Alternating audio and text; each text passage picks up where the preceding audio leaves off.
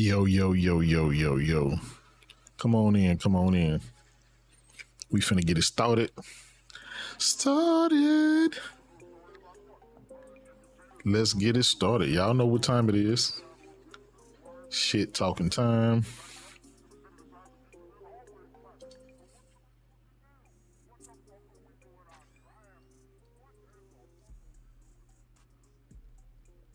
My man Shout G in the house. What's good, player? What's good, Plizaya? Solid Gear in the house. Cooper Clips. What's good? What's good? Who else we got? J Doggy in the house. Philip Sin, my brother. Aaron Palomine, what's good? TKRDS, my brother. Link, I see you, Link 2K1. D-Bada, my brother. Brandon Mitchell, know your boy. What's good? What's good? On this beautiful Sunday evening, we're going to talk about it. Harlem PlayStation Gamer Heat, the Heathen Stevens, my brother. Who else in the house was good, my brother?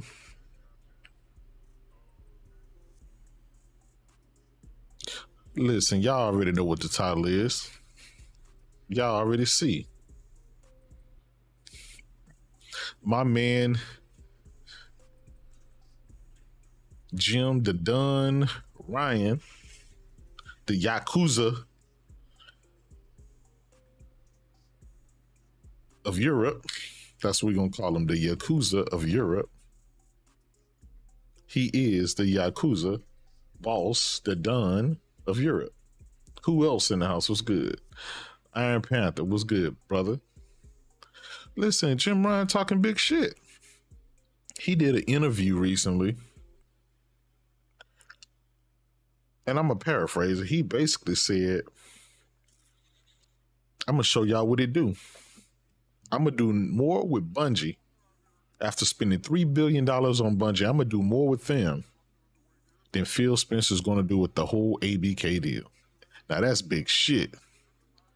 Lorenzo, I see you, brother. Willie Style in the house. What's good, player? Y'all come on in, hit that like button. Share that shit out. Y'all know what time it is. My man Jim Ryan talking big shit, and he can back it up. He says he can back it up. He says he has the track record to back it up. He says he's about to sell 26 million PlayStations in 2023 alone. Let me repeat. Jim Ryan says he's going to sell 26 million PlayStations in 2023 alone.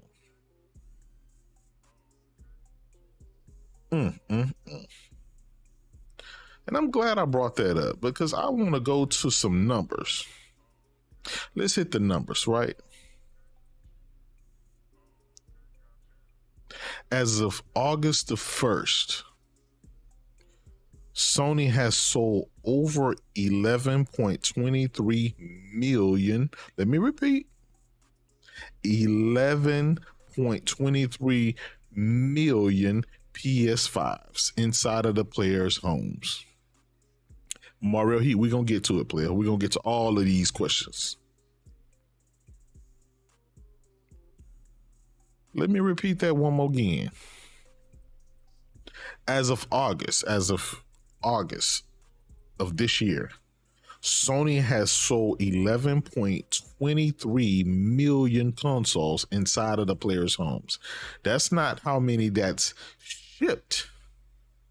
That's how many motherfuckers bought in their homes.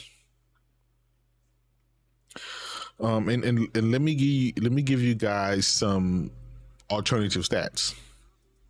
Now that was 11.23 million for PlayStation 5. There's 9 million Switches sold this year. And there's only 3.53 million Xbox Series S's and X combined that sold this year so far.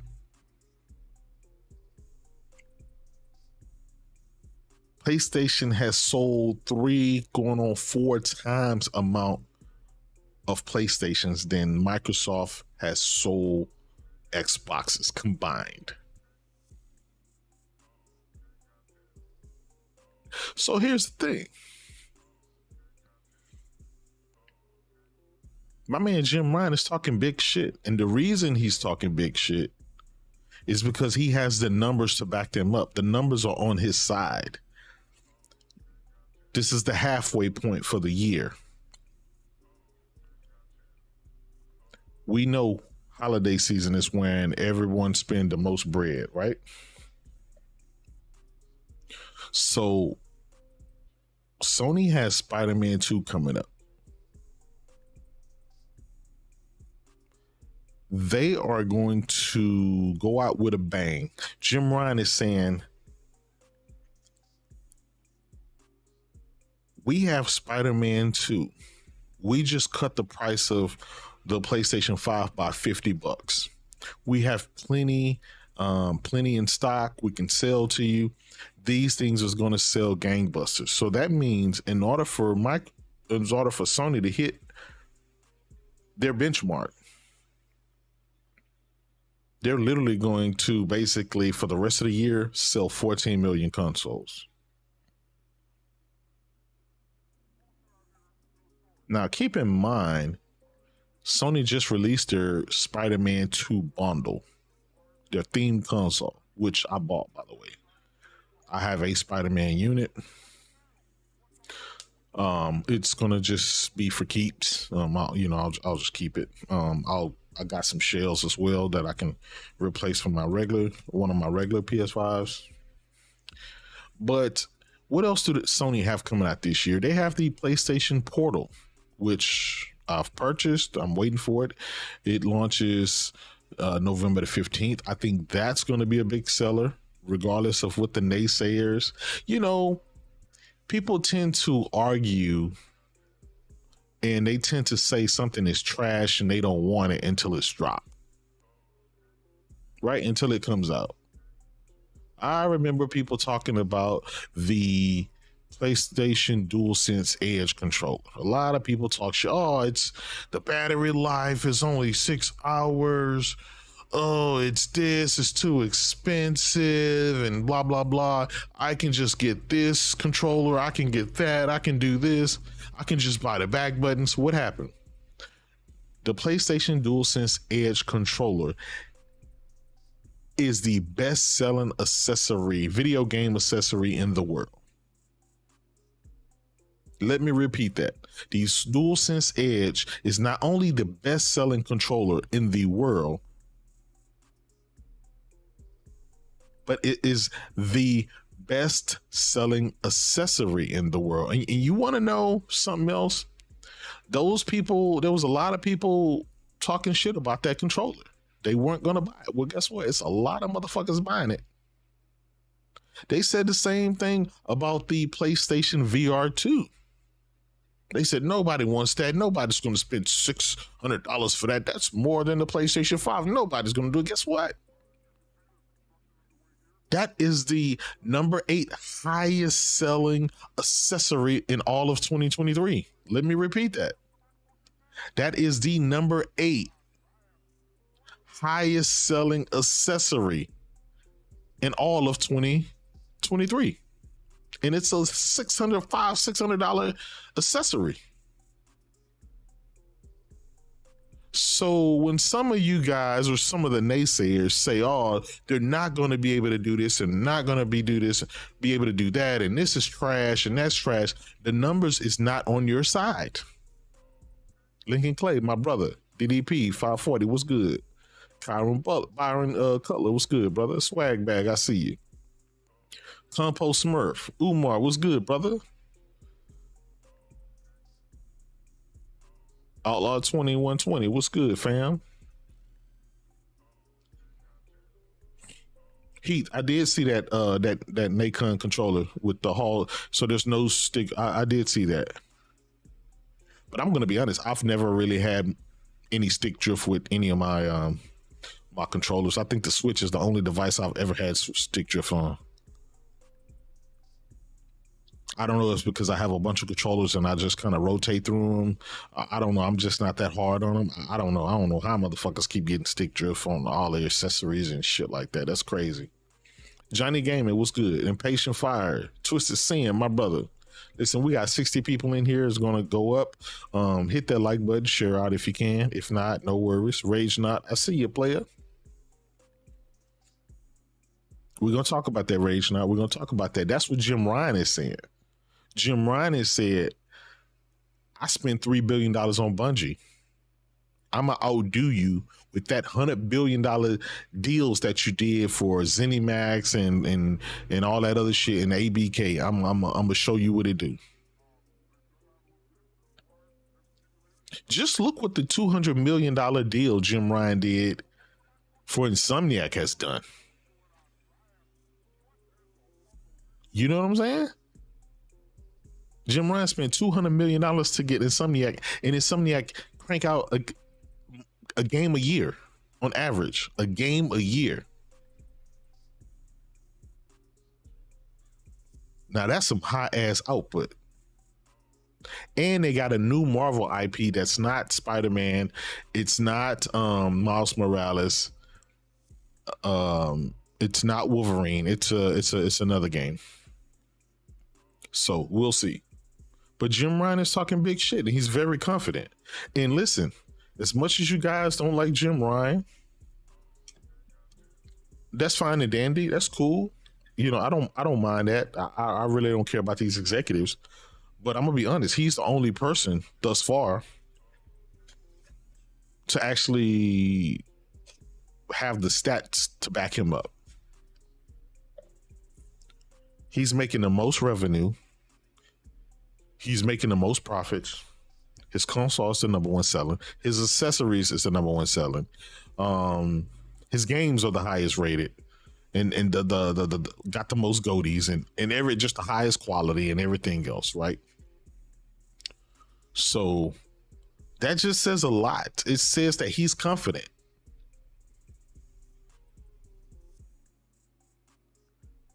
And I think he also stated about they're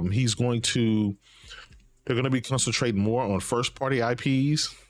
They still have their third party deals, their third party partnerships, but they're looking to double down and triple down on their first party studios and first party IPs. Some including services games, some including their single players, some but they're all the AAA big blockbuster stuff that you've all loved to enjoy. Whether you call it third person, over the shoulder, it sells, and it sells a lot. Kevin Logan, listen, did the Cowboys win? I hope they lost. But if they won, kudos to them, but I hope they lost. I am not a Cowboys fan. Man, Who that got blowed out 70 to like, god damn. Wasn't that the Dolphins? Wasn't it the Dolphins got blown out?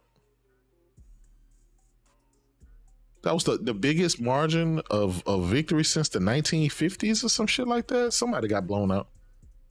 Oh yeah, the Cowboys lost. Hell yeah. Kudos. I told my brother they was. Anyway, back to the show, man. Back to the show. I don't want to derail with talking sports, but yeah. I think there's a winning formula that Sony got and Nintendo got that can't be fucked with. And I think that's going to continue. And I know Microsoft is trying to, Harlem PS Gamer said, my Dolphins won. They put up 70 points. Kudos to you, man. That's a lot. That is crazy. Kudos to the Dolphins for doing that. Anyway, I think, and maybe you guys can agree with me or disagree with me, but we know Sony's first party games are second to none.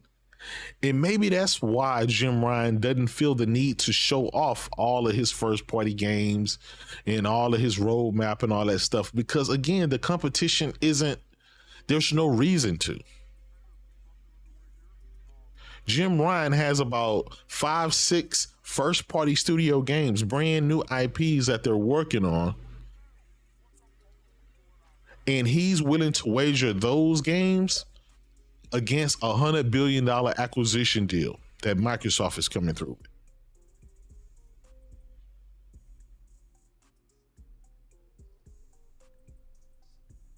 I mean, what do y'all think about that?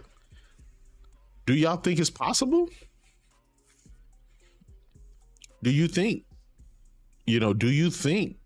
that having Activision Blizzard from Microsoft is going to change their fortune and instantly change things and make it where people will, go out and buy Xboxes all of a sudden and bring Xbox back and have, millions of people go sign up for Game Pass and stuff? I mean, do you? Because I'll be honest, that means you not only have to sign up for Game Pass, but you have to go out for most people, right? And most people probably don't have a gaming PC, and most of them don't. That's just what it is. Some of them do, some of them don't. So let's just take the console. That means you would have to go out and spend a minimum $250 for a Series S. Well, some will do that. Some people might be like, nah, I need more power. So they may go the Xbox Series X route. Well, that's $500. So will people be willing to go out and spend $300 and $500 just to play one game? Just to play the Call of Duty? Or will they go ahead and keep doing what they've always been doing and just buying Call of Duty on PlayStation where they are? I just don't know. I mean, we'll see. We'll see. I just don't see someone going out spending $500. Think about that. The return on investment of going out to buy an Xbox Series X, not including the $203 subscription fee annually for you to have Game Pass. That's over $700. $700 just to play Call of Duty. The return on investment on that is crazy as shit.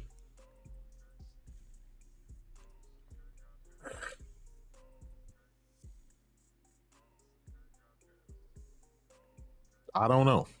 I tend to think people will buy the Call of Duties that they want to play, and the ones that they want, they'll just not play those, or they'll wait for it to, come discount. Y'all know them goddamn games be discounting after about 30 days. That should be like half price off. So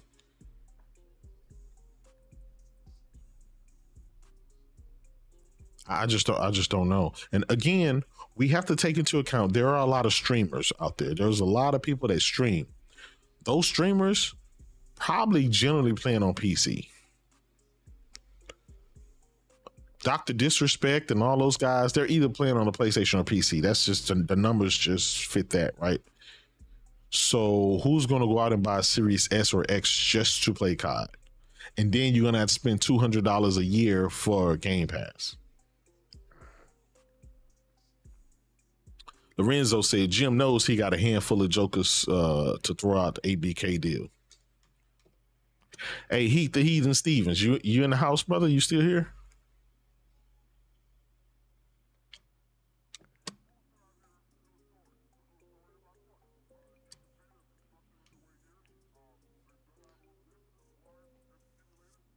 And you know, if my brother Heath was still in the house, his eyes.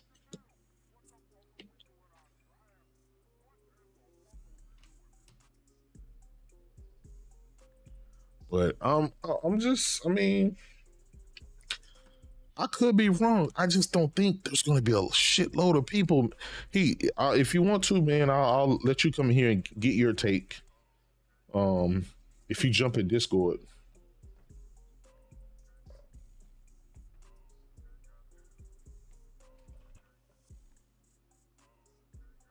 I'll send you the link in your DM.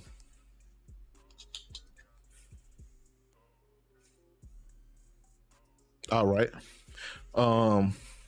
Yeah, I'm being honest. I just don't know. I just don't know.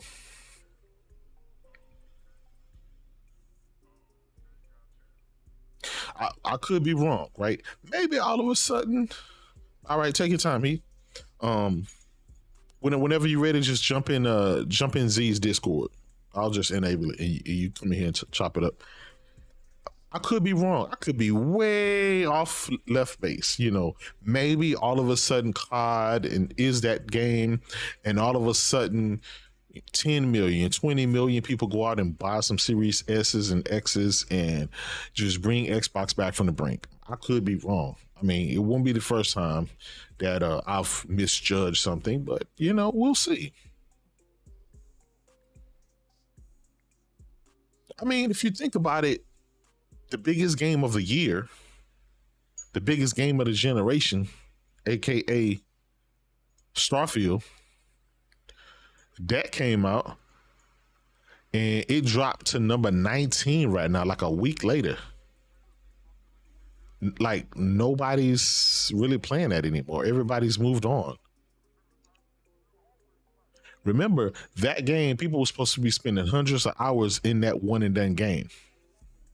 But Sony games, they only, you know, since they're only 5-6 hours. Cassandra Lang, what's good? What's good? Hope you're doing good. Thank you for coming to join me this evening. Game of Light. Who else said? Honestly, I think the casuals are going to opt for an Xbox for Call of Duty. That could be. That could be. You could be right.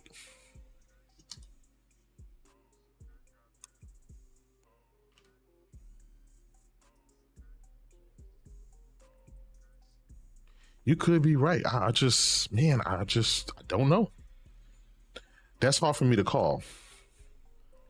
That's why I think I need some outside consulting on that.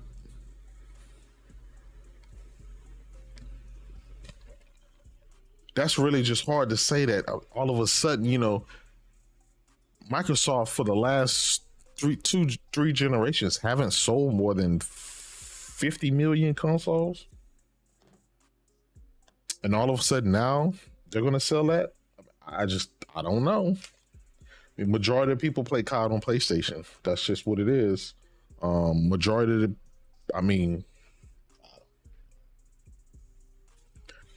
I don't know.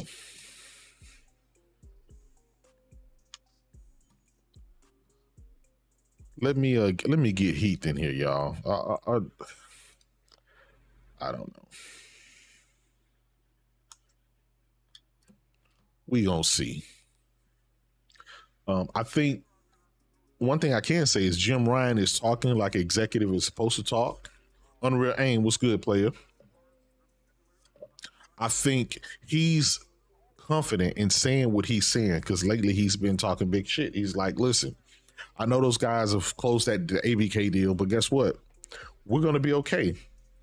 We got our first party studios. We got our third party deals. We got our second party deals. We got VR. We got a PlayStation Portal. We got earbuds. We have the best performing hardware. And by the way, we're coming out with a PlayStation 5 Pro, so we're really going to, on paper, have the world's most powerful console. Jay Boston Dunn, salute to you, my brother. I know you watching some football or something today.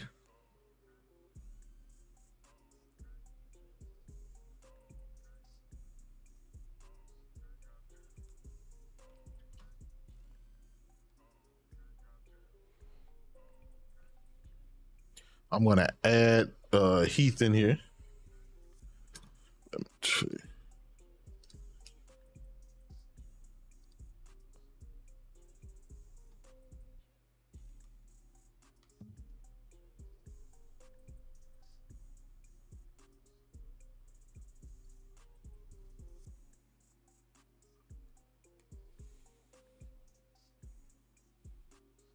Hey Heath, go into the Captain and K room. You know where that's at.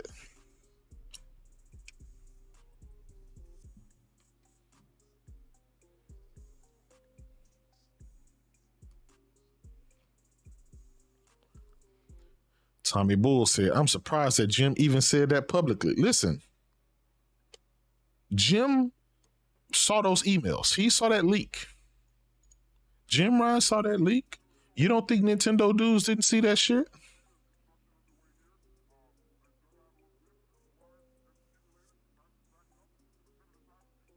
They saw that. They saw all that shit that Phil was saying.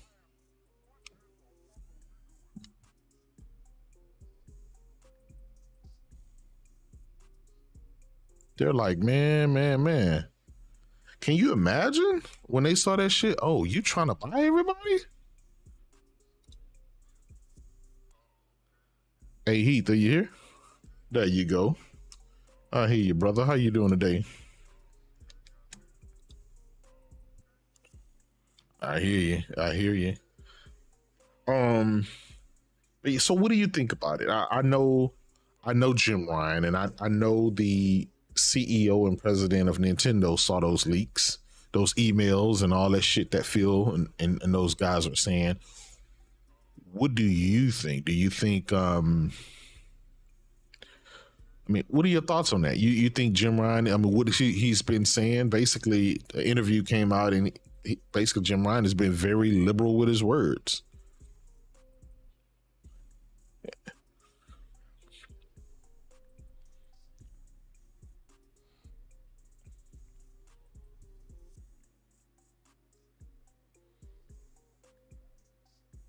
Yeah,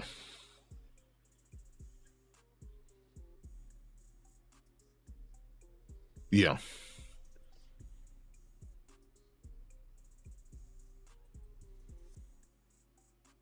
yeah, yeah.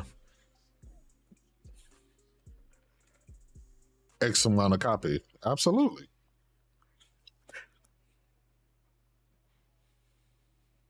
Yeah, yeah, yeah,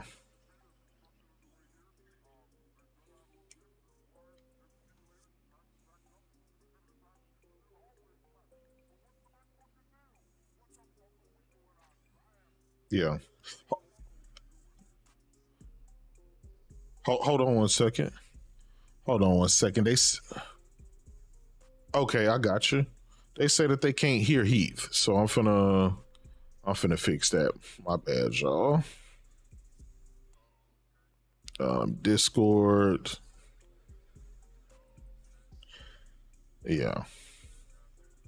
Heath, go ahead and drop into that other room, our other one, the other Discord, the BBB.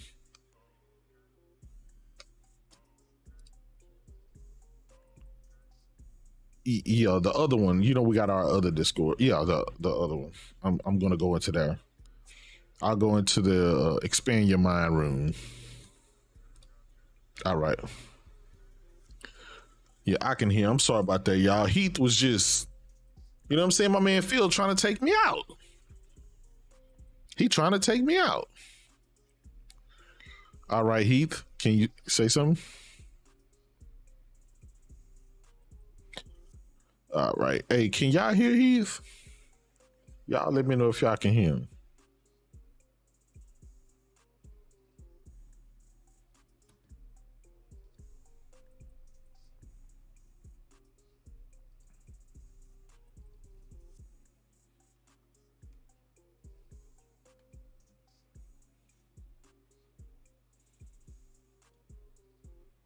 Yeah. Yeah.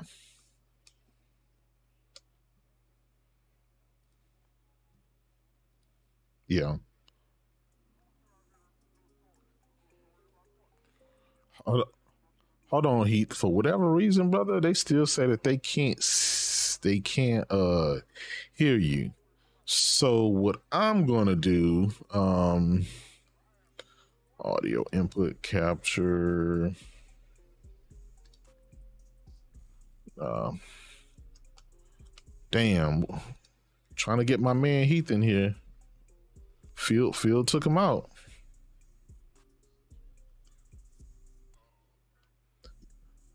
Damn, why Phil doing you like that, brother?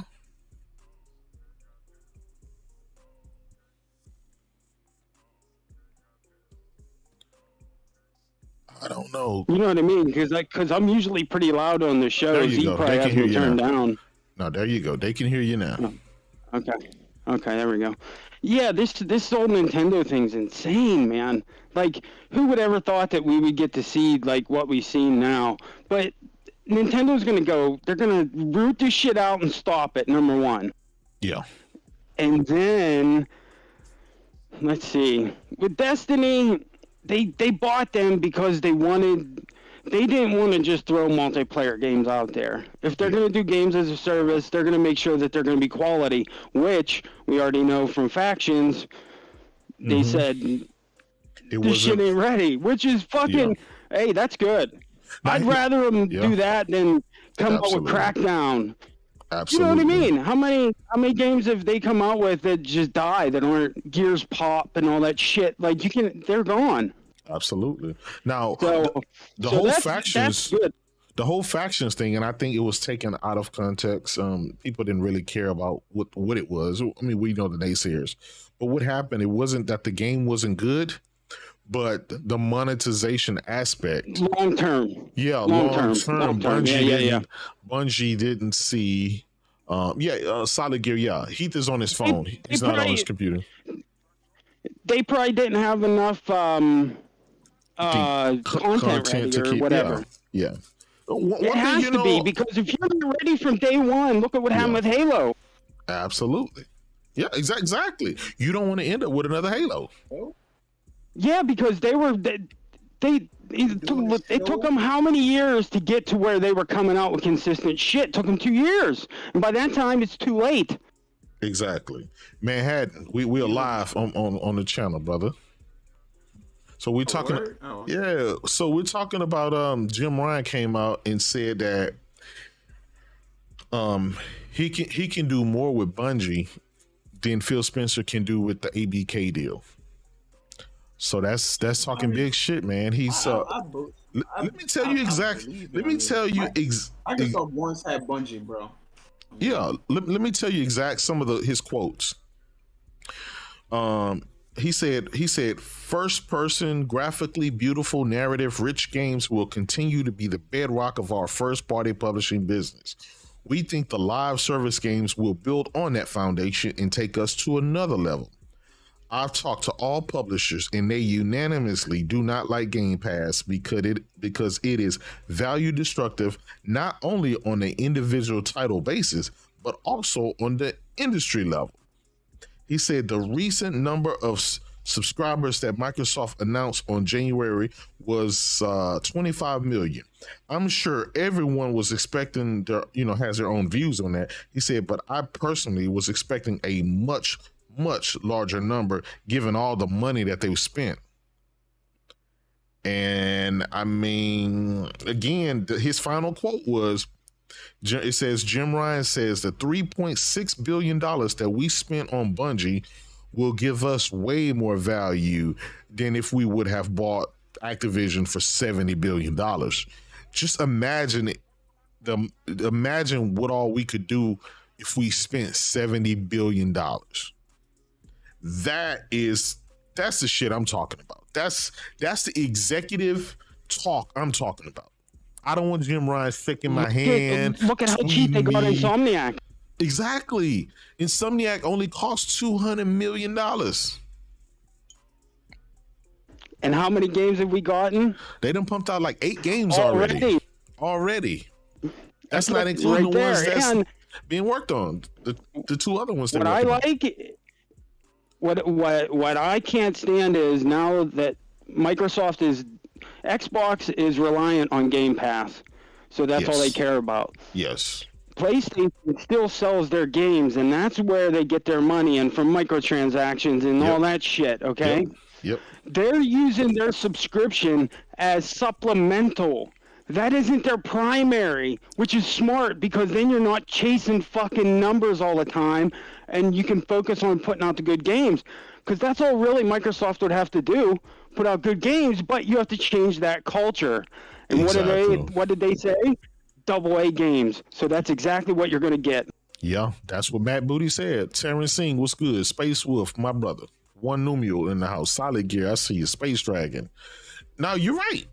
Wanker, what's good? Stony, what's good, my brother? Listen, I said it once. I'll say it again. Take my strong hand. What's good, player? I don't want an executive that's whining and dining with me. I don't want one that's my friend. I don't want one that's telling me sweet nothings in my ear. I want him to show why I've spent this money on these consoles, right? Give me a reason. Give me my money back on my enjoyment back on my investment. And I think Phil Spencer's taking a different approach, right? He doesn't have the good quality games, so he's people friends and shaking and high-fiving and flying them out and like eventually that's going to wear out. Zero Steel, I see you. And because of the leaks that we saw Phil Spencer's emails and we saw some of the goals and the stuff that they want to deal with. They talking about buying Nintendo. What about the Redfall shit? What about Redfall? Look at Redfall. The devs thought they were going to fucking cancel it, and they come in and say, "Yeah, go ahead." Like, what do you think that does to your studio when they see that? That means I'm telling you. Basically, what that says is we don't give a fuck what you make. Just throw that shit out there. It don't matter. It's in Game Pass. There's no quality control. So why have pride in something? Just fucking look at Halo. They just threw fucking Halo out there to the wolves, right? Look at Starfield. They just threw that shit out there to the wolves. And of course, we see what they did with Starfield. They tried to block all the non-fanboys and on the fanboy sites and hold them back, right? They didn't give them review codes. Let me ask you something. Now that they're getting ABK, okay, this deal goes through, whatever. How long until we see them laying off for studios or shutting down? You know what I mean? Oh, instantly. You're going to see that instantly. Sony, when they bought Bungie, you don't Bungie, think the Game Pass price is going to go higher, or they're going to have a higher tier where you're going to have to pay like fucking $25-$30 a month, which we said that years ago and people thought never. Well, you're already paying $16. You don't think they're going to charge another $10 at least for COD? Come on. Yep. No, absolutely. I mean, by the way, that was some more news that I want to talk about is this deal for the most part is pretty much closed, right? It's pretty much done. They're already talking about next couple weeks. Yeah, we're finna raise the price on Game Pass. And my thing is, they gave everybody those $1 deals. They gave everybody those trials that upgrade for $1 and get 3-5 years. And now that 3 years is up, those 3 to 5 years is up. Now, when you about to get some next generation games, well, they already got Redfall. They got Starfield. I guess you can call that a next gen game. I don't know why, but it doesn't have a next generation feature. But now You've already raised up the price of your games to $70, and now you're raising up Game Pass yet again. They already did one price increase for Game Pass. Now they're going to do it again.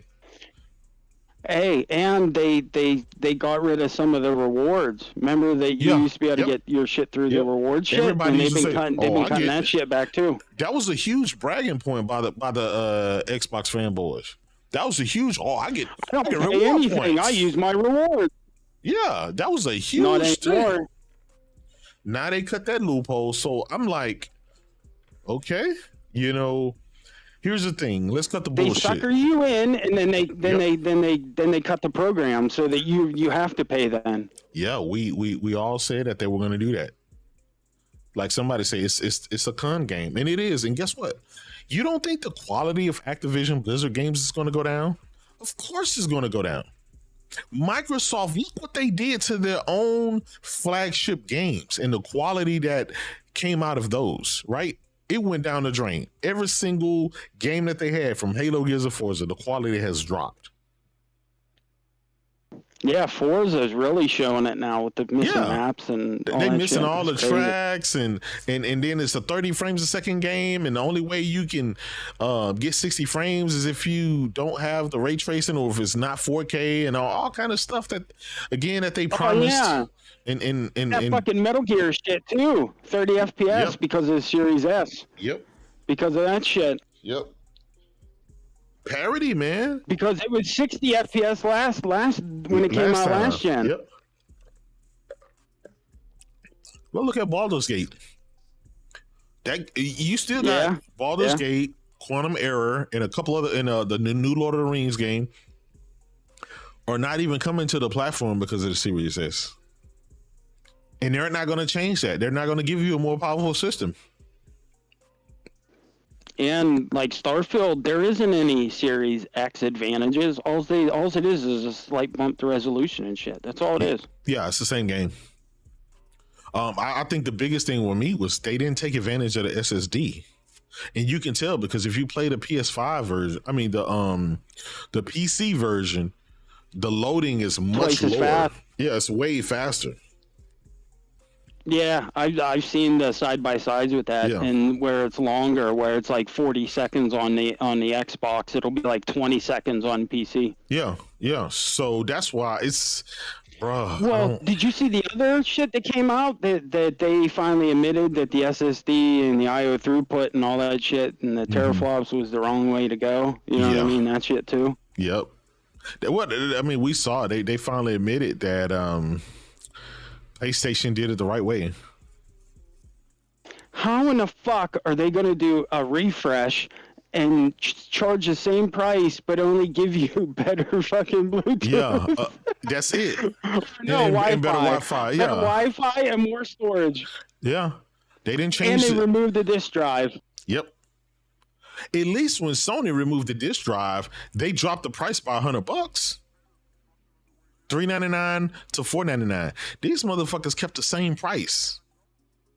That's crazy. And then Phil was he was the main one on record talking about game preservation. Him wanting the industry to have game preservation. Well, if you go digital, there is no game preservation. And that new that next gen one, that's a whole new architecture, so there is no game preservation. That's not using the ARM x86. chips. Yeah, that's using the ARM chips. That's their streaming / cloud machine. That's next generation system. They're trying to force cloud. That's what they're trying to do. They're trying to force this shit, that hybrid where most of your shit will be on the cloud and blah blah blah. But the infrastructure isn't there to support it. Yep. Oh yeah, we did find out in the email, in Phil Spencer's email link, these guys were he was so happy when he saw Sony's PlayStation 5 reveal in the specs. He said he emailed Satya saying, I just saw Sony's show and I'm just on the cloud 9. I'm on top of the world. We did a great job with our system. It's more powerful and we have better games and services to run on top of the hardware. And he proceeds to launch with no fucking games. What the fuck? What the fuck was that?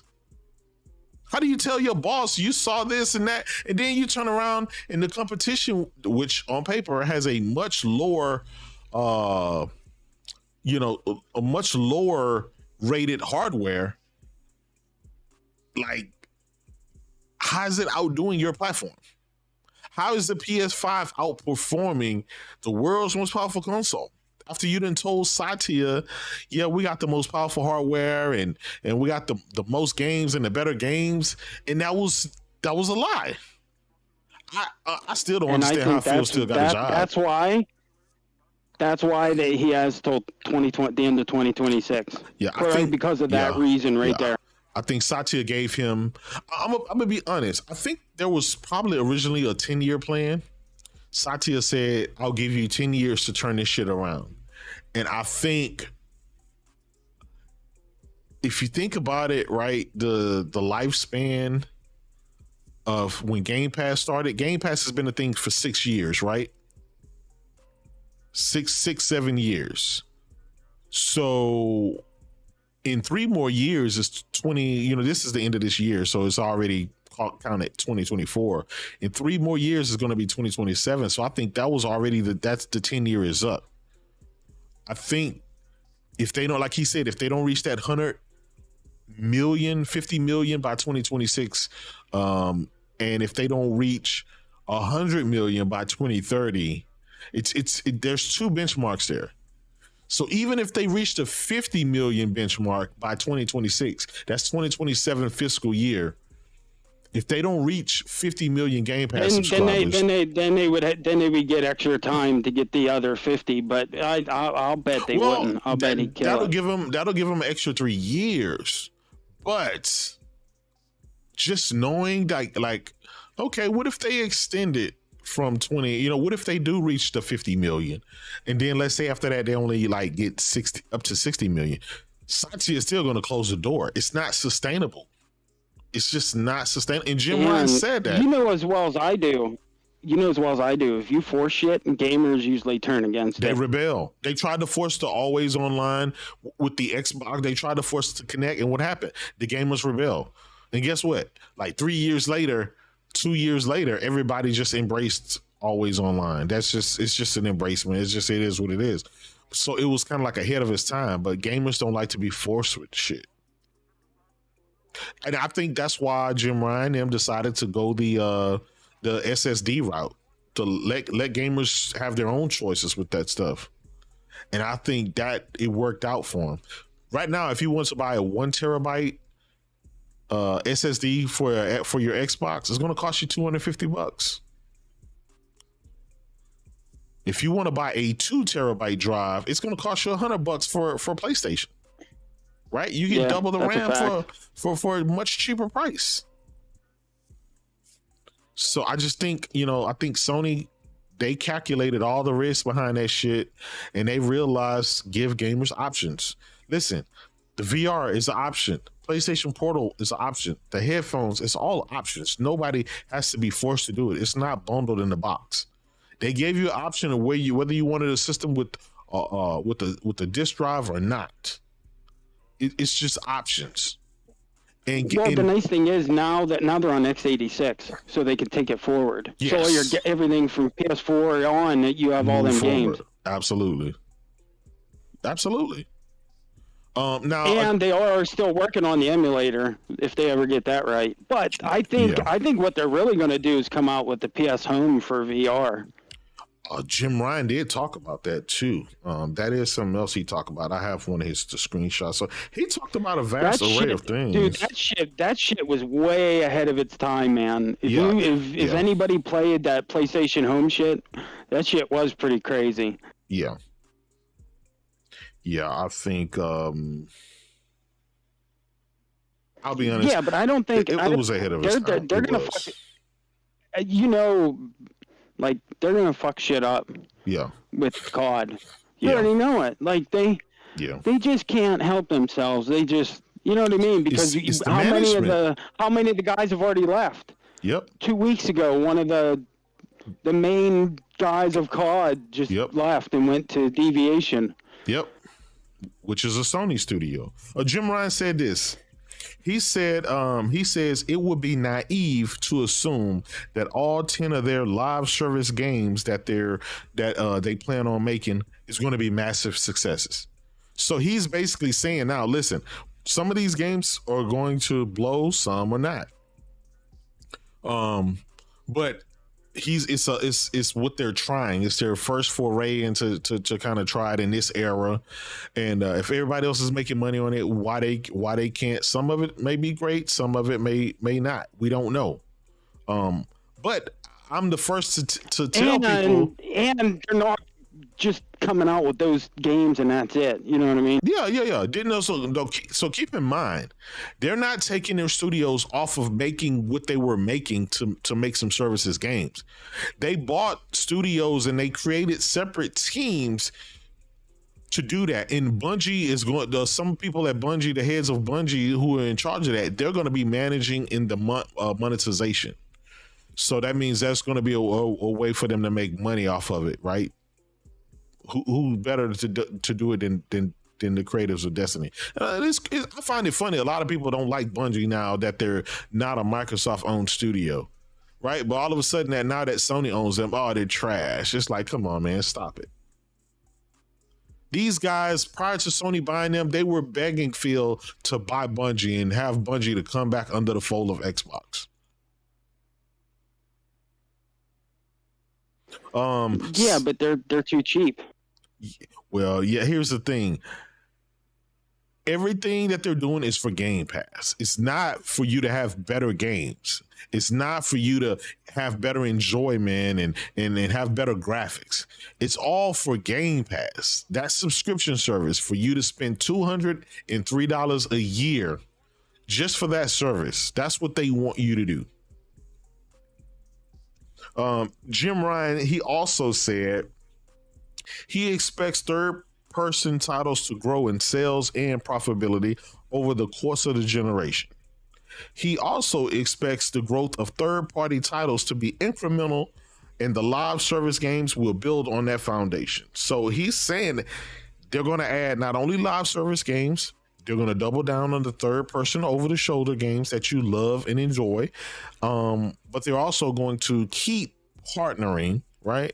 They're going to keep partnering with their third-party partners and keep bringing you games. That's how we're getting the Final Fantasy 16s, the Final Fantasy 7 Rebirths, and so on and so on.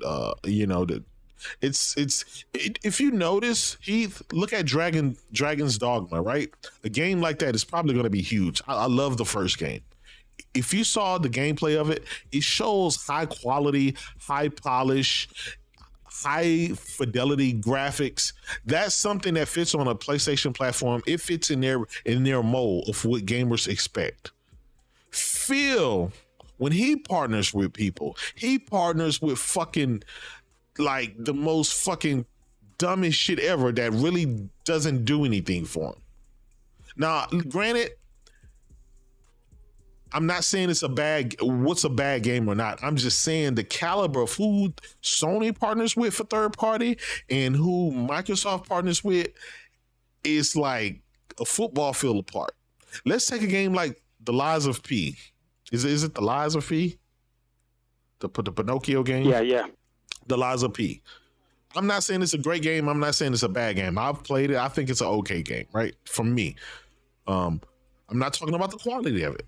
But look at a caliber of game like that Microsoft decide to partner, put in Game Pass. Now look at Final Fantasy 16.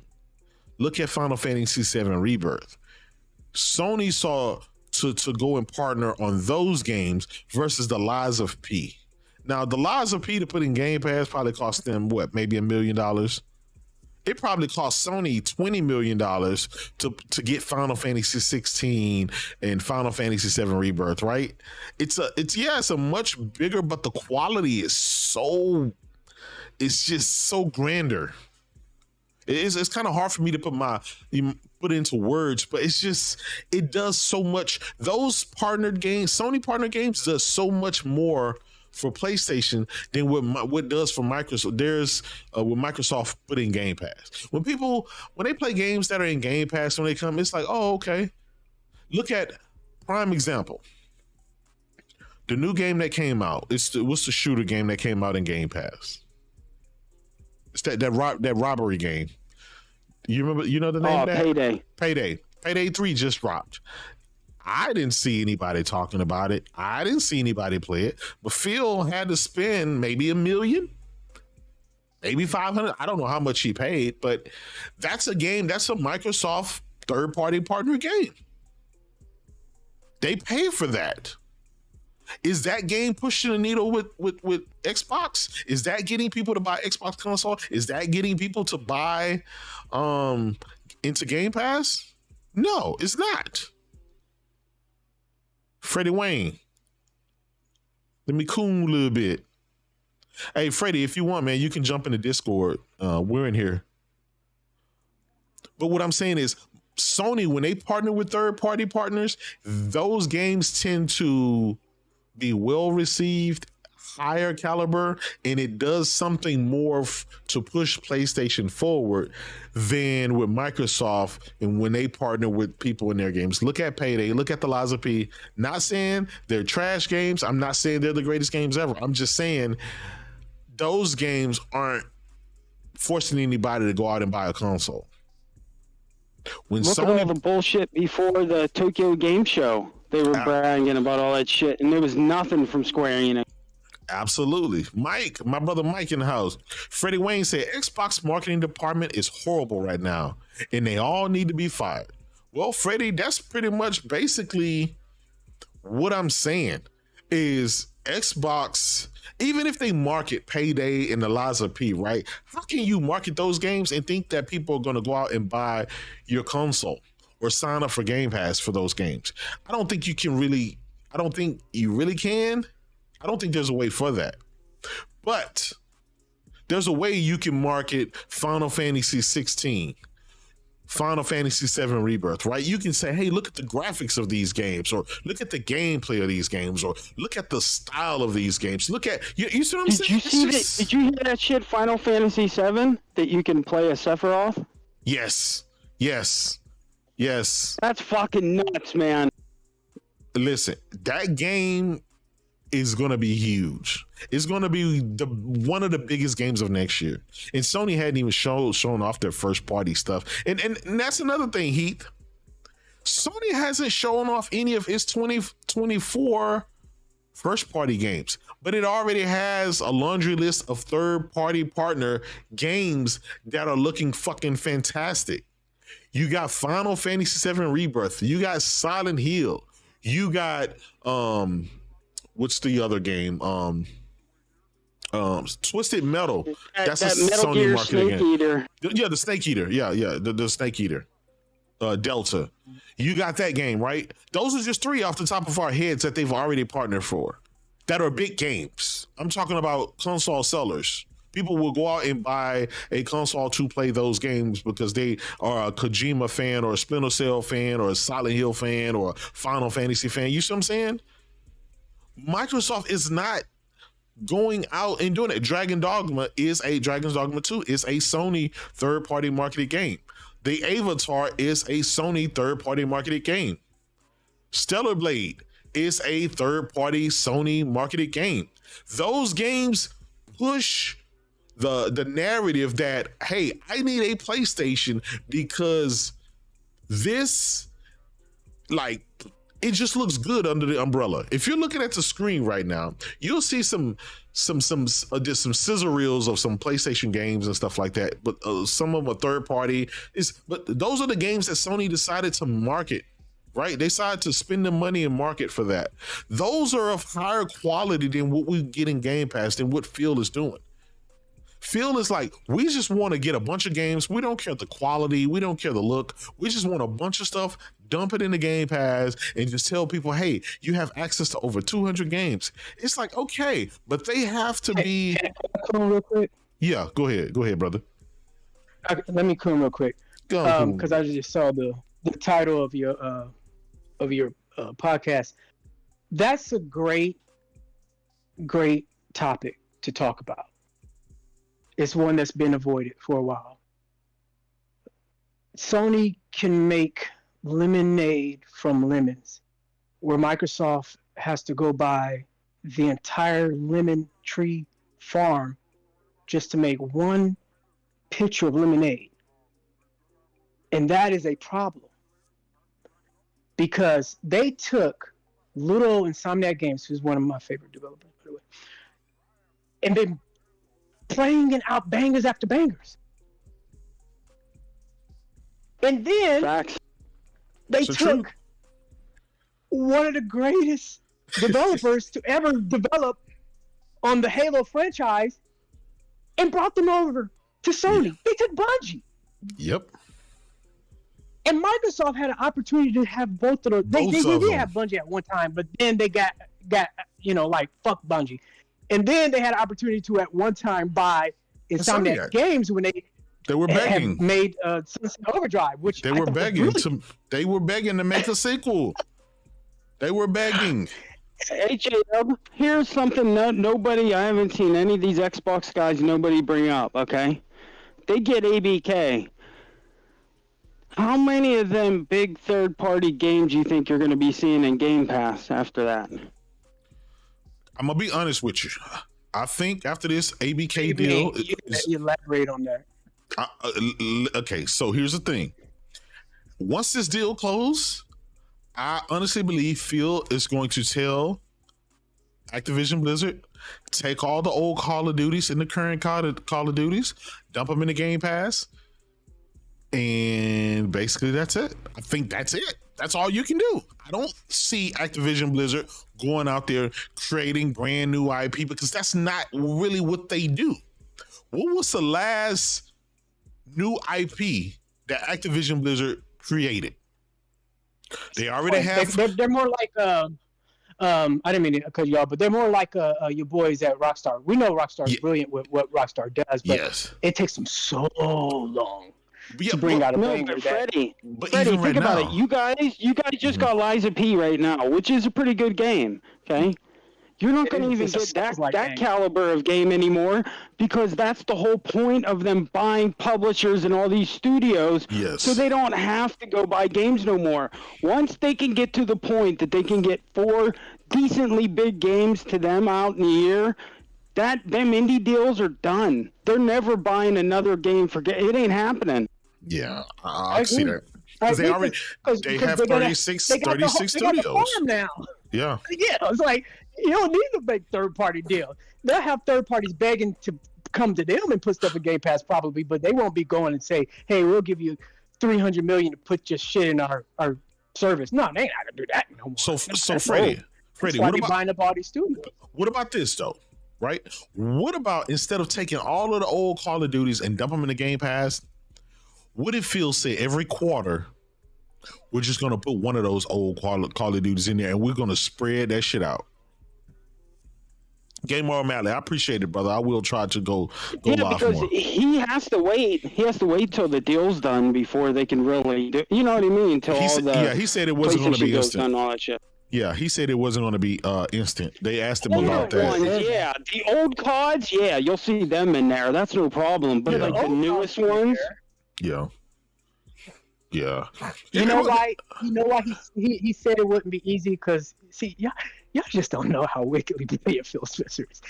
This dude, because he's still trying to get a deal with PlayStation. That's why. Let me be honest, Freddie. Hold on, Freddie. Let me be honest. To what you just said, let me be honest. I will admit, I did not think Phil was that type of guy. But those emails proved me wrong. I'm not gonna lie. Kudos to him. The email. I've been saying this for years. I know. Listen, I gotta give you your credit. I thought Phil was this pussycat that but it showed this motherfucker really is literally evil. He's like the evil. Right. Now here's the thing. I'm not mad at him. I can't be mad at him for that. You can't be mad at him because that's how businessmen are. Yeah, but absolutely. I said a while ago, and many times I said, when he don't have his script writer, the publicists that write their script that they say at their presentation, the true Phil come out. Crazy. Now you're right. Like when Phil did that interview with Paris Nim, and he said, "Listen, he told the truth, right? He just was frustrated. He came off the hip. He didn't have nobody writing. He said, "Listen, Starfield can be 11 out of 10. That shit ain't gonna." gonna change nothing. It ain't motherfuckers ain't going out there selling their PlayStations to buy Xboxes. Right. Get it? He was telling the truth. And but here's that's why I say I'm giving you your props. He said, right, thank you. I appreciate I'm giving that. you your props live on this show because you know we all argue behind the scenes and stuff. I just didn't think, because the public facing feel is this. The guy is too nice. Now Right. this is where, right, giving him credit ends. I never had a problem with the guy himself. I had a problem with what he was trying to do with his plan. Clearly, I was right on that standpoint because it said in his email, he planned on, he sent the email to Satya saying, we got the better hardware, we got the better games and the best service. I feel we need to be proud for what we have. We finna stump these motherfuckers out. And the opposite happened. They got stumped out even worse. This generation didn't last. Right. What do you think that meeting between Phil and Satya was like after? Like after everything came out and it's like PS5's more powerful. You know what I mean? Yeah, He's head to head. I'm gonna tell you, that first meeting, after the first 6 months, and they start to see PlayStation fucking just start stumping them out again. I think that's when Satya said, motherfucker, you got to 2027 to hit this benchmark, and you got to 2030 to hit this one, or else it's a wrap. Right. I think that's when Satya stepped up and said, listen, I don't care what you say, but this is it. You promised me these results, and we're getting stumped out even worse this generation because Phil sent the email to everybody, to Amy Hood and Satya and a couple other people saying, guys, for the last 7 years, we saw with the launch of the Xbox One, it was a horrible time. We saw how things went awry and we couldn't catch up and things was just horrible. It kept us up at night. But I'm comfortable now because I've seen Sony specs and I've seen what they got. And guess what? He was wrong then. So that's what I'm saying. Like, Phil is that guy. He is that guy. I'm going to tell you why that conversation... He is that guy, but let me tell you why that conversation sounded like that. Yeah. First, he was being a little schoolgirl, being a little giddy when he saw Mark Cerny present the PlayStation 5. But see, because he said so. He even said so. Yeah. They were going to underprice it. Yes. To undercut PlayStation. But once he saw the specs, he was like, oh, okay, we can make it the same price as PlayStation 5. Yeah, because we're more powerful. We got 3 extra T-flops. Exactly. That's what that email was truly about. Yeah. Now, back to his other sinister shit. When this let me watch my language. When this dude said, oh, yeah, Nintendo could be a career moment. Mm-hmm. That's when everybody should say, oh, my God, this narcissistic, crazy man. That right there is the most arrogant, narcissistic, crazy thing a person could say. Yeah. Nintendo? Yeah. Yep. Buying Nintendo? Yep. I don't even think that's possible. It's not. Japan would not have it. You're not buying Nintendo. That's like a treasure. But it's like a national treasure over there. It did show his evil intentions on how one of the, what do you call it, investors, he was basically by shares. He was going to get he was getting investors that's friends of his or in the know to buy up a bunch of Nintendo shares, because the plan was, if y'all buy up enough shares, y'all got enough pull. Yeah. Y'all gonna force them. Yeah. Y'all gotta force them to sell to us, because at the end of the day, same thing he did with ABK. Yes. You think old boy and them went over there? You had old boy from Mikey Barra left Microsoft, went over to the Blizzard Activision, worked on that for 2 years, and then within 2 years, that motherfucker, and now he's back at Microsoft. Right. They planned this shit years ahead. Hell yeah. They said, old boy, your boy, what's his last name from the coalition that used to be the head of the coalition? Was it Rod Ferguson? Ferguson. They sent him over there. Yep. When they sent him and you brought over there, I said, oh, these motherfuckers planning to take over. Yep. And y'all thought he was a nice guy. But here's the thing, Freddie. He is cutthroat when it comes to that, right? I kudos to Phil. I didn't think he had it in him. But just like he was wrong, right? You can be evil and have the money, but your plan can still not work out because it happened last time. Now let me read you from the email. What Phil Spencer? Absolutely. Here it is. Phil Spencer. This started March the 19th, 2020. This was before. This beginning of the year before the next generation consoles launched. This is right after. Right, this is like a day after or some hours after Sony showed off their PS5 specs. Phil Spencer to Satya Nadella and Amy Hood. And Phil Spencer said, even as I type this, I know I shouldn't, but I can't help myself. We've all lived with 7 years of starting off a generation with a price and performance and messaging disadvantage to PlayStation 4 with the Xbox One. I have to admit, this morning when I woke up knowing PlayStation reveal was today, that stress level was higher than normal. Now, after almost 12 hours of soaking in the unveil, taking apart their specs and looking at the community response, I just wanted to say that I'm proud of our team. We have a better product than Sony does, not just on hardware, but equally important on the software platform and services on top of the hardware. We have the ingredient of a winning plan. I felt the feedback from the BOD, the board of directors. Hold on, I lost my place. So the board of director discussion on being too confident, and maybe this will reinforce that perception.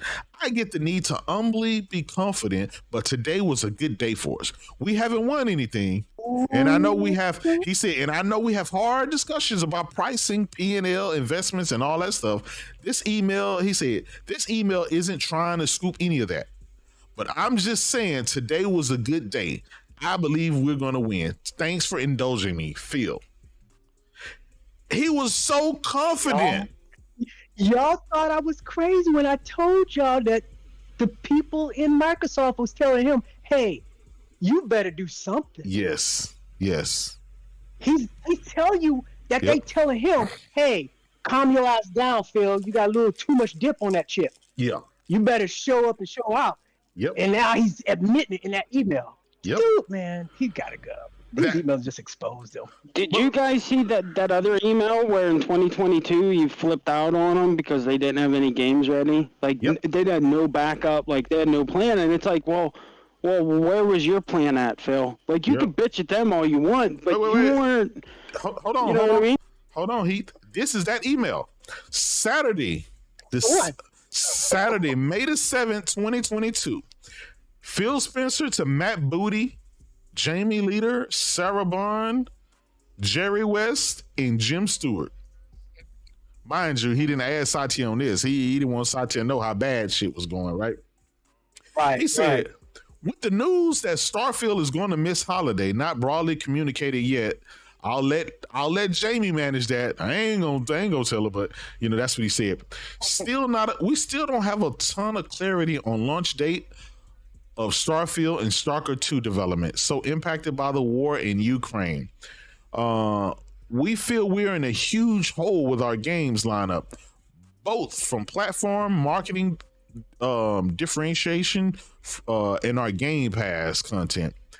We keep talking a bit about a AAA a quarter into service, and it feels like we're likely to go through a gap of almost 16 months between big exclusive launches on our platform. Halo Infinite being our last big AAA, which was December the 8th of 2021. This is really a disaster situation for us, given all that we've invested in the content across our studios at our Game Pass Content Fund. We need to learn from this and build like a pony.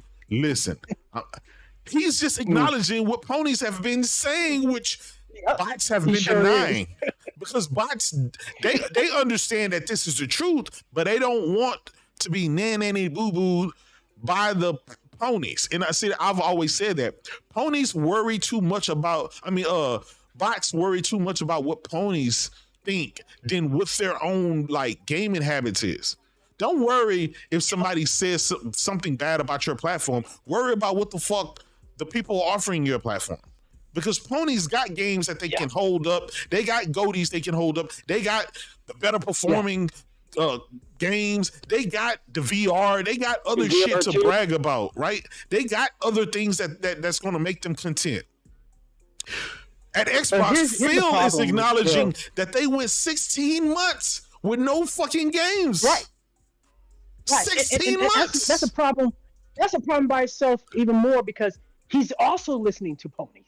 Mm-hmm. You know, the very man that acts like, oh, it's not about the console. He woke up the morning that Mark Cerny was announced the PS5. Yep.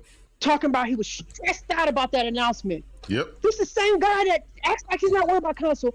Then he's the same guy that acts like he's not worried about games, but then got an email right there clearly talking to his team saying, look, motherfuckers, we ain't got no games. They're out here breaking our legs. Exactly. He's a hypocrite. Yep, he doesn't care about console, but he knows he's not winning. Yep. So instead of not winning, he want to take his ball and go home. His going home is like, I'm going to go to PC, I'm going to go to cloud, and I'm going to go to mobile. Yeah, That's I'm going to go everywhere. Do. And I'm going to buy Nintendo. Right. And I'm going to buy Warner Brothers. Yep. And Valve. And Valve. And I'm going to buy PC. I'm going to buy Valve. I'm buying. I'm going to buy Valve. Yeah. These motherfuckers said, so humor me, right? Xbox has been in gaming for 23 years, going on 24 years. They have been last place every single generation. They haven't budged. Matter of fact, they're regressing this generation than what they did last generation. Last generation, they regressed in what they did in the 360 generation, right? So why, and I get it, Satya gave him a checkbook and said, do what you got to do, but here's your deadline. I'm giving you a deadline, right? This is your deadline, whether you like it or not. Motherfucker, if you ain't at these benchmarks, there's two benchmarks. There's a 50 million Game Pass subscription by 100 million. Well, yeah, there's a 50 million by 2026, which is the fiscal year of 2027. So they got to be at 50 million by the end of 2026 or the middle of 2026. They have to double their numbers in the next 3 years. Yes, they got to double the numbers. The whole goal with Game Pass is always to hit the magical 100 million. Yes, that has 100 million. Absolutely. So 100 million, and Freddie Wayne, let me add this. That 100 million, there's a dollar figure that Microsoft has that they're going to end up at. Yep. And that's where they want to be. They started off Game Pass at being $10 a month. Then it went up to what, 13, 14, 15. And then now it's like $17.99, right? $18. Yeah, the ultimate. Ultimately, I think the final number with them is probably about $25 to $30 a month. Yep. I think that's the end goal. You said this years ago, J-Dub. Yep. And listen, it makes sense, right? It makes sense to them because look at the investment they're doing. They're saying, hey, we're willing to spend $100 billion and we're going to get our money back, but only if we got every 100 million motherfuckers paying us $25 a month perpetually. And they're probably going to have a higher tier. Yes. Well, I don't care. I don't care how they reach. I don't care how they reach the $25, $30 a month. I'm just saying it's going to be rich. I'm going to address that real quick. Yeah. What Ridge just said. Yeah, they got the higher tier. The higher tier is what they've been testing over in other countries where I can open my Game Pass and then I can share it and add other people to it. The family. It's like the family plan? That's the next tier. The family. Yep, that's the one. So they do have it. It's being tested in about 4 or 5 countries right now, but that's it. Yeah, but Freddie, they've been closing the loopholes, the $1 ones, the through the Microsoft Rewards shit. They've been shrinking that down so you can't just get, you know what I mean? Yeah. Well, yeah, they got to recoup all this money from buying all these. They're rolling you guys in to do that because they'll just cut it off, and then you don't have a choice because you've put all this time into this platform. You know what I mean? So you're not going to leave because you know what I mean? Yeah.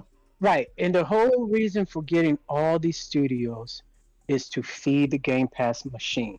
The Game So Pass they is the don't have to new go out and get monster. third party. That's why. Right. It's the new monster. They say we can feed this bitch every 3 months with stuff. They will come. You know, they're thinking about Field of Dreams. If we build it, they will come. That's what Game Pass is. That's their end game.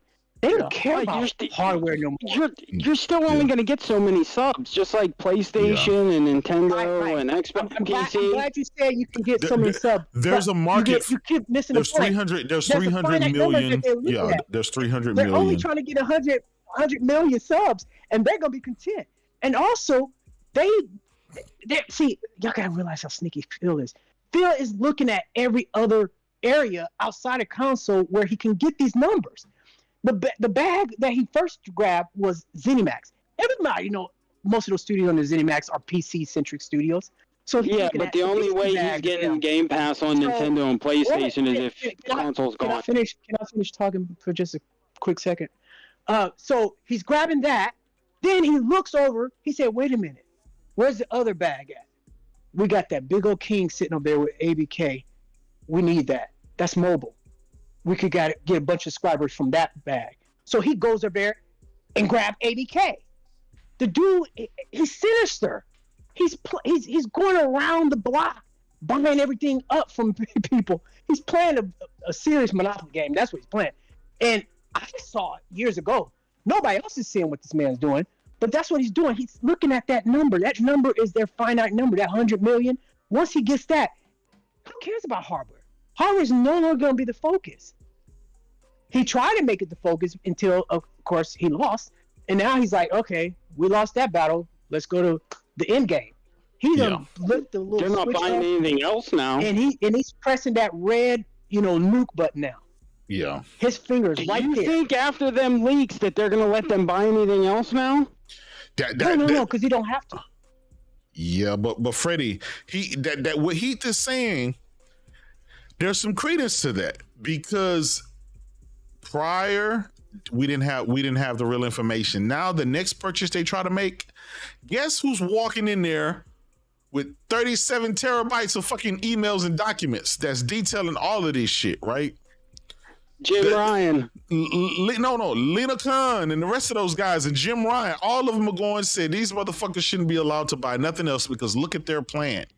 Yep. In writing, this is their plan. They planned this all along to be a hostile takeover of not just Activision Blizzard, but of actual competitors. Like fuck buying third party companies and shit. You are literally trying to buy the number 2. I think this was a planned leak. I don't think it is, and I'm gonna tell you why. I think it was. This hurts. This is why I don't think it's a control leak. This hurts Microsoft more than it helped them. Right? This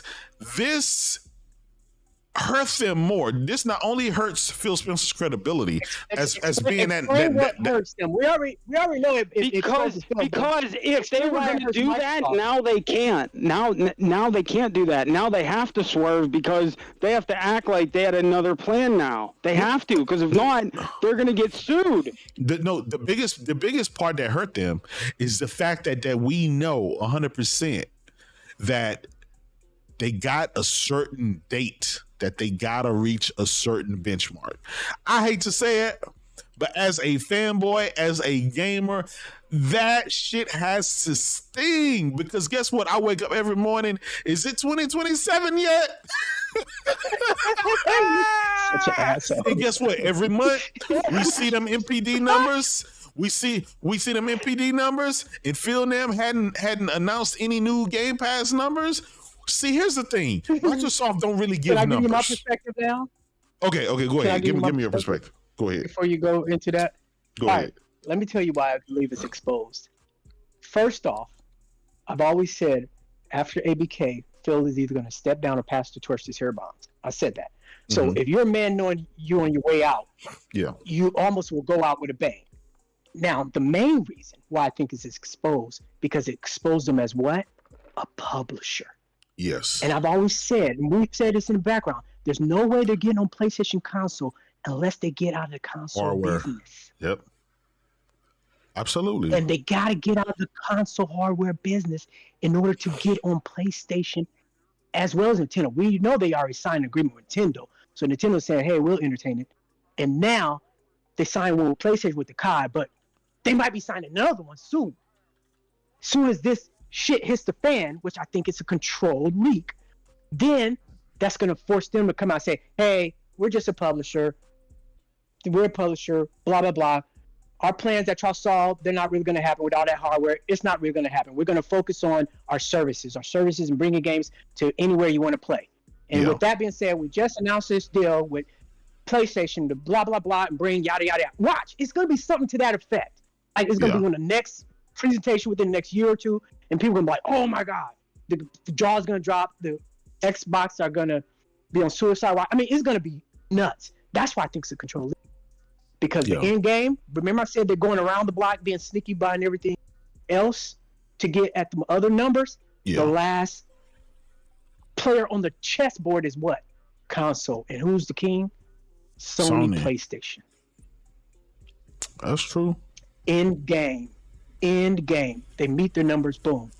So here's the thing. Phil retires. But here's the thing, right? I think even if Phil I'm gonna be honest. I don't see them reaching their 2026, 2027 goal. I don't see that. I don't see them by 20. I'll be honest. I don't see them going into a new generation. Well, I do. I'll take that back. Only because we saw the hardware specs of their next generation machine, and it's a ARM chip. It's a hybrid system. Yes. They were suggesting which way they're gonna go. That was telling right there. Yes. So think about it. There is no reason to go a world's most powerful console again, because there's only 25% of your install base even bought the most powerful. Everybody else, so clearly the fans have spoken, right? Well, remember what we was talking about in the background? Remember I told you that they could easily license the Xbox brand and have somebody else build a console? Yeah. If you look at that thing when they was looking at the ARM chip as possibly being one of their components, and then they also was looking at either co-developing the GPU with AMD or licensing one off of AMD's Navi 5. So they're already talking about taking some off the shelf. The parts and they said the only thing you would need is the controller. Did you see that one, Freddie? Where you don't even need a console, you need the controller, and that's it. Nobody's talking about your controller direct connects to the fucking cloud. Another game. Exactly. It connects to the cloud. That's another game by itself. And you know what I think? Remember they had them little sticks that it was going to come out and stick in TVs and be the place, your Xbox stick or whatever. Yep. I think they put that technology in that controller. That's why they say direct to cloud control. Oh yeah, because if you go from the device to device or away from it, whatever, it instantly connects to wherever you want to play. That makes sense. Exactly. That makes sense. I didn't even think about that. Horse. That is the Trojan horse, that controller. When I saw that, I was like, oh my God, do people realize what this is? Yeah. And did you see how they show each of them? And they show and people didn't know what this means, but they had the regular one, and then they had another one, had XDL. Yeah. See, here's the thing, and a lot of people was like, not putting two and two together. I'm like, y'all realize what this motherfucker's doing? Yeah. Freddie, what did you think about the console refresh?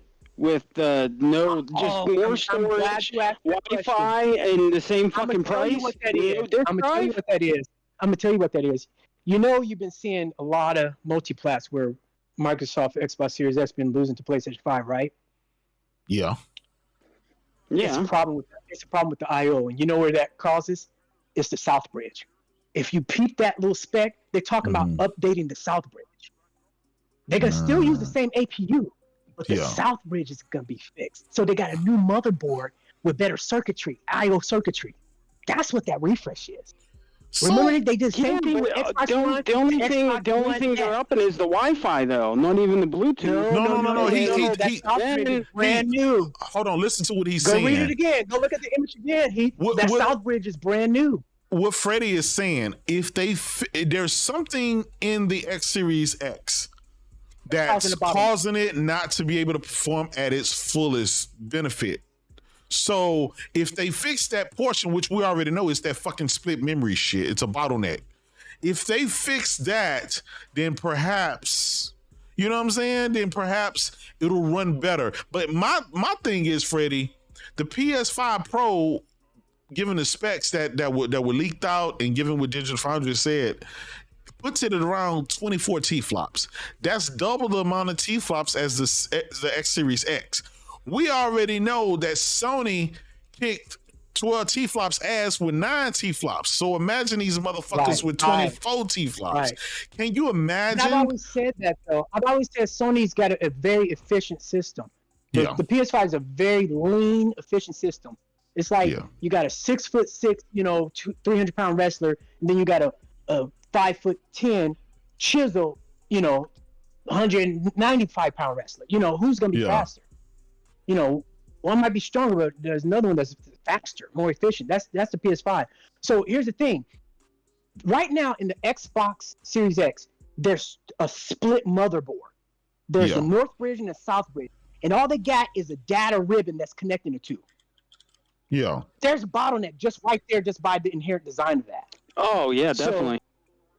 And so with this new one, in the images and them leaks, they were saying South Bridge. They kept saying improved South Bridge or something to that effect. So I'm like, these fuckers gonna make one board probably. So they're probably direct connecting it to the other board so they can talk. You know what I mean? Yeah. But no, they probably gonna just have one board, so there won't be no latency in the that too. latency. That too. Because they kept saying improved South Bridge. I'm like, why is he saying improved South Bridge? Yeah. Like, because the split boards. Okay.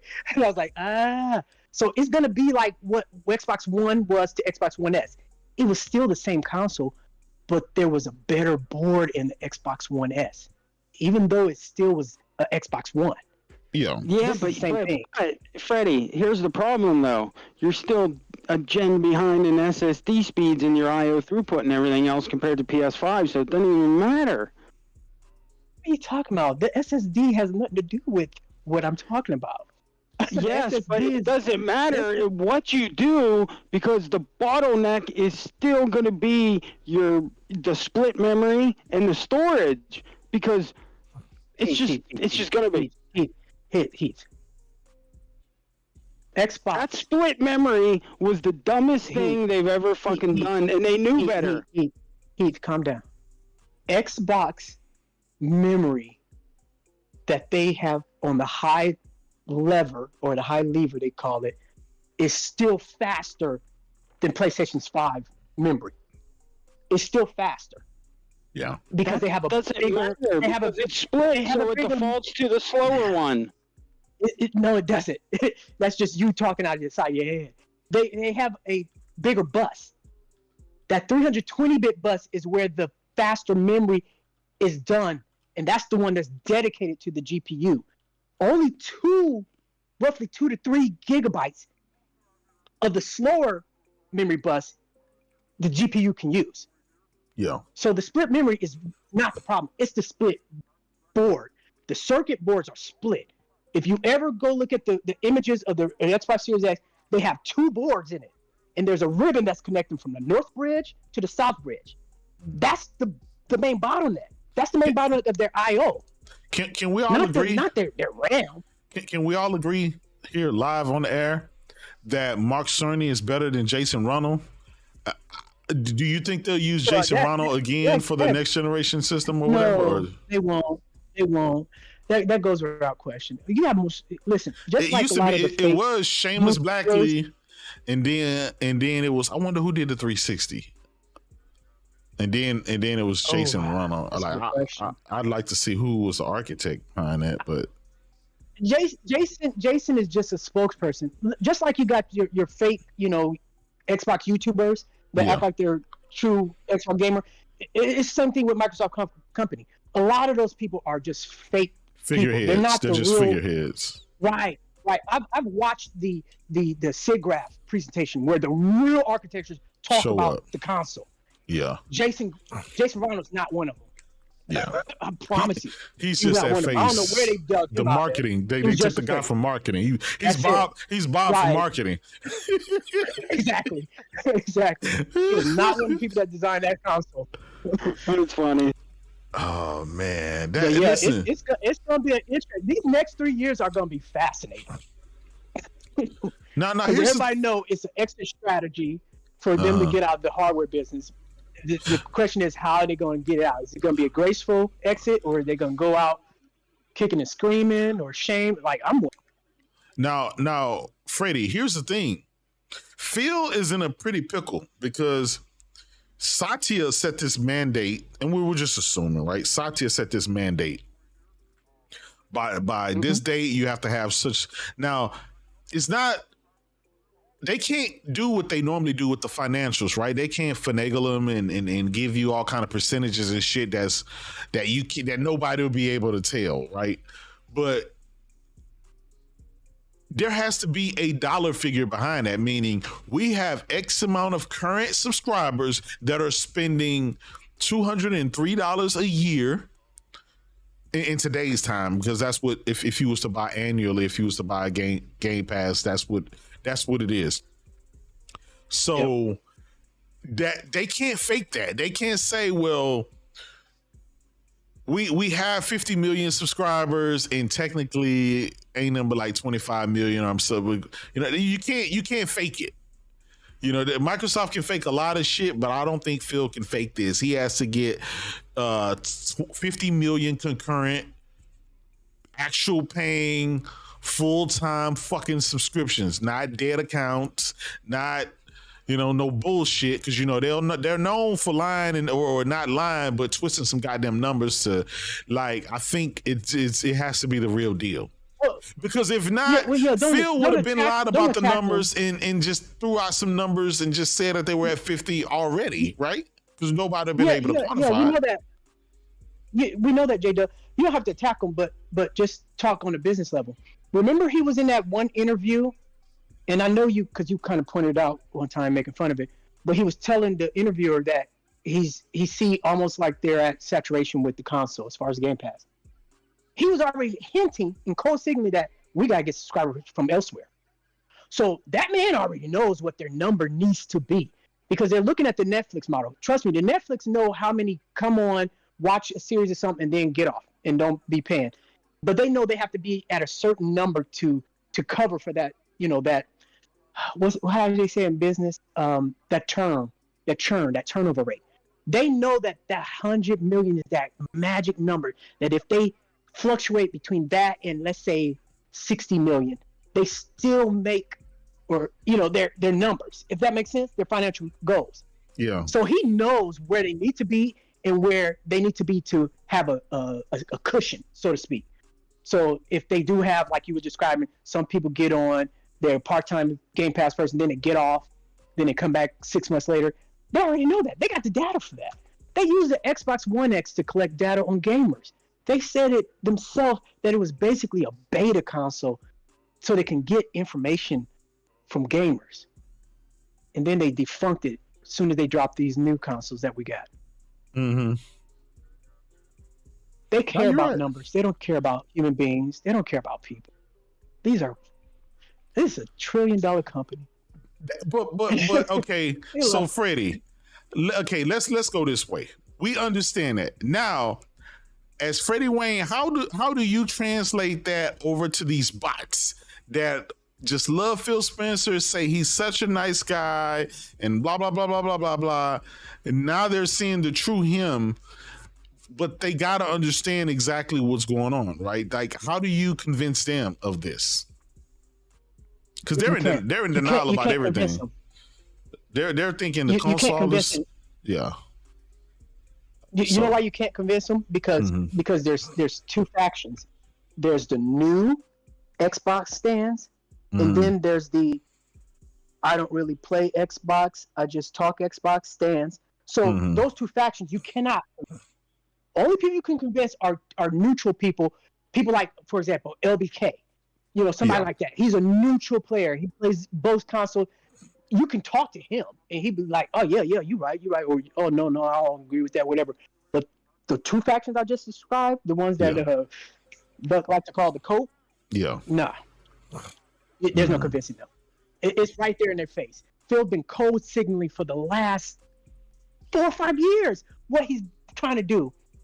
He couldn't come out and straight up say, hey, we're probably going to get out of this hardware business if things don't change, but in the meantime, here's a new console. We might put some games on it. We're going to try to put some games. Like, he can't come out and just be, like, blunt like that. Nah.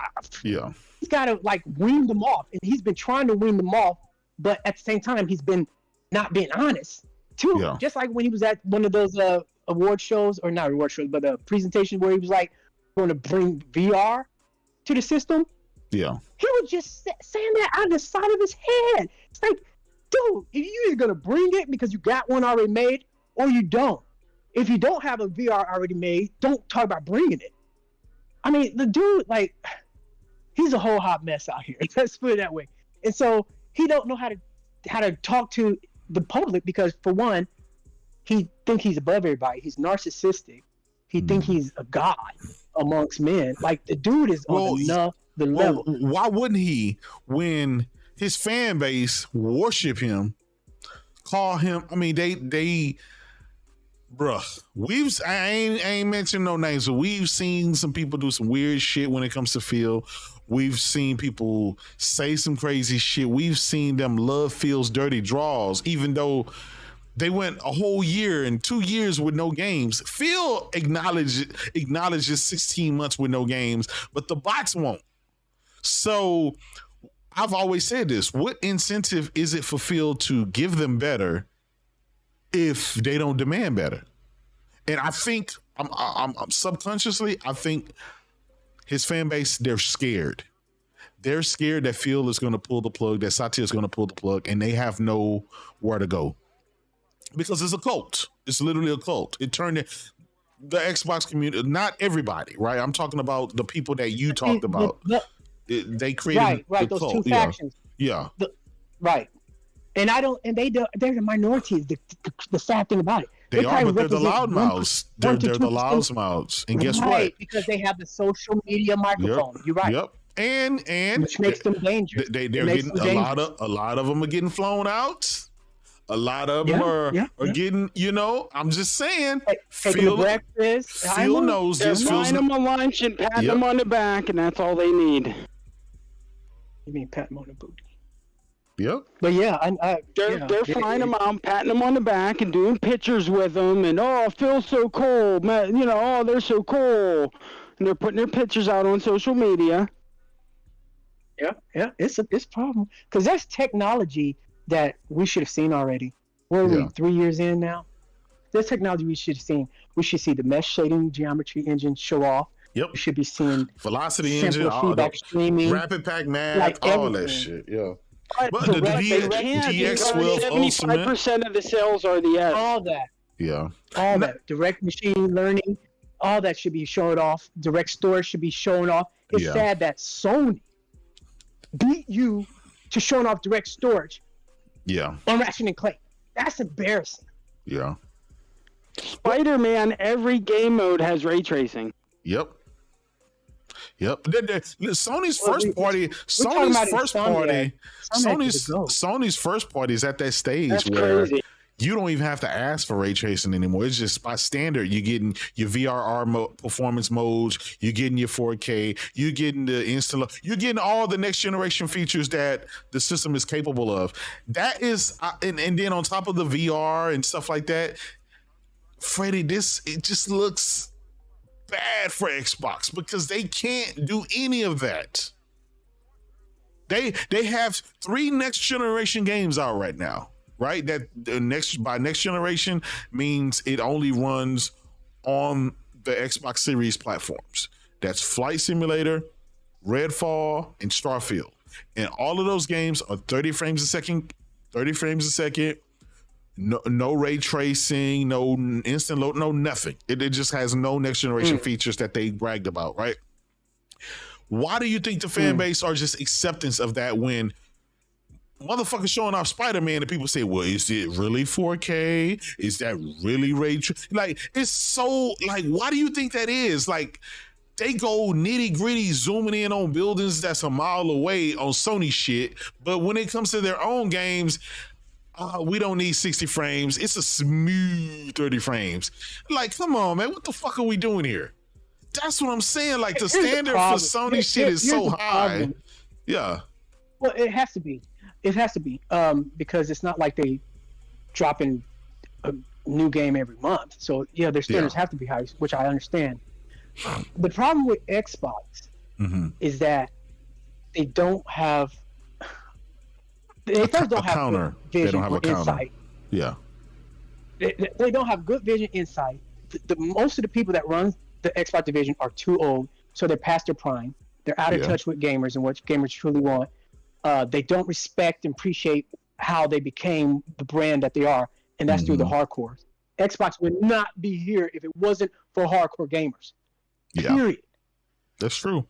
And so they've abandoned their hardcore gamer. This is why Zaire, have gone astray, because he's like, dude, you used to be the system for hardcore gamers, people that love new tech and cutting edge stuff. Like, they lost their way because you got a narcissistic guy that's head of it who has another plan other than giving what his base wants.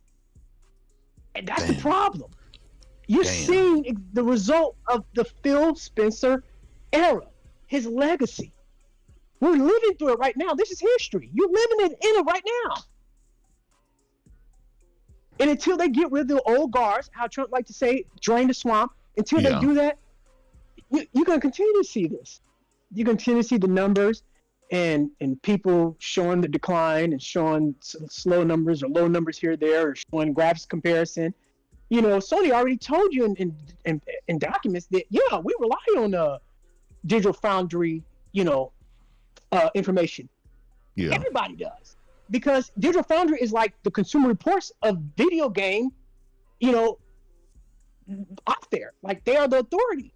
So, just like when I look at Consumer Report to tell me how bad a car is and what it scored on their quality rating, that's valuable information. I use Digital Foundry the same way. If I'm looking at a game and it's saying 60 frames per second solid on one console, 60, 55-ish on another console, guess which one I'm going to want to play? The one that performs better. That's true. It ain't rocket science. So the problem that they don't understand that and then brag about having the most powerful console and all these features, but yet we have yet to see you drop a game that shows them off. I have buyer's remorse. I'm upset. There should be class action lawsuits. It should be. I didn't pay that money for that console for you to not give me what I paid for. That's a problem. As a consumer, that's a problem. That's why they privated those videos. Yeah, absolutely. Oh, yeah. And that's also another reason why Google Stadia had to refund everybody their money, because they didn't want class action lawsuits. You promised people the future of X, Y, and Z. You didn't deliver, and you close up shop after they done spent all that money in this ecosystem shit. Here's the thing, Freddie. It's gonna get like 3 times worse. And the reason, because we know Nintendo has the Switch 2 coming out next year. We know Sony has the PS5 Pro coming next year, right? Can you think, I'm looking at buying. Listen, Sony haven't even did anything with their first party games yet. They haven't shown us shit about their first party studios, what they're working on this shit. Imagine their first party studios games being shown off on the PS5 Pro. Oh, that would be the nail in the coffin. Now knowing Microsoft before Christmas. Yes, Wolverine. That would be the nail in the coffin. PS5 Pro, The Last of Us Factions, or the Ghost of Tsushima 2. This or just whatever. That's Stranding 2. All that shit running fucking 8K. I'm just I don't know. I don't want to get into a fucking spec war, but I'm just saying that look what they're doing on the PS5. Look at the capability Sony first party has with the PS5s. Jay, so far, imagine doubling that. Listen, if those numbers are even close to the rumor specs, it's a win. It's bruh. They're even close to those rumor specs. We're talking about 100. If it's an 18 teraflop yes, system, it's a wrap. Yes, it's a wrap. How that do? That's all right. That's all right. But that's what I'm saying. Like, Sony was able to compete last generation with the PS4 Pro versus a 6 flop system and remain competitive and in a lot of times outdoing the 6 flop system. This generation again with a 9 to 10 T-flop system, right? With the variable shit. She's a 12. Yeah, I always use that very, very low number because it really makes my point look even better when I use the 8 T-flops, right? The 8 T-flops. It's accurate though. With the clock frequency. Yes. It's accurate. Hey, listen, I'm only using post up NAM with how they teased us. Oh, you got an 8.9 T-flops RDNA 1 system. Oh, yes, I do. I embrace that shit now. My PS5 is an 8.5 GCN hybrid system that's stumping that fucking full RDNA 2 12.8 T-flop system out the fucking water. So imagine what they're gonna do with fucking RDNA 5 or 6. I'm just saying, like, I think it's a zero-sum game for Microsoft to just, like, I think there has to be a day of reckoning for Xbox guys to say, listen, we give up. We know Microsoft just can't beat Sony or Nintendo in this console space. We're okay to just enjoy the Game Pass games and the serve. Go ahead. Can I quote a bachelor on the TV show Bachelorette? I know this sounds weird, but go ahead. He says something that I always say nowadays that it goes over some people's head, and this is how I'm going to sum up this Xbox situation. Mm-hmm. He was one of the runners-up about to get a rose if he was going to be the one she was going to marry, right? Yeah. And so when he wasn't, she looked at him. She's like, "Oh, what's going on? I didn't want it to be like this." He turned around. He looked at her. He said, "What do you expect?" He said, "A good thing never ends on a good note. It always ends badly. Like what do you expect?" He said, "I thought we had a good thing, but you obviously wasn't feeling the same way. So I'm taking it this way. How you think I'm going to be all happy and stuff? Yeah. You know, it's ending badly. Right now, the Xbox stands think there's a good thing going on right now by praising Phil Spencer, feeding his ego, feeding his narcissism, when they don't realize this mother is waiting to pull the rug out right from underneath their feet and let them fall. And he's gonna do it. And guess what? They're gonna be like flipping the fuck out. I promise you, it's gonna be flipping out, lawsuits, everything. Let me ask you this: the good thing will always end badly. So let's play devil's advocate, because I believe the opposite is going to happen with the fanboys. Okay. I don't think they're going to outrage. I don't think they're going to be mad. But I've already seen when those emails came out, and when those emails came out, and we saw the projection of where they were going, and we saw their next generation system is this fucking basically this streaming hybrid thing.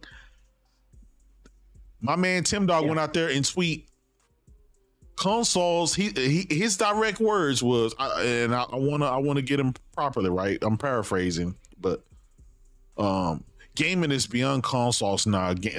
Consoles is now a niche and a fad. You're already embracing the fact that your fucking console is going away.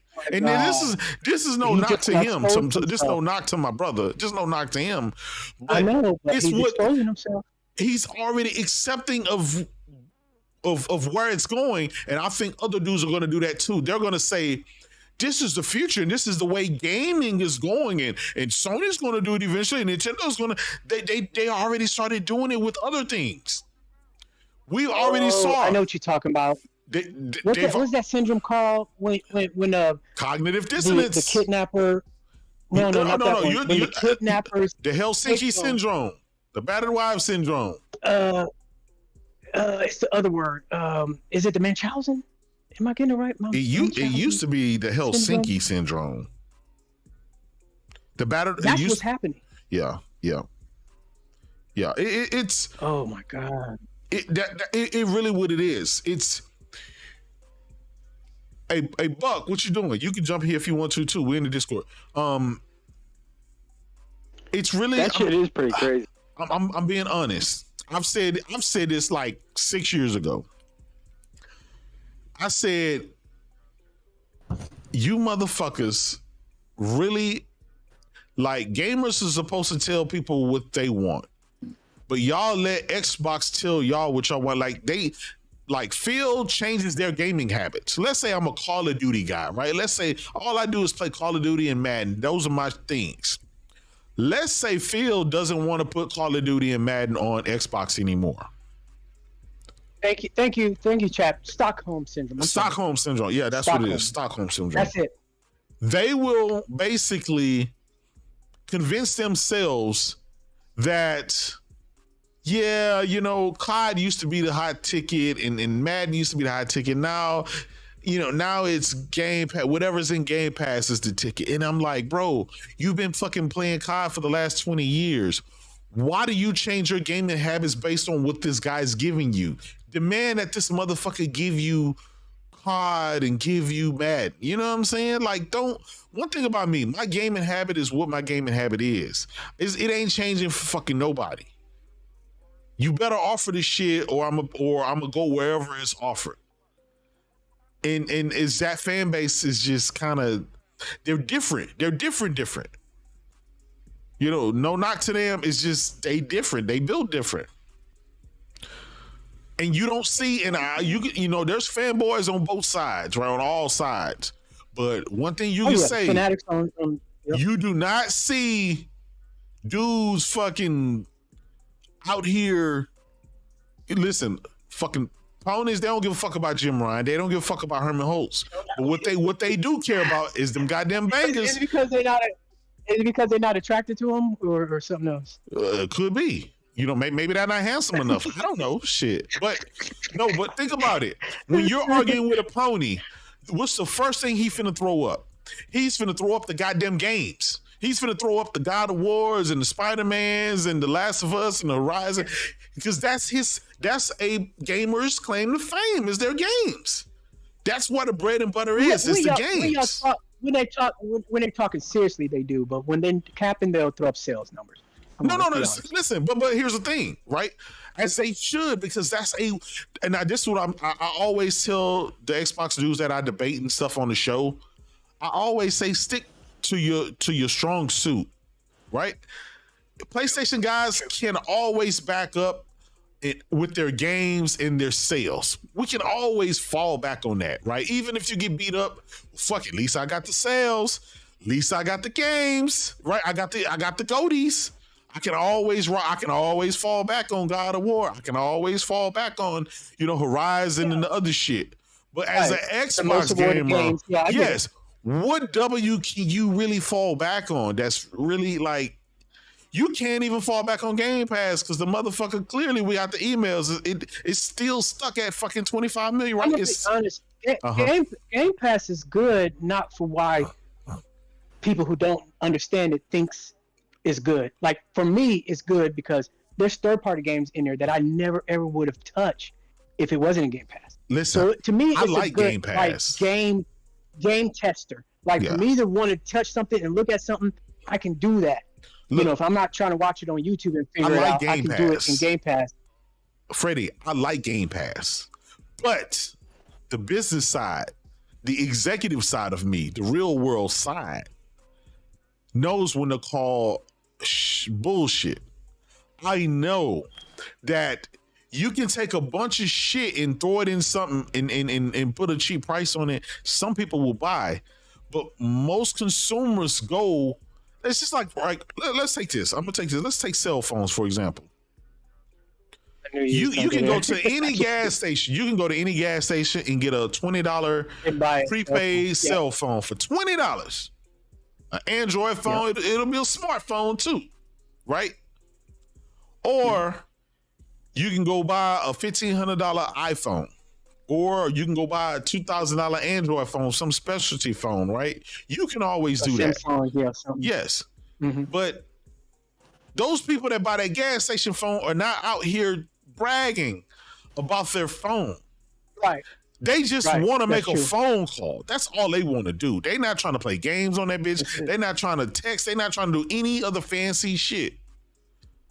But the people who buy the iPhones and the $2,000, they're the ones out here bragging because they got something to showcase, something to take pride in. Do you see when the iPhone 15, when the Pro that came out and shit, and they show what was everybody talking about? Ooh, ray tracing.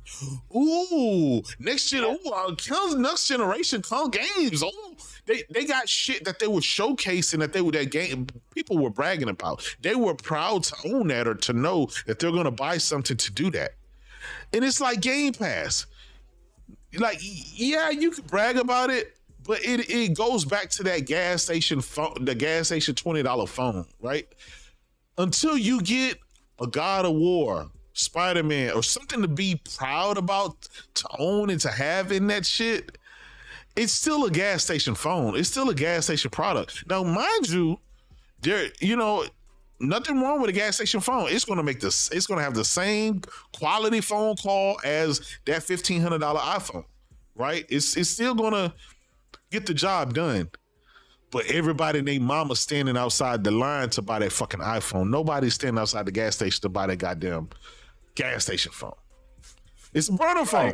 Somebody like shout out to my man Nick. It's a burner phone. They're trying to buy the burner phones. You're right. That's a good analogy. That's the point. And that's Freddie, where look at my reasons for Game Pass is not the same reasons for others. Yeah. Others who cap and try to say it's this, that, and that, and there's all this great stuff going on. No, it's not like that. Yeah. There's better third-party stuff, and I'm talking about multiplats that's been in there, that's been, to me, helping me keep it. Like, when the PlayStation Requiem 2 came out in it, Atomic Heart, and now Lies of Peace, like those third parties. And what really made me kind of grab it is when Riders had came out in Game Pass. Yeah. That's why I was like, but can I tell you something, Freddie? Microsoft, if you do more of this becomes something worth it. I wasn't even thinking about their AAA. But here's I'm thinking about these third party multiplats that was coming in there that they was getting the deals. Here's the problem, Freddie. I got Game Pass, or I'm a month to month with the Game Pass. But if they got something interesting, then I'll also. But here's the thing: I use Game Pass as a tester for some of these games to see if they're worth me buying. Right. And when they're worth me buying, if I try it, like I'll be like, oh, okay, and then I get on my PlayStation and I buy the game over there. So I give these motherfuckers my I give PlayStation, I give Sony my $70. But I use my Xbox to test the fucking game for free to see if it's worth it, right? And exactly. I do the same thing, but the other way around. I wait till they go on sale around holidays. Yeah. And then if it's a game I really like, then I buy it. And nothing wrong with that. But my business mind side of me saying, does Phil Spencer, does Microsoft know? Like, and listen. And the reason I bought on PlayStation is because that's why I got all my achievements at, and that is the dual sense haptic feedback, the 3D audio. It's just better. And your community is over there. Yes, the community is there, and plus streaming to YouTube from the PS5, and it's just really PS5 is just better. It's just better. The performance is better in the multiplayer. It just is. I can't help the shit. Blame that with fucking Jason Ronald, right? But Phil gotta know that, okay, well, we got this brother in Game Pass, but this motherfucker is not spending no money because they got the metrics. They know this person subscribed for this month, but then I look at this person's account, he doesn't buy anything else. So that whole notion that the gamers that subscribe to Game Pass tend to buy shit, that's not true in all cases, because I know a lot of motherfuckers that's like me. It's a lot like me, and like you, Freddie Wayne, and so on and so on. Right. I'm gonna tell you what I really was shocked by when Game Pass came out. Not only that they announced that they're gonna put AAAs in there, that shocked me. Yeah. But also having games in there for the time that they be in there. Like some things been in there for like, I lost how long they've been there. They've almost been in there forever. Yeah. That kills the incentive it does to subscribe, in my opinion.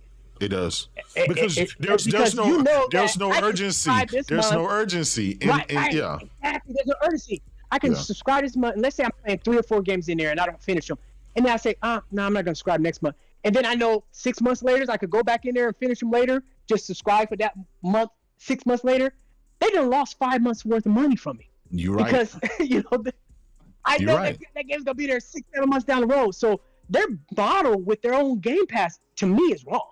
Yeah. And I think that's why they probably not seeing the numbers that they probably thought they would see, Yeah. because they basically said, "Hey, we're gonna make an a la carte here. Come get it."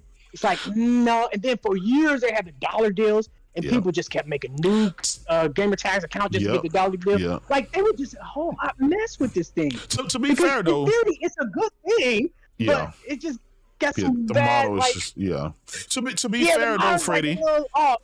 To be fair, the years prior to now, they really didn't have any games to go in there, right? Like all the games was mid, and they really didn't have.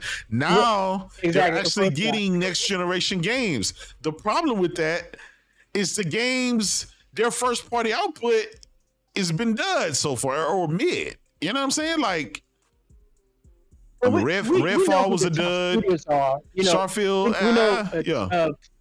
Playground Games is one of their top cats. You know, Coalition Gears has been great. And guess what? So we know I'm going to subscribe to Game Pass next month to play my Forza, beat it, and then I'm done. And they won't get no more money into me until next year, until they got. So as a customer, yes, they got what, $17 from me for the month of October. But then they got no more of my money until maybe they launch something in April, right? We don't. I mean, I don't know. Is Hellblade coming out in April, May, June, July? I don't know. We don't know. What the hell's gonna happen to the initiative now that Crystal Dynamics having all the fucking layoffs? That game is probably I don't know. It's going to be restructured or something, or they cancel or something. They weren't that far in development anyway. It ain't like they've been fucking working 8 years on that shit. So it don't matter. That game was nowhere near. Right. It was a thought. It just thought, hey, let's mention that we're about to reboot it. Well, and that's another thing too, Freddie Wayne, is why Microsoft bought Bethesda, 3 years ago? Back in 2018? 2018, I think. It's been long? I think it's been I think it's been long. It's hold on. When 2019.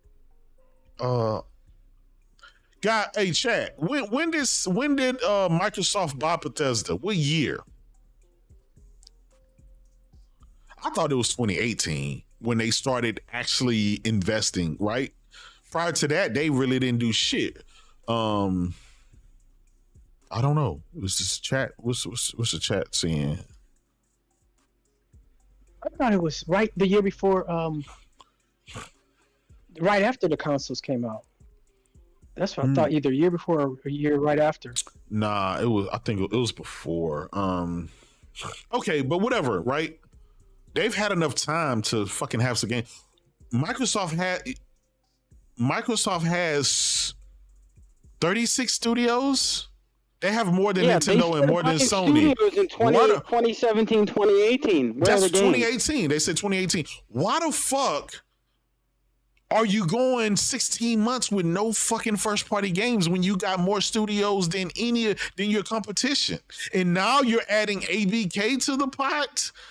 Like, at this point, it's not a studio problem. It's a output problem. It's I don't know what kind of problem. Is that a management problem? Is that like, how? Yeah, that's letting them do whatever the fuck they want. Yeah, you know they bought. Yeah, like you said, they bought Ninja. They bought Ninja Theory in 2018. Ninja Theory has yet to put out a fucking game. We know they're working on Hellblade, but outside of facial scans and the chick smiling, we kind of ain't really seen much. Scanning environments in Iceland, and you know. That's what I'm saying. Come on, now be honest. That game's award presentation was pretty nice when they showed we didn't say it wasn't nice. We didn't say that, right? We didn't say that. What I'm saying is, why the fuck you still showing motion capture pictures. It's like, bitch, this game is, like he said, 2018. It's 2023, Freddie Wayne. It's finna be 2024. Yeah, but we that's Freddie? not a Microsoft thing. Freddie, That's not a Microsoft thing. why That's isn't it a Microsoft thing?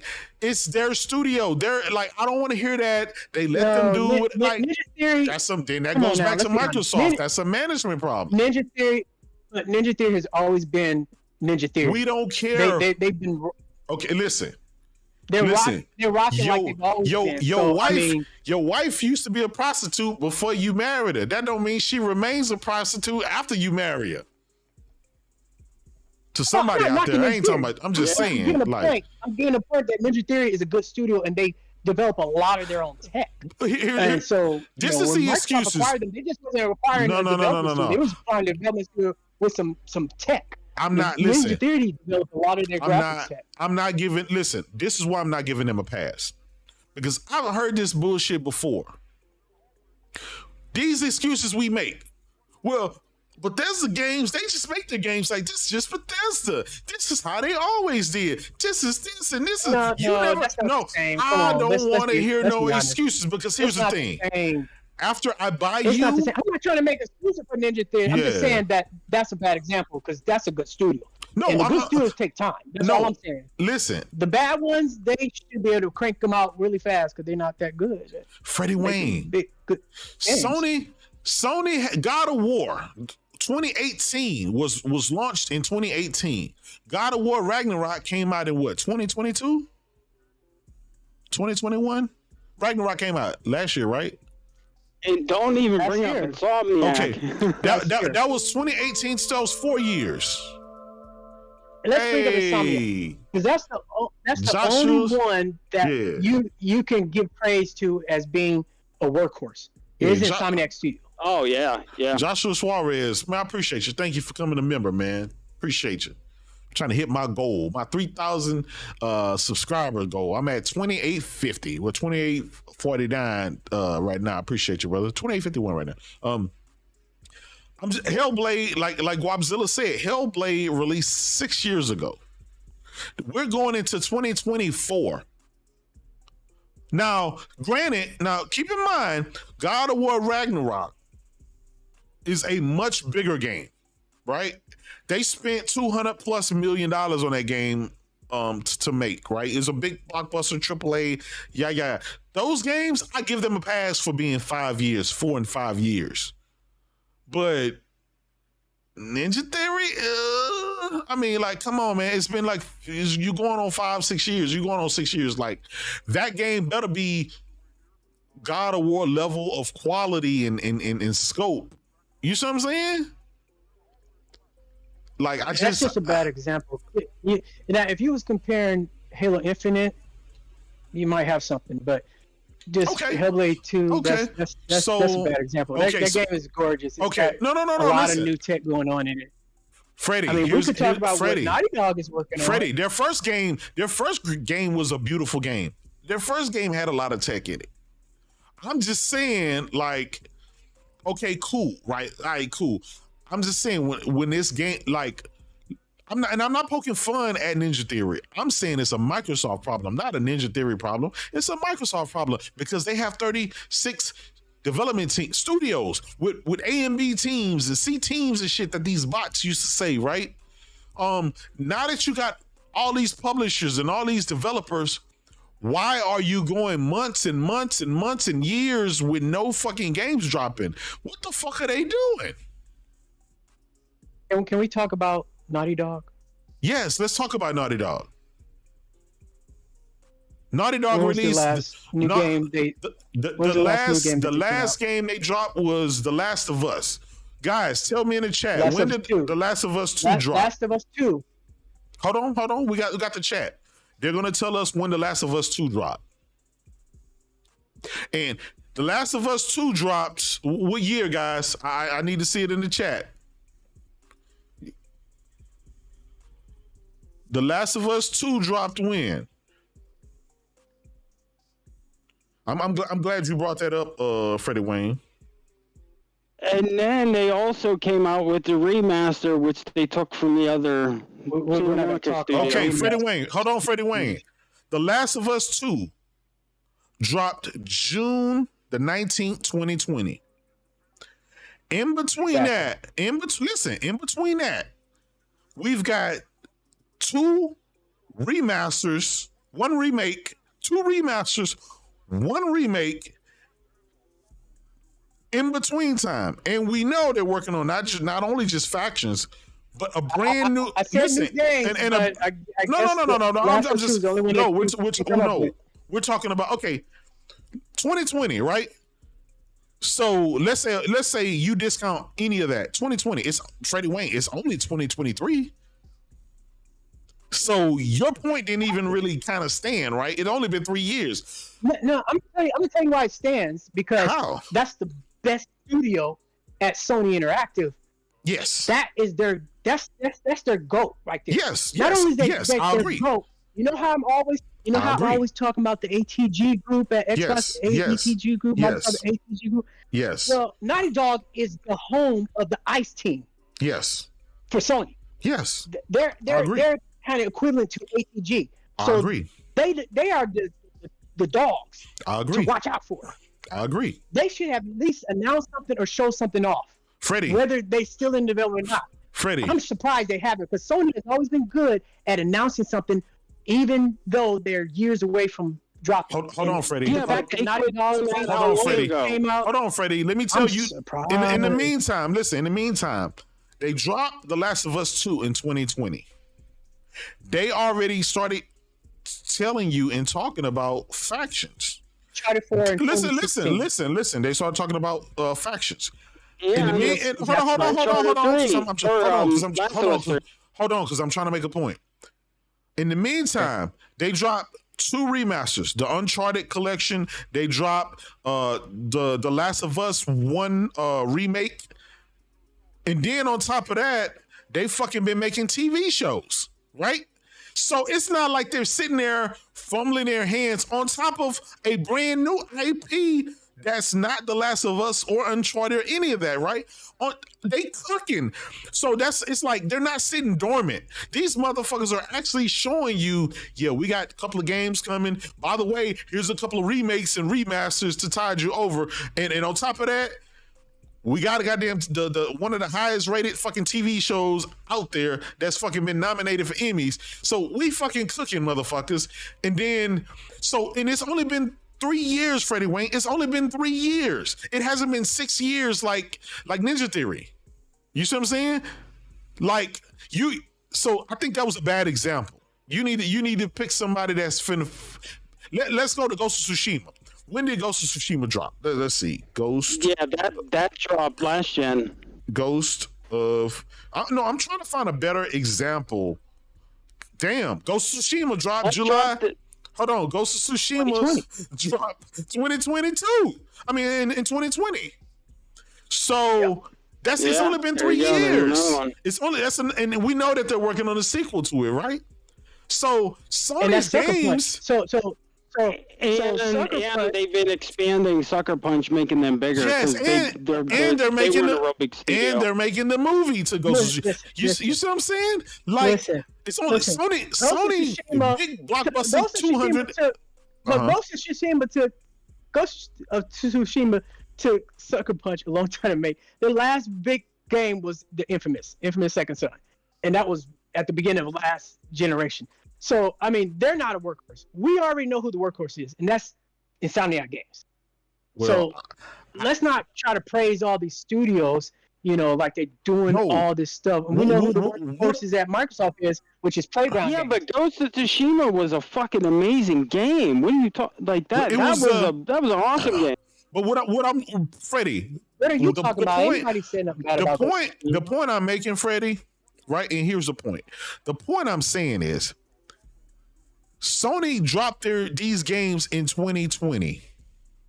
It's only been 3 years, and they're making big blockbuster AAA games that usually takes 4 to 5 years.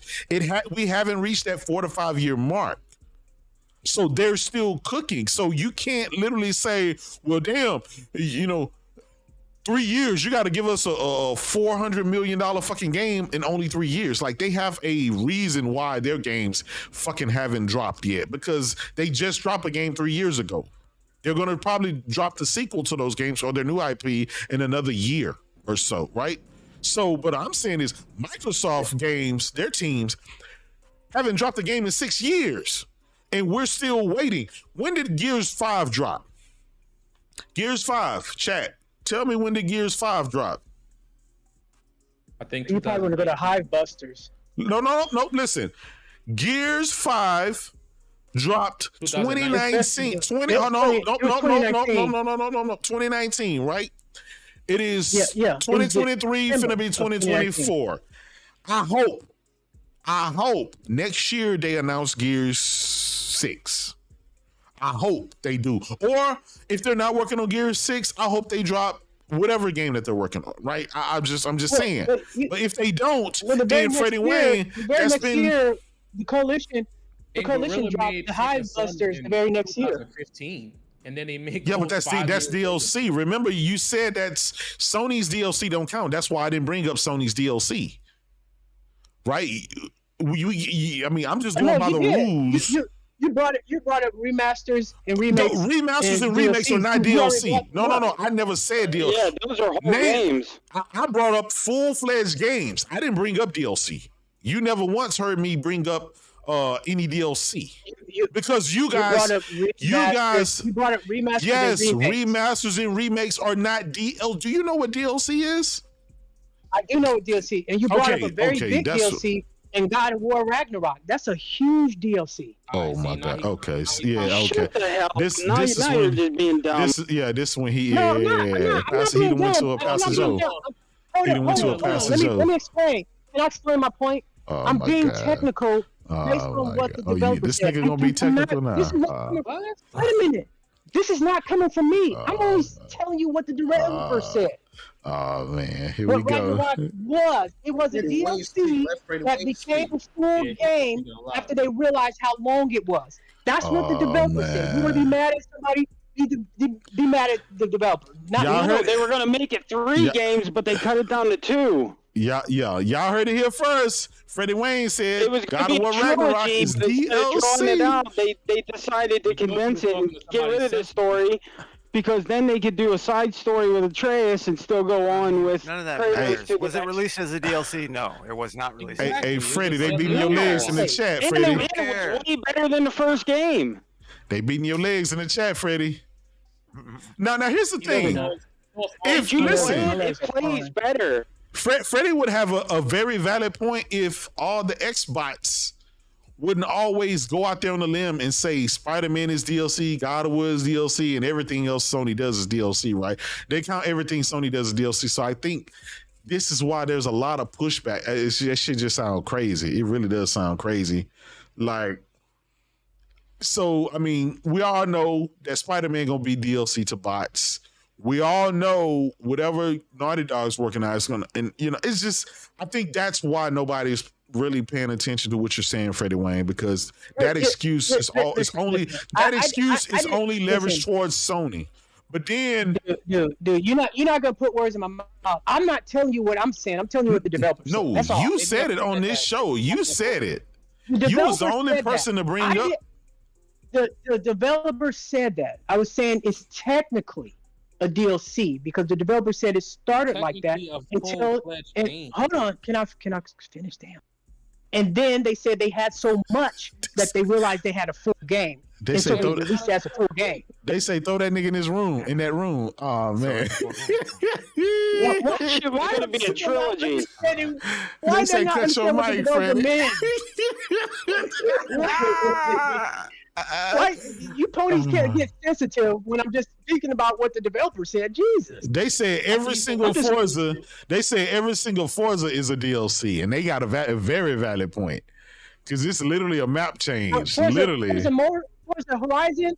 No, yeah, Forza Horizon Horizon DLC. They did the Hot Wheels. They did the Hot Wheels twice, didn't they? Yeah, every single. They did the Hot Wheels again.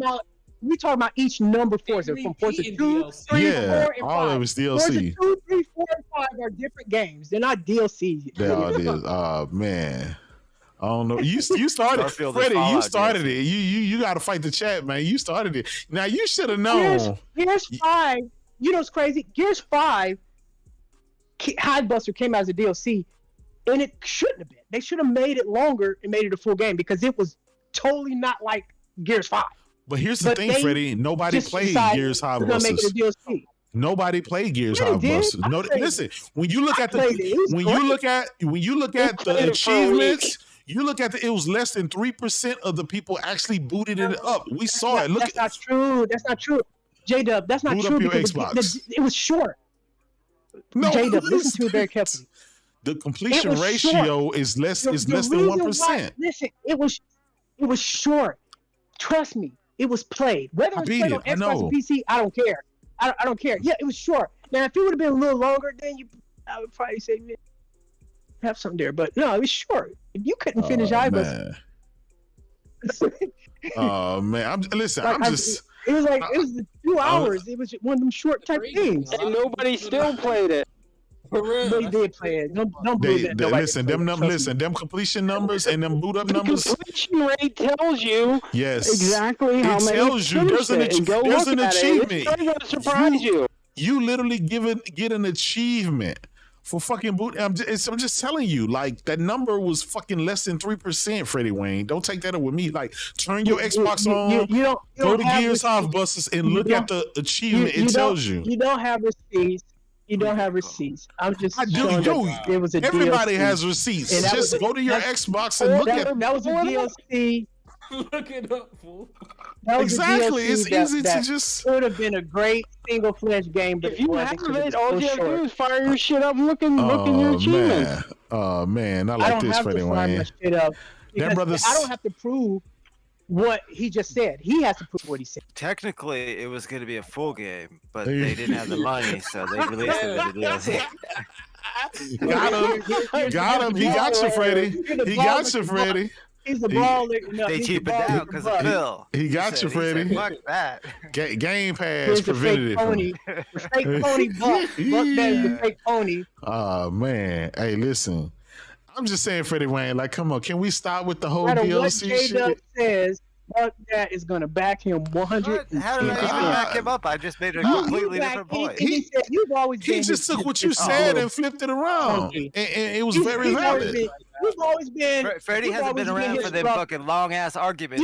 He don't want to believe it. Exactly. Me and Buck always fighting back here behind the scenes. We fucking fought. Oh my god, we had so many fights. Y'all fight all right. We fought about Bill Cosby one time. Well, hold on. We got. Okay, here we go, Freddie Wayne. We got the news. I appreciate you, Sergeant 12. He said the main story of Gears 5 is 11 hours. Gears Hidebusters is 3 hours. God of War Ragnarok is 26 hours. That itself proves you wrong, Freddie. Yeah, what are you talking about? It's just saying, yeah, like damn, that's a 26-hour DLC. Yeah, Sony be cooking. I'm just saying, like, come on, man, what are we doing here? I'm sorry. When did Ragnarok have a multiplayer on it? What are we talking? Can somebody in the chat? Shit. Can somebody in the chat correct me? Shit. That it has a replay value with a multiplayer in it. No, you can play as Atreus and Kratos. It's a multiplayer game. Ghost of Tsushima has co-op though. Yep. Like somebody correct me on God of War. Maybe I'm confused. Please correct me, chat. I'm just saying. Listen. Freddie derailed the whole show, man. God damn, these bots. I didn't derail. No, y'all just sensitive. I was just quoting what the developer said. Nah, man, come on, stop it. Yeah. Let's get back to your point. Your point was you were trying to attack Microsoft studios from not putting out any content, and I'm telling you. No. I know it wasn't about them not. I'm saying they have 36 studios, and yet with those 36 studios, they still, according to Phil Spencer, right? According to his leaked email that we read earlier, why the fuck are we going 16 months with no goddamn games when we got 36 studios? That's all I was saying, Freddie. And then you started attacking Sony studios, and we went down studio by studio from Sony's side, and come to find out they dropped games within the last 3 years, and they're getting ready. You know what I'm saying? Like, let me cook Phil real quick. That same motherfucker, right? Who said that in that email? He's the same motherfucker that don't know what the studios are doing because you let Redfall come out. You let a disaster like Redfall come out. And those fuckers was telling him, hey, we need more time for this game to cook. We can't let it come out. And it got delayed. But he let it release anyway. So to be fair, shut the fuck up. To be fair, Phil flew Eastwood and them out to do his benchmarking and to let him know how it was going. And they reported back to him that everything was looking great. Exactly. He relied on fake Xbox. Oh, that's his fault. That means he needs to get out the office. The chat said he flip-flopped it back into a bot. Yeah. No, I'm not flip-flopping. They were with you for a while. What's good, Em? What's good, my brother? That when you quote Phil Spencer, you have to realize that Phil Spencer Freddie's ignoring him. Has his own agenda. And Phil Spencer's agenda is not seeing what's all quality and everything. Phil Spencer's on a spending spree. My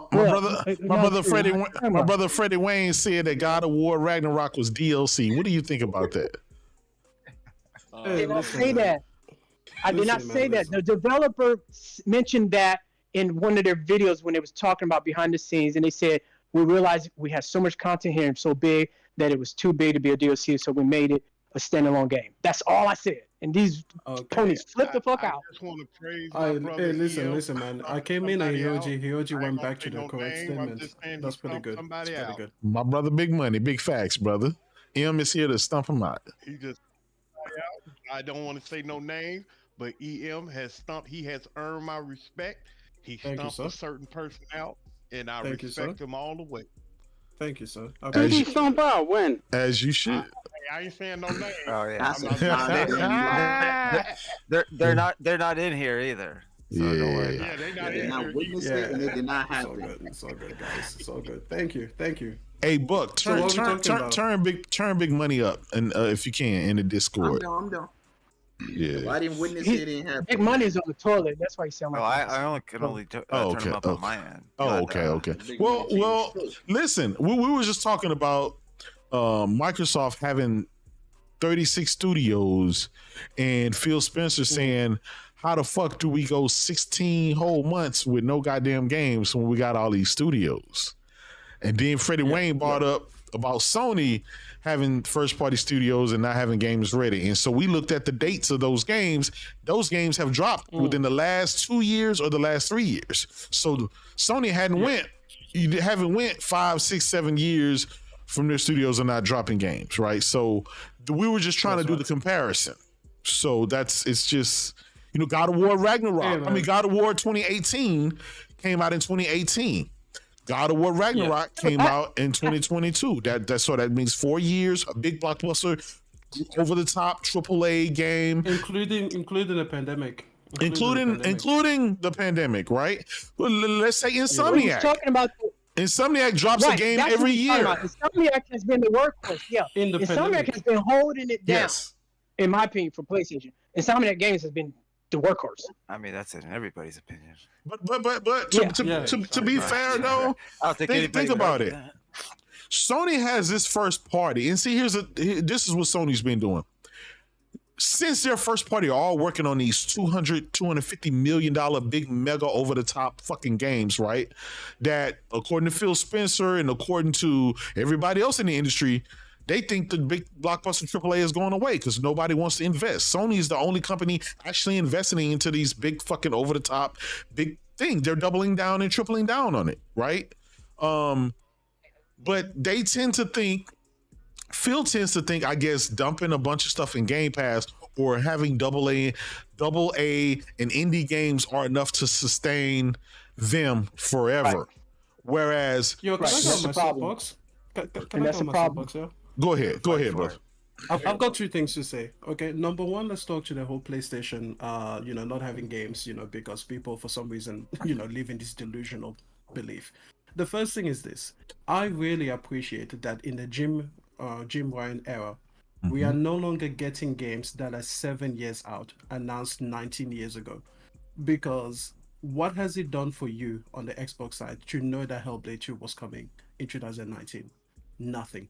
That's All true. it's done is just another bruise on the shoulder. Okay? This notion that we should know games that are coming 3, 4, 5 years down the road, I don't want to. In fact, if I could undo something, I will undo that Wolverine announcement. Okay? I want you to only show me a game when it is 18 months away from release, so that I see it and I get it in quick succession. So for the most part, PlayStation has avoided doing this whole cycle of, okay, here's this game that we announced, and then 4 years down the line, it's still not released. Okay? Now, of course, there are exceptions, you know, like what good did it do for me, that little devil on the inside, you know, was shown? Nothing. That's it true. did nothing for me. You know, I'm a gamer. I'm not a lister. I don't want to just be able to list this game that is upcoming. No. Okay, I like Helldivers too. You know, they show it, they announce it, it's coming within 18 months, boom, bada bing, bada boom, it's done. You know that, you put it on your calendar and it's coming to you soon. You know, I like what they did with God of War Ragnarok, where they basically announced it, and yes, there was a delay because Chris Judge was injured and everything, but for the most part, it was again going to be that kind of cadence. Like, you show it, you see it the first time, and then about 3 months before it comes out, we start doing the heavy marketing, and then it's in your hands, and then you get it. So this notion that we should know games that are coming in 2024, 2025, why?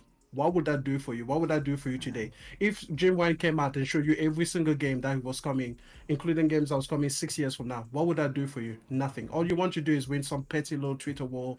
It's like you forget sight of what being a gamer is about. Okay?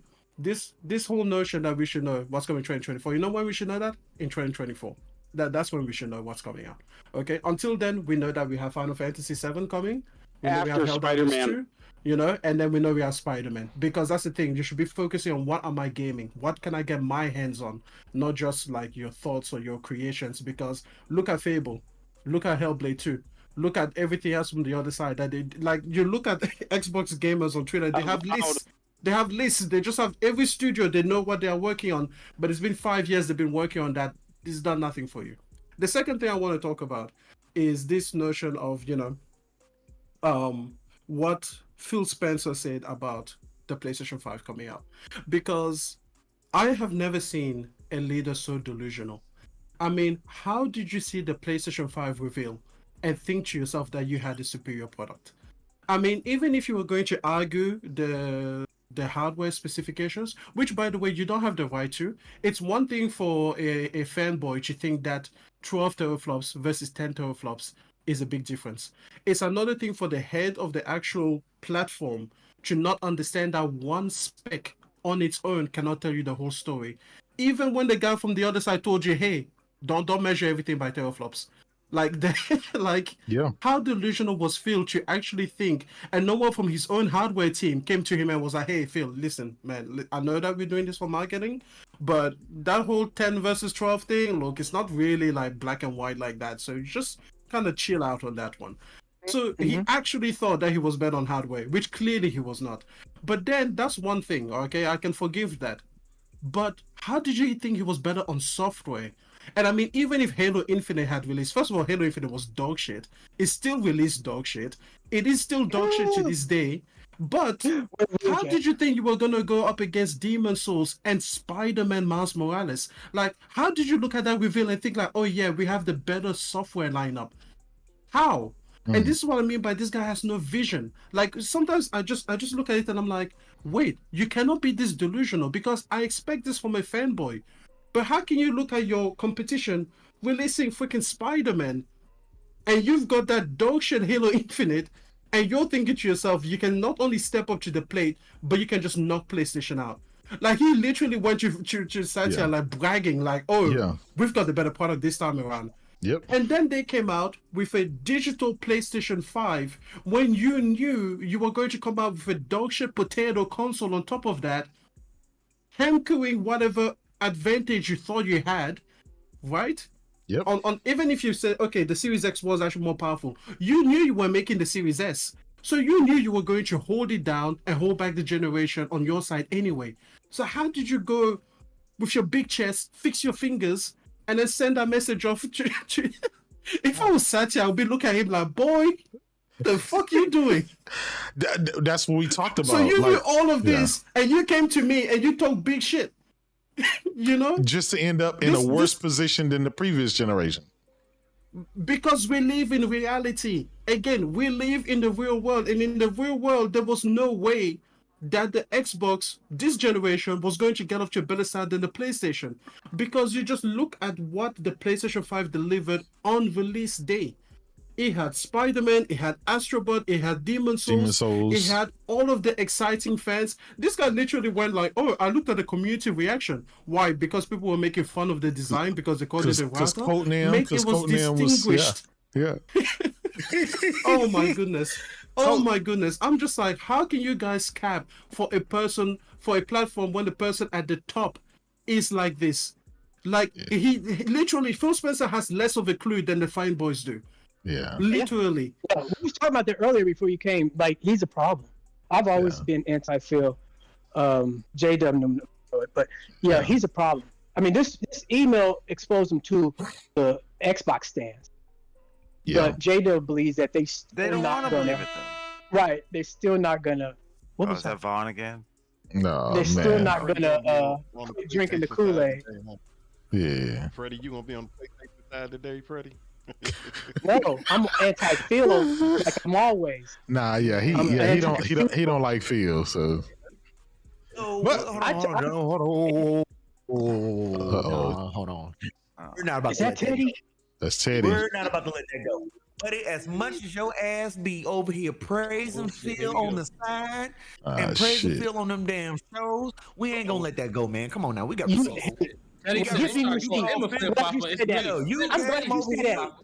You came over here. Give me some receipts, and I will pay you for them. Freddie, I know you want that. We can go on the shows. We can go back to past shows if you praise Phil. Give me some receipts, and I will pay you for them. We go to past shows with you over here praising Phil. Give me some receipts, and I will pay you for them. You over here talking about Phil, a musical genius. Nigga don't even make no music. I didn't say musical genius. What are you talking about? Oh, man. I said he's a wicked genius. That's what I said, not music. Either way, that's you praising Phil. You said you ain't never been on the Phil bandwagon. That was a survey said that was a lie. Teddy, I call somebody an evil genius or wickedly brilliant. That's a backhanded compliment. Come on, the dude is evil. And his emails show it to you call it a backhanded comment, brother. All I know is this. You, sir, if you talking about you ain't support Phil. Oh, I cap for Xbox hardware, the Series X. I don't cap for Phil. You'll never hear me capping for Phil, ever. What about their games? Do you cap for their games? Exactly. What about when he went to court? How you feel about? Did you say he looked handsome coming out of court that one day? He was. I called him a gangster. Listen, I called Phil a gangster because that's what he is. I've made this point before. That boy, you called them handsomely delicious last time I heard. I made this point before. Oh shit. J-Dub. I'm a gangster. J-Dub. Hold on, go ahead. Phil Spencer. Wayne. Hold on, one at a time. I call him a gangster. But go ahead. Yeah. Go ahead, M. We say M. Yo, listen. Phil Spencer in 2022 selected God of War Ragnarok as his most anticipated game. Yes. Like, can you imagine if the CEO of Mercedes-Benz was like, "Oh yeah, my new favorite car this year is the new Ferrari." Bro, I do not give a fuck if you're not releasing anything in the next 10 years. As the head of Mercedes, I want you to say you're looking forward to the bicycle. Like, don't you dare point to your competitor's car. How can you point to your competitor's product and be like, that's my most... Like, say an indie. Say it was Hi-Fi Rush. Lie to us. You lie all the time. But how can you say it is your competition's first-party exclusive game as your most anticipated game? Jim Ryan would never admit to playing an Xbox. Jim Ryan could be the biggest Gears of War fan. This guy would never admit to having an Xbox in his house. You would never hear him. You will never hear that.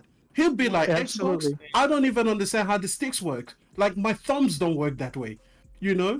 But he'll be wearing a freaking Halo shirt at the same time. But he will lie to your face telling you he's never touched an Xbox controller. He's like, yes, I gave it to the hardware team, and they tell us that the stick arrangement just isn't meant for human thumbs.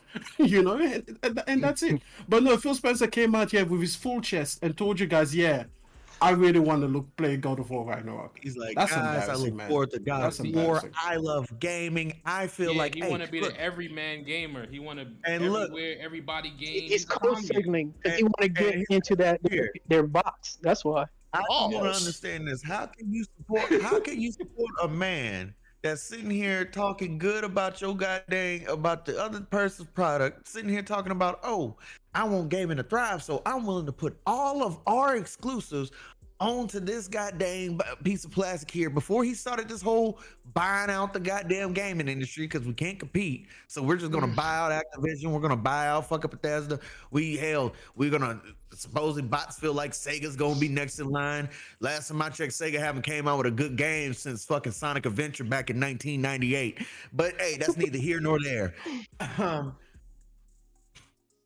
Yo, some people in the chat say that Corey Barlog and everything else, they play like like you have what's her name, Alana Pierce and everything. Those are developers, guys. Like they're not the head of the company. Like imagine if the president of Rolls-Royce was like, oh yeah, I'm getting myself the new Bugatti this year. I'd be like, nigga, if you don't shut your ass down, you better name the picture. You better name that as a poster. You know, you are not buying yourself the competitor's product. You're not. Yeah. You are not. You're not even allowed to say that you've looked at one.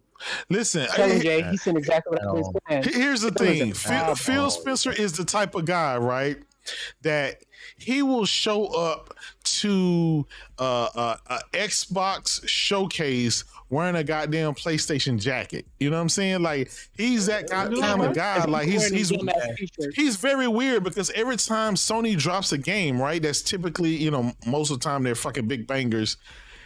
He praises them, or he says something good, or he says congratulations to these guys for another banger. Like it's it's very rare, right, that you see that reciprocated. You might see a developer here or there, or somebody from the development team, maybe like congratulations to Phil, to be the good guy thing. But Phil is the CEO of the Xbox. Like Jim Ryan would never. Of Microsoft Gaming, man. Of the entirety of Microsoft Gaming. Jim Ryan would say Minecraft. Listen, Jim Ryan would never. At this point, when he does. And you know what they're gonna say? You know what the bots say? Oh, but he's a gamer, and he's a gamer. But my thing is, if he's a gamer, why the fuck did he let Bleeding Edge? Why the fuck did he let Redfall and the rest of these fucking duds come out if he's a gamer? That means he's a gamer and he don't know what the fuck quality is. Like, what kind of gamer are you?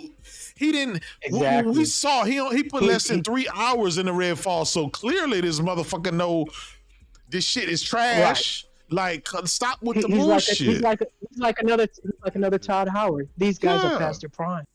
They gotta go. Listen, Phil Spencer is too busy playing PlayStation games to pay attention to his own studios. That's it. And it's one thing for a Herman Holtz to be like, oh yeah, I'm looking forward to playing Starfield. He can even play, he can enjoy it. Yeah. But the thing is, he's not allowed to say that's his most anticipated game. Like, I'm sorry. There is a difference. There is a difference. I don't even begrudge Phil Spencer playing PlayStation games, but how dare you say that? Like, imagine how disrespectful that is to your fans. Damn. To be like, oh yeah, you guys invested $500 into my platform, but me, I'm really enjoying the other guy's platform. Like, you guys do you over here. But him, is trash. His fan base defended that shit. Like, because when that first came out, I cannot understand. I said, how do you feel knowing that you paid $500 for these goddamn consoles, but the head guy, the boss of the platform that you spent your $500 for is praising the other motherfuckers and saying they make his favorite game? Like, god damn, that's great. I've never seen anything like it. Embarrassing thing I could never understand. Phil Spencer went out there and bought his own PlayStation 5. That's fucking crazy to me. He did. Okay, listen, I always imagine, I don't know why, but I always imagine that as a show of respect. Yes. That Sony would just gift him a PlayStation 5 and he would gift them an Xbox. Like, I always imagine that work like that. I don't know where I got this idea from, but I always imagined it work like that. Nah, but this motherfucker went to like a fucking Best Buy or GameStop himself to buy a PlayStation. He said in the email said, I was send I had to buy a Horizon bundle. With his own money. What the fuck? He said I was forced to buy a bundle, a Horizon bundle. He said these this guy was literally refreshing GameStop to buy PlayStation. He said, "Go ahead, Big Money. Go ahead, Big Money." I think secretly he want to work. He's a whole out here. Bro. I think he want to work for Sony, bro. Hey, listen. The reason you couldn't buy a PlayStation for the first 3 years is because it was sold out. One of Microsoft trying to get one for him. Exactly. He's just like, hey, listen, all of y'all, there's a drop happening today. All of you get on all the computers, get on the Surface, get on the tablet. You pull out your Microsoft Windows phone, pull out the Nokia. Go ahead, buy me that shit. I need it. It's a what? The Horizon bundle? Fuck, take it. Yeah. I'll take it. Hey, I'm gonna go pick it up myself. In that email, in the email leak, Phil Spencer said that. He said I was forced to get a Horizon bundle PlayStation 5 because he couldn't get a regular one because it was all sold out. And it just makes that statement look even worse because Sony got that nigga for $550, not $399, not $499. No, actually $600. He got that motherfucker for $650. I said, you know what makes it worse? That's horrible. The fact that he said forced. Yes. Because that says to me that you wanted it so bad. Yes. You wanted it so bad that you bought it even with the game you didn't want. He had to spend $650 on the goddamn console of his own money. Of his own money. You know how fucking crazy that is? That is fucking crazy. That is crazy. That guy's twisted. I told you. And if you're defending Phil Spencer, like it's just bro, I ain't gonna lie, it's just something is extra bad about that. That's just extra bad, man. Like Jesus. You know how that like always fire Jim Ryan? I swear to you, the day I found out that Jim Ryan stood in line to buy an Xbox, I'm screaming from the roof. That ain't happening. I don't care. I don't care. Like, how can you stand in line to buy your competitors? Yes. Like, could you imagine that GameStop employee and be like, are you Phil Spencer? Yeah. It's like, yeah. Oh, you want? I mean, we have a few Series X's, and he's like, no. Actually, that would do you have any of those? That would ingratiate himself with the fucking community because gamers stand in line for fucking consoles, so he thought that they would like that, and apparently they do. There is a section of gamers who liked hearing that. But he's a fraud when it comes to his base. And the other problem, like what Em was talking about, you as executive, you just don't do that. That's just, it's disrespectful. It's not a good look. The optics are bad. Simple as that. It's just not a good look. And he needs to be fired. He should have stepped down a while ago. But hopefully these emails have his hands to finally like bow out.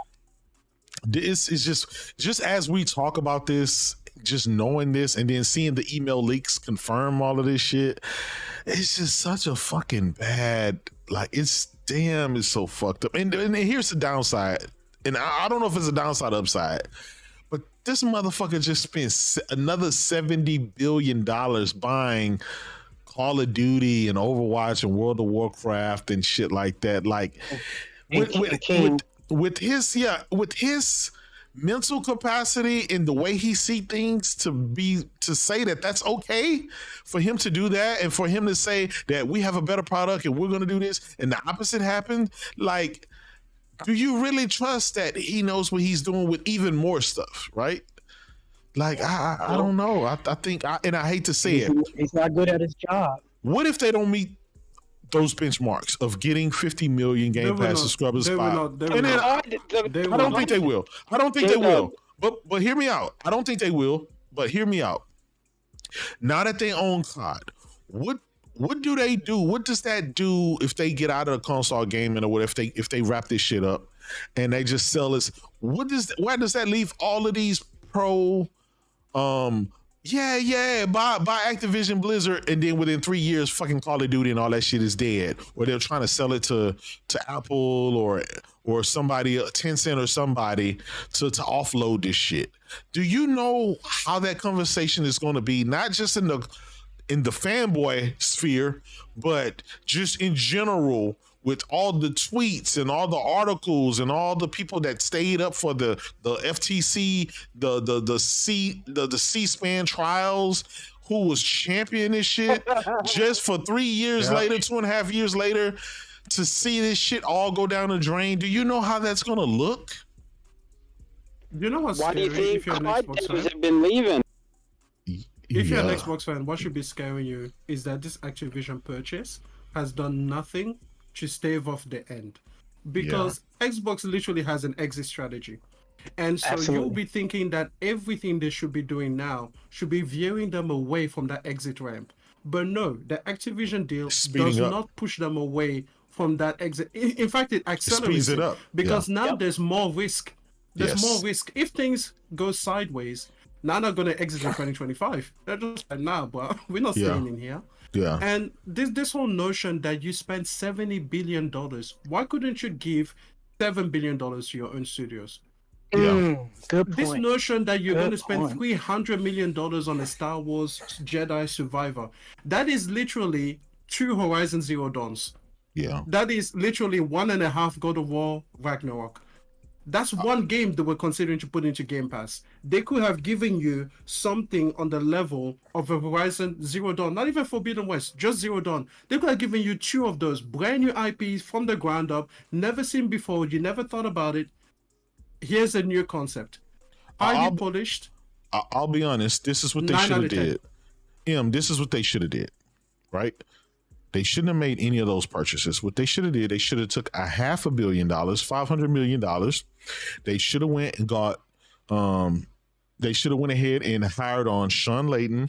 They should have went over there and got Peter Moore, tried to get him back. They should have went over there and just hired up a bunch of executives that were good at various areas and stuff like that. They should have got some guys who are great at the in the Japanese market area that got connections and all kind of stuff. They should have just got a solid management team that can harness with what they already have, because they already had more studios than Sony and Nintendo. I agree with you. What they did with their money, it's a surprise me that they spent all that money, because really all they getting out of that, I understand they got the Candy Crush shit, but the only really thing they're getting out of it is Call of Duty. Yeah. To me, the Bethesda purchase was way bigger, and they got them for way less. That was way, because if you look at Bethesda's IPs, come on now, like Elder Scrolls and all that Doom, come on, bro. Yeah. Like, but all they have is Call of Duty. I think the software is a good one. Hold on just a second. The thing what they should do with that money was reinvest into them studios like you said that they already have. But that lets you know that they don't trust them. Yes. They don't trust them to come out with a hit. They don't. That's why they buying. Because they have to keep buying in order to match up with what Sony is doing, because they can't trust the studios that they already have to come out with bang. They can't trust them. Big money. They keep spending. It's even worse because you can't even trust Bethesda. You can't even trust Bethesda now, because with Starfield being one of the lower rated games, than the Skyrims, than the Elder Scrolls. But that's what I'm saying. There's more people right now that are playing Fallout 76 than are playing Skyrim. So that's what I'm saying. Like, is it? I hate to say it, but it's like Xbox. It's like it has some kind of weird negative jinx on it, to where like shit don't increase, it goes down once they're purchased or once Microsoft has a hand in it. Can we be honest? Go ahead. Phil Spencer is the guy who pulls up in a limousine at 5 a.m. at the club when everything's closing down. Yeah. And everyone's like, bro, we're going home. Like, because when you look at his purchases, they are always, like you said, right before the downturn. Listen, I would have told you 3 years ago not to purchase Bethesda, because I would have told you, listen, that shit that Bethesda had, that excuse that they had where they always somehow were ranked on their own merit and nobody ever cared, Like, that's just not impressive anymore. Being able to have 1,000 potatoes in your hangar, that kind of game design, nobody gives a shit about that anymore. You cannot buy, like Phil Spencer is the guy that buys the stocks. Once, like, it is literally at the highest point that is going to hit, and it's like, no, it's only going to go downhill from here. Bethesda game design was always old news. He should have taken a look at Starfield and been like, yeah, this isn't going to be impressive the next generation of gamers. What he should have been looking for are games that are coming out, like Baldur's Gate 3, that were going to be like, okay, you're going to take some solid principles, you're going to modernize them, you're going to revolutionize them for the new era, and so you're going to be a hit. That's what they did with God of War Ragnarok. If they had given us a God of War 4 that had the same God of War 3 formula, it would not have sold. I'm sorry, that was outdated game design. Bethesda has not updated the game design, and Phil Spencer doesn't have the capacity to look at a game and be like, okay, is this going to appeal to the modern game audience? And this is the same thing with Call of Duty. Eventually, Call of Duty is going to run out of steam. Yeah. It's going to take a long time, but they do not revolutionize their game design either. It is stuck in the past. And soon enough, one person's going to find a formula that's going to be way more entertaining, something that Call of Duty cannot just copy, and then they're going to be the next big thing. That could happen within Xbox, but knowing that Phil is at the top, I wouldn't bet on it.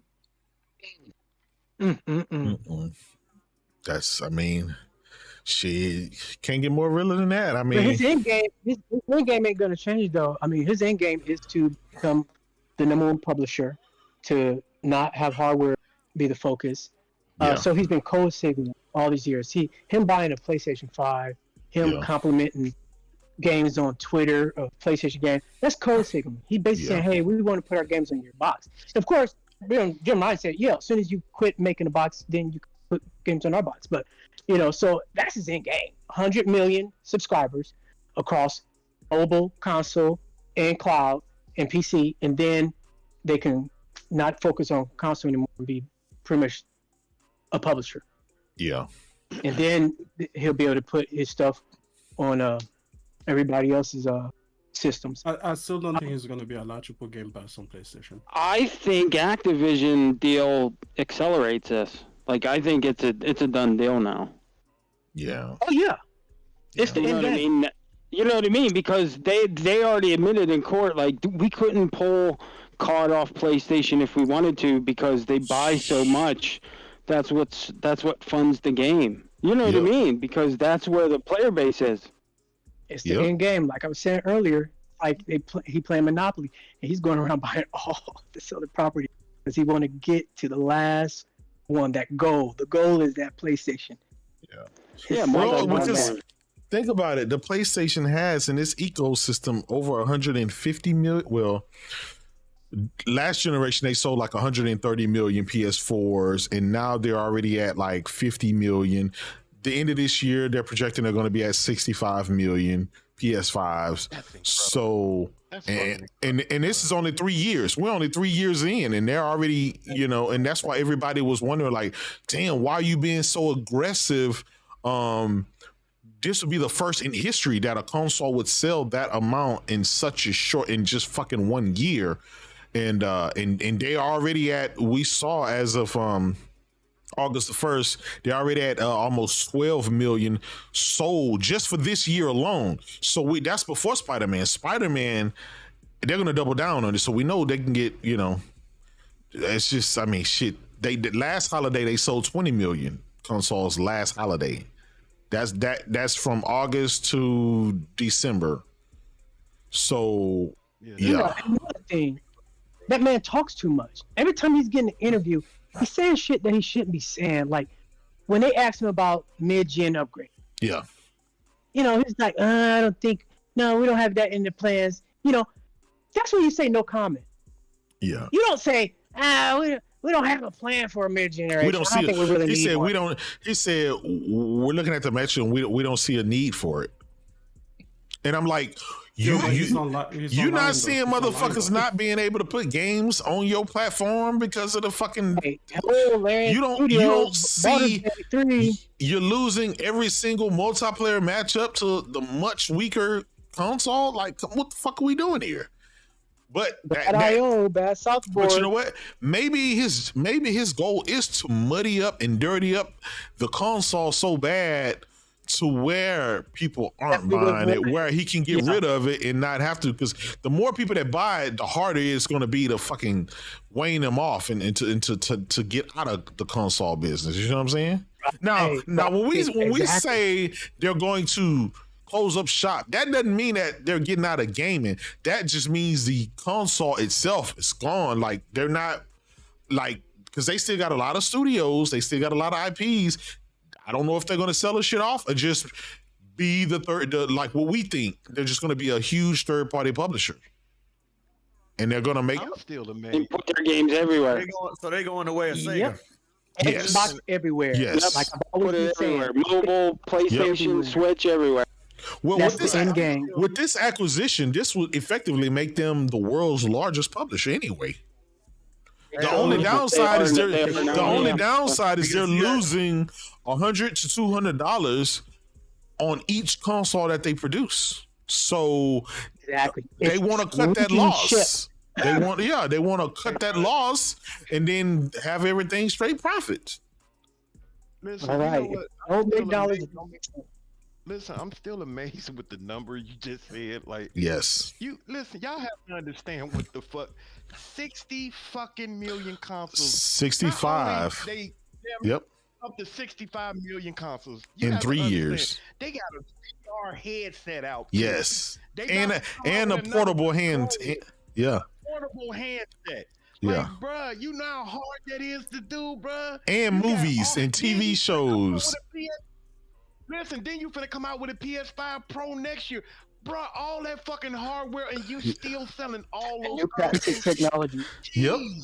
Yep. Man. Yep. And guess what? That is amazing, bro. VR is PSVR 2 is the number 8 highest selling accessory this year in the world.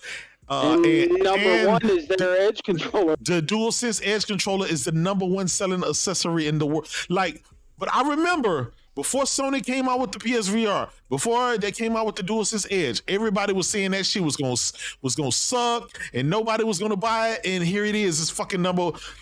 A PSVR costs fucking almost $600 to get, but it's the number 8 on it. Huh? I'm sorry, I didn't mean to cut you off. I was about to say when I saw the stats on that. Yes. I was like, oh shit. Yes, and then on top of that. And then on it's better than anything on PC. You see what I'm saying? And then you got to think about it, right? And all those VR2 games.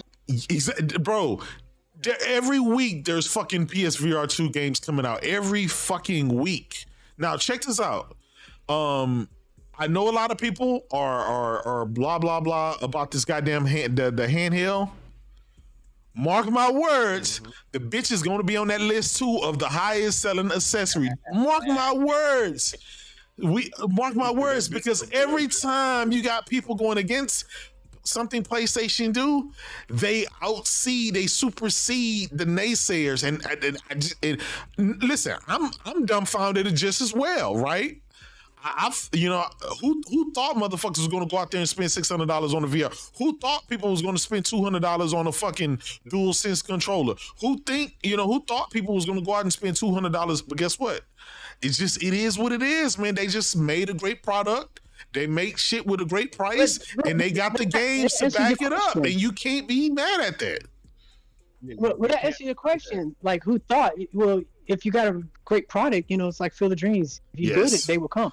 Yep. Like the PSVR 2 is better than PC's VR. Yep. I mean, at half the price. Yep. Like, common sense to tell you, hey, that's a good product. I can get into that cheaper than I can with the top PC VR. Look, like, that's not right.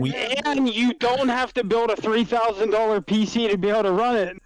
Exactly. I'm gonna say something that's gonna hurt some feelings. Listen, then you have your main competitor out there, right? This motherfucker is buying up everything. He got 2 consoles out. He got one for the hardcore, and he got one for the motherfuckers that really don't like spending money. Okay? Yeah.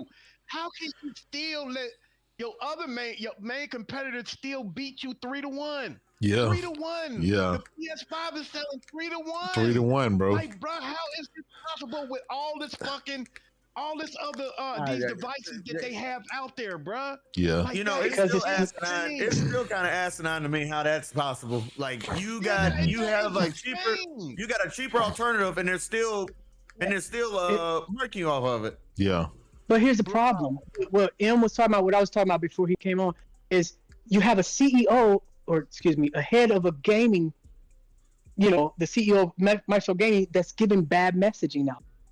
So it's a branding thing. He doesn't know how to get the correct message to gamers or potential would-be Xbox buyers because he's talking sideways. The man is just bad at being at that position. Yeah.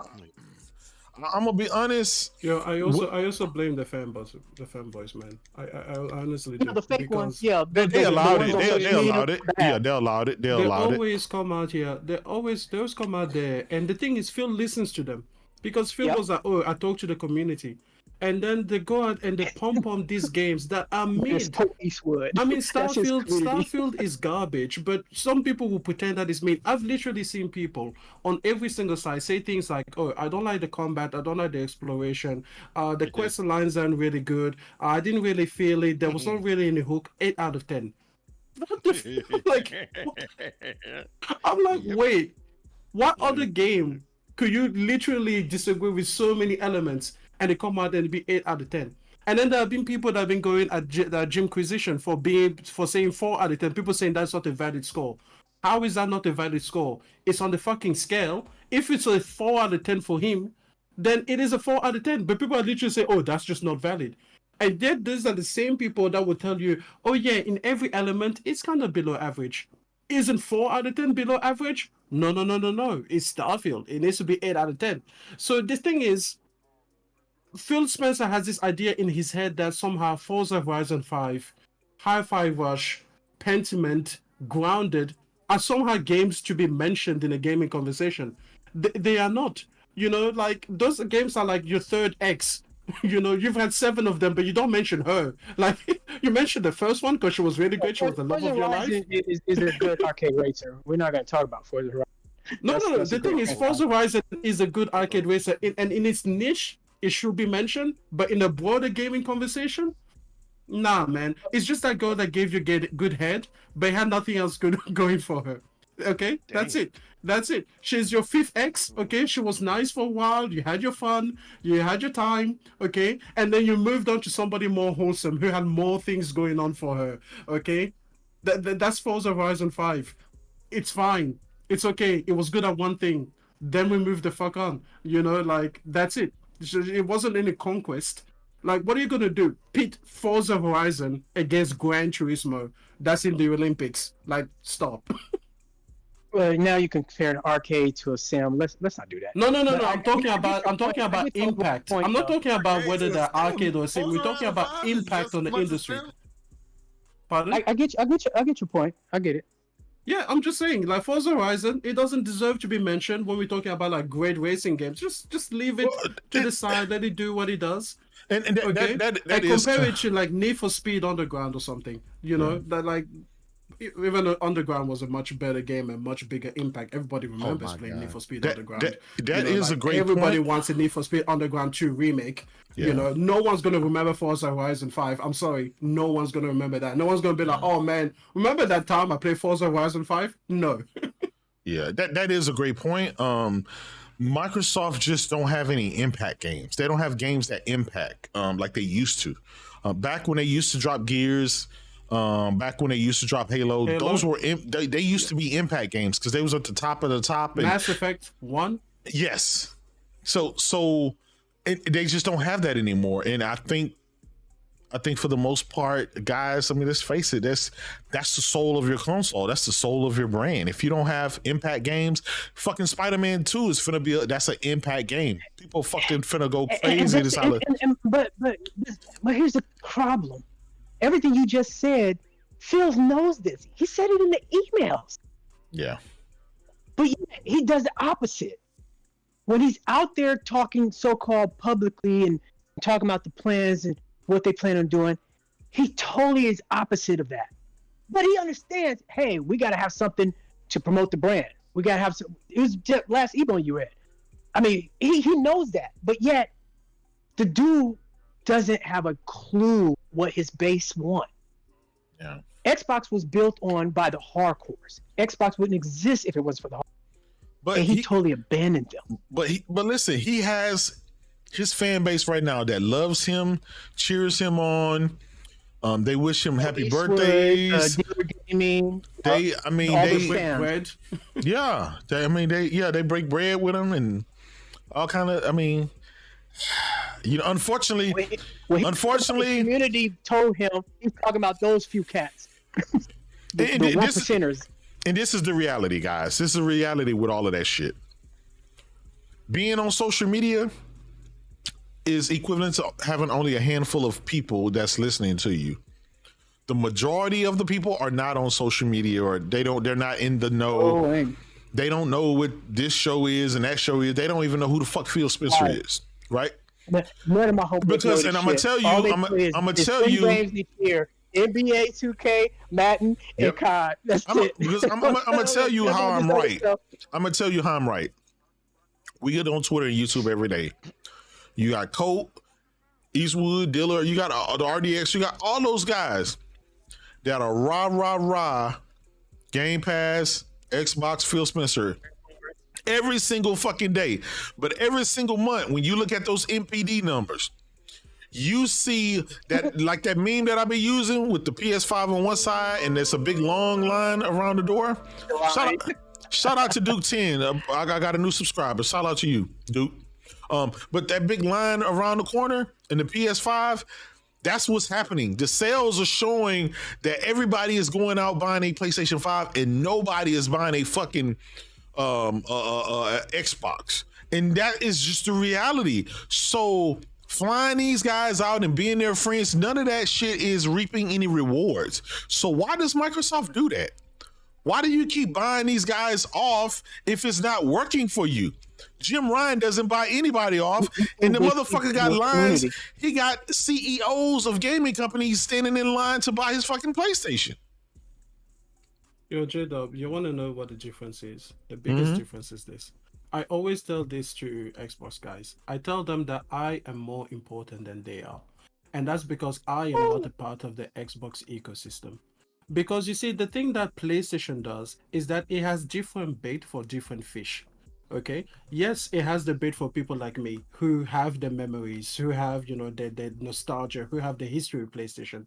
But then there are going to be some motherfuckers who are going to be attracted by the PlayStation Portal into the ecosystem. Like, that is literally going to be their in. They're going to say, I'm going to buy this console to never play it on the TV, but you play it through my PlayStation Portal handheld because I prefer to game that way. So there is the bait for them. There are going to be people that are attracted by the Last of Us TV show. They need the console. People were like, who is it that you made this show for? It's not for you, the hardcore gamer. Yes, it pleases you, but the bait is for people that have never looked at the PlayStation and are going to be like, oh, that's a game? That's what a video game can be? Let me check that out. It has the bait for the people that look at movies and they have the Uncharted for the movie and people are going to be like, wait, that's a game? Okay. It has the bait for the people who want to get into VR. And like you guys said before, they are considering, okay, I need like a $3,000 PC. I can buy this $1,000 headset. Or here's this other option on the PlayStation side, and it only costs me $1,100 all up. And I can get into somehow better gaming VR. Okay, let me try that. Like, the thing is, what does Microsoft has? It only has Game Pass. So if you are not attracted by Game Pass, then you completely miss out, and it's the only thing they ever do. They literally had Tokyo Game Show, and this guy was still trying to explain what Game Pass is. I'm like, nobody watching this show doesn't know Game Pass. Like, I'm sorry, it's a very gamer specific show, and it's not even E3. It's not E3 that breaks through the masses. Okay, it's Tokyo Game Show. Only nerds and gamers are looking at this show. They all know what Game Pass is, and you are there again trying to attract them with Game Pass. Shut the fuck up about Game Pass. It has gotten everyone that wanted to be got. And the thing is, PlayStation has PlayStation Plus for those gamers too. It doesn't matter what kind of gamer you are. Jim Ryan wants to devise bait that is going to bring you into his ecosystem. That's why they invest in live service games, because there are gamers that do not give a fuck about single player games. You could make the most amazing, you could make Ready Player One. Yep. And as long as it's single player, they will not be interested in it. That's true. But make a multiplayer game and they will be interested. So that's why these live service games are coming, because Jim Ryan is looking at their gamers. Bungie purchase, Exactly. And it's like there are people there who are not going to be interested in God of War or Spider-Man or Gran Turismo or Horizon, but they will be interested in Helldivers 2. Even though we PlayStation guys might be like, okay, Helldivers 2 is nice, but it's not The Last of Us. You know, but for them, they'd be like, fuck about your Last of Us. Like, I care about this game, you know? And that's the thing. Like, Xbox doesn't have that. Like, what are you going to offer me? You know what my bait is. You know that I love Horizon Forbidden West and God of War and, you know, Returnal and all those games. Where is that? Game Pass is. They'll say Game Pass has all the varieties that you just mentioned. That's but I don't want variety. I want production. I want blockbuster. That's the thing. Game Pass is a service to games. It's an avenue, but it's not the game itself. You know, like Doc Dark says, "Oh, I play Game Pass," and I'm like, "I'm sorry, that is still foolish and that is still ridiculous." Because you know, when I say I play, I don't say I play Netflix. I say I play movies on Netflix. Hold on. So here's the thing with Doc Dark, right? And this is why he gets a pass. He missed the Xbox 360 era. He missed the Xbox One era. He missed that era. He didn't play any of those games. And so when he got his every Xbox except for this one, pretty much when he got his Xbox, I came in at 360. When he got his Xbox Series, he realized that backlog of pretty much a whole generation of games that he didn't get to play, that he finally get to catch up playing. So to him, it's like, oh my God, I got all of these games I get to play, even though they're fucking old ass games for us, right? Because we already played them and we know they dog shit. He doesn't know that they're dog shit. So it's, you know, it's fresh to him. So he's a generation behind. So you have to think. He's thinking from a generation behind. He's not up to speed with us, right? He's just not. And that's just the truth. So the thing is, he's speaking to us in the current time as if we were supposed to do what he's doing, you know? And that's the thing. He thinks that Game Pass is beyond an end all. And I'm just like, no, because PlayStation Plus is a better version of that anyway. Like, the thing is, you've got to give a PlayStation guy reason to move over and move across to your platform, to at least dabble in it. Mm-hmm. And you just say, oh, you can have all these games for cheap. But I have both of them. I have Game Pass and PlayStation Plus, and I'm not about to cap for PlayStation Plus. And I have the top PlayStation Plus and the top Game Pass Ultimate. So I can't cap for PlayStation Plus. Let me ask you this, Freddie Wayne. Let me ask you this. Let me ask you this. I mean, you say that, but PlayStation has better games in its service, you know, and so because you have better games, meaning higher rated games, meaning big blockbuster games in that service where Game Pass don't. Name a game that's a blockbuster game in PlayStation. Listen, I'm going to name you all the games, right? Just the PlayStation collection alone. Are you talking about those games? They ended that though. They ended it because those games were already in the PlayStation in the PlayStation Plus subscription. That's what that was for. Right. The only thing that you can if you subscribe to PlayStation Plus, all those games that was in the collection is there. Yo, Freddie, wait. I'm going to need you to fall back real quick. Okay. If someone didn't play those games on PS4, then yes. Then they got those to now play. Because those were great games. That is the entire point of gaming subscription services. It's for the people that want to catch up on games they missed out on. Pretty much. That is literally its latest thing. That's your point. Just like you said, there's different reasons why people are going to come into PlayStation ecosystem. Don't backpedal now. That's your point. No. But the thing is, the PlayStation Plus, its value proposition is entirely backwards looking. And same thing with Game Pass. Game Pass is a backwards looking value proposition. I'm not about to cap for PlayStation Plus as saying it's a better. No, but it has better. It has a better library. It is. It has better games. Sorry, it has more. It has not only more games. Hold on. Is that even debatable? Freddie, it not only has more games. It literally does. There's like over fucking 700. Better library. I don't care about the number count. Freddie Wayne. Oh, okay. So let's go 5 for 5. Freddie Wayne, let's go 5 for 5. Name your top 5 games in PlayStation and Game Pass. Just name one. I name one. Let's see who has a better library. Let's go. He can't. Oh shit. Halo Infinite. Okay, God of War 2018. Oh shit. There. Got him. Forza Horizon 5. Oh man. Spider-Man 2018. Got remastered. it. Oh my Jesus. Got him. God damn. What else? Gears of War 5. Returnal. Gears of War 5. Okay, Returnal. Are you trying to name games you like? No. We're naming better games, like objectively better games. Okay. Okay. If you don't think that's a better game, Uncharted 4. Okay, yeah, Uncharted. I like Uncharted 4. I think that's just a. I like Uncharted 4. I don't care. Okay, go ahead. Next game. God of War, not God of War. Excuse me. Uncharted 4 to my Gears War games. Yeah, Uncharted 4 beats every single one of the games by itself. Yeah, it does. And it's high. And it's high rated. It doesn't matter what you love. The point is, if you're a gamer and you look at both libraries, there's no way you think that the Game Pass has a better library. Keep going. I would compare that. You're naming PlayStation 4 games. What's your point? I named Returnal before. That's a PlayStation 5 game. You didn't want it. Gears, Halo.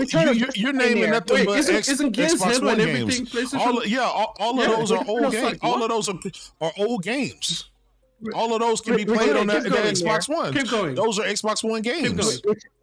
Returnal just got in there, so I understand why you brought that up. No, it's been in there. Okay, whatever. Keep going. We did 3 for 3. Two more. Keep going. I was talking to Jacob earlier. What I like.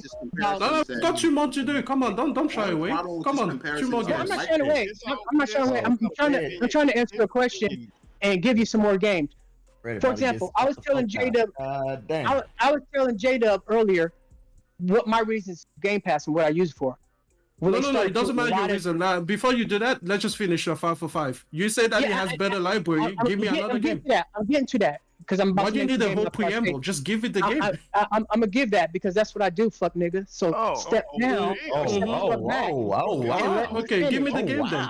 Here we go. Now, with that being said, I said they started putting third-party multiplats in there. So last holiday, they put A Plague Tale Requiem. Then this year, they put Atomic Heart. Oh my god. And which now game is it? we got Which game am I Liza going P. up against? We got Liza P's. Okay. Do you have Liza P's, Atomic Heart, and Plague Tale Requiem 2 in PlayStation Plus? I'll wait. Man, name a game. Pick one. I'll wait. I just named 3 just now. No, name one. It's 5 for 5. I think it's. Can I say? I just named 3 just now. And before that, I had named Forza Horizon 5, Flight Sim, Halo Infinite. I mean, what are you talking about, dude? I just named you a bunch of games. The thing is, it's so amazing how we cannot just like stick to a rule. I told you name 5 games. You name 1. I name 1. So how about you name 1 and then I will name 1? Hey, it's all about opinion, man. I think it's just about opinion. He like what's more in Game Pass than you. What we like. No. PlayStation Plus has objectively a better library. Listen, M. Do you have Game Pass? Yes or no? No. Why would I? Exactly. I told you that PlayStation has a better library. Shit! You just saying what happened. The pick was better, and I just told you fucking ass that I have 2. Oh my god! Oh my god! And I have Game Pass. And you talking all this shit. You only got PlayStation Plus. Shut the fuck up.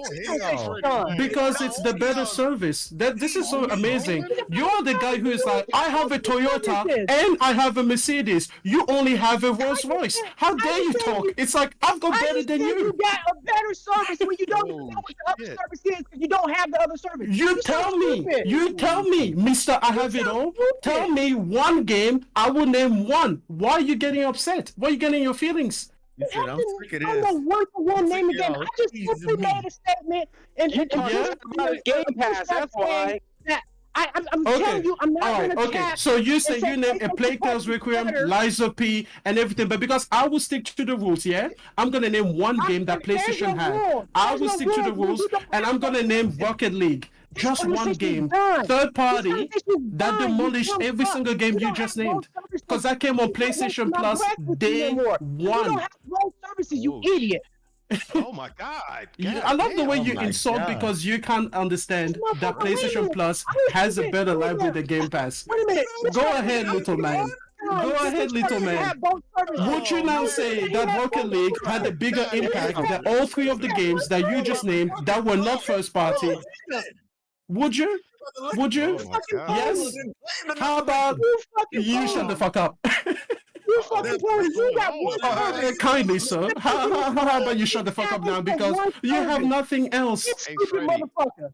Oh, one service, and I tell this fucker I got both services, and I'm not gonna cap and say you're not gonna cap for it because you refuse to recognize that PlayStation Plus is a better service at a cheaper price with a bigger library with better games, fucking Game of the Year games that you don't fucking have. Oh shit! Game Pass. And even with the third-party games, they give you better third-party games. You name 3, I name 1. Oh shit! This what he did. Oh shit!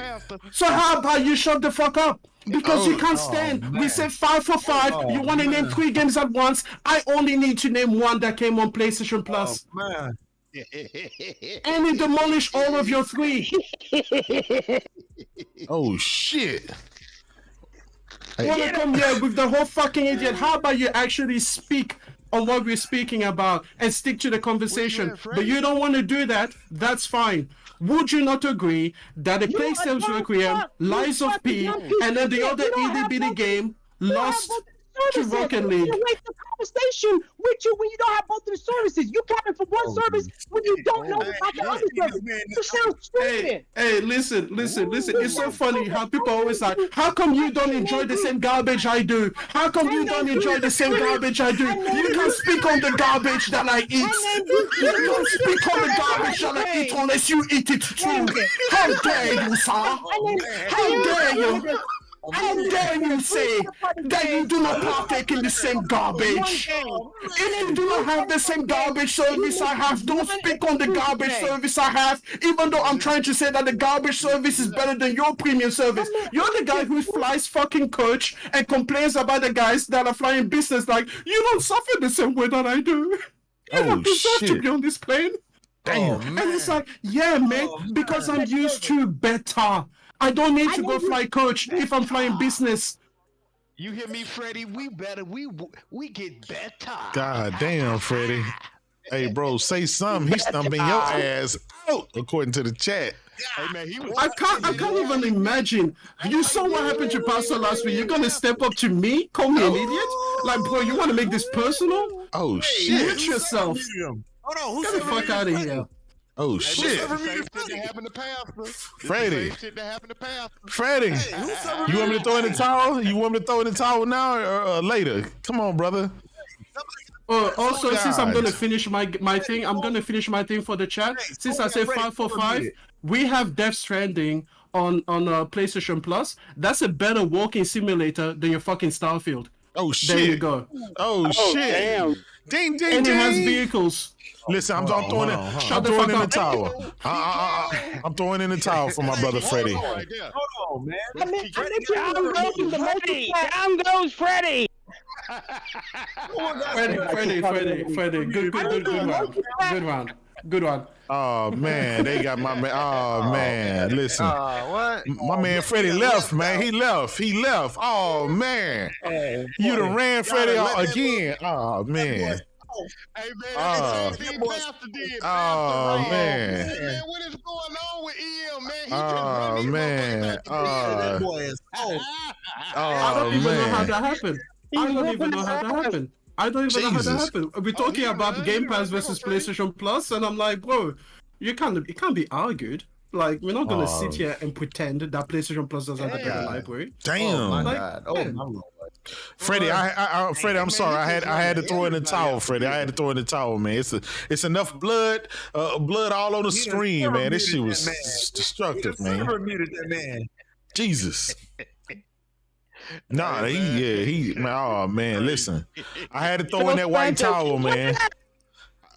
I had to throw in that towel. Hey, listen, J-Dub, just imagine what he just did to Freddie 10 times worse. That's what happened. Just imagine that 10 times worse. That's what he did to Pastor, man. That shit was remarkable. That was a massacre. Hey, and guess what? And Pastor, I ain't seen a tweet from Pastor Joe in 2 days.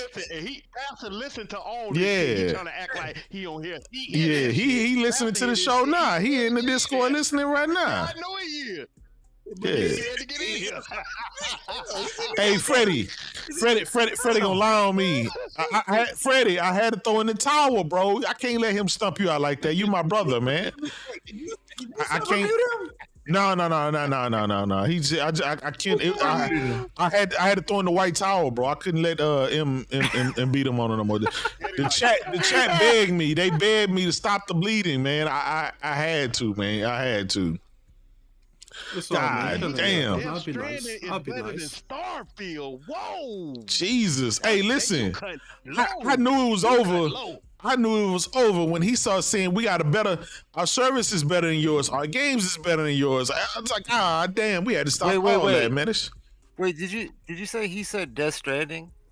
Yeah, he said Death Stranding is a better walking simulator than Starfield. That's really bad because that's like Freddy's fucking favorite game. Yeah. Oh man, Freddy.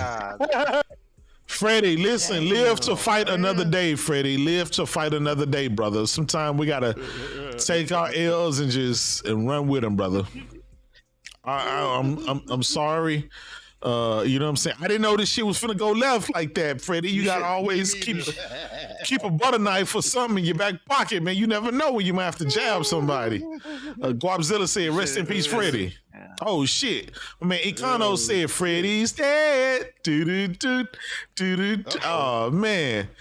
Freddie said, Freddie 214 said, Pastor is hiding. Yeah, Pastor hiding, man. He back here. On the show. My bad. Yeah. No, come on here. Come on, guys. Hey, you just messed with M just stumped out Freddie Wayne, man. We had to throw in the towel. That shit got bloody.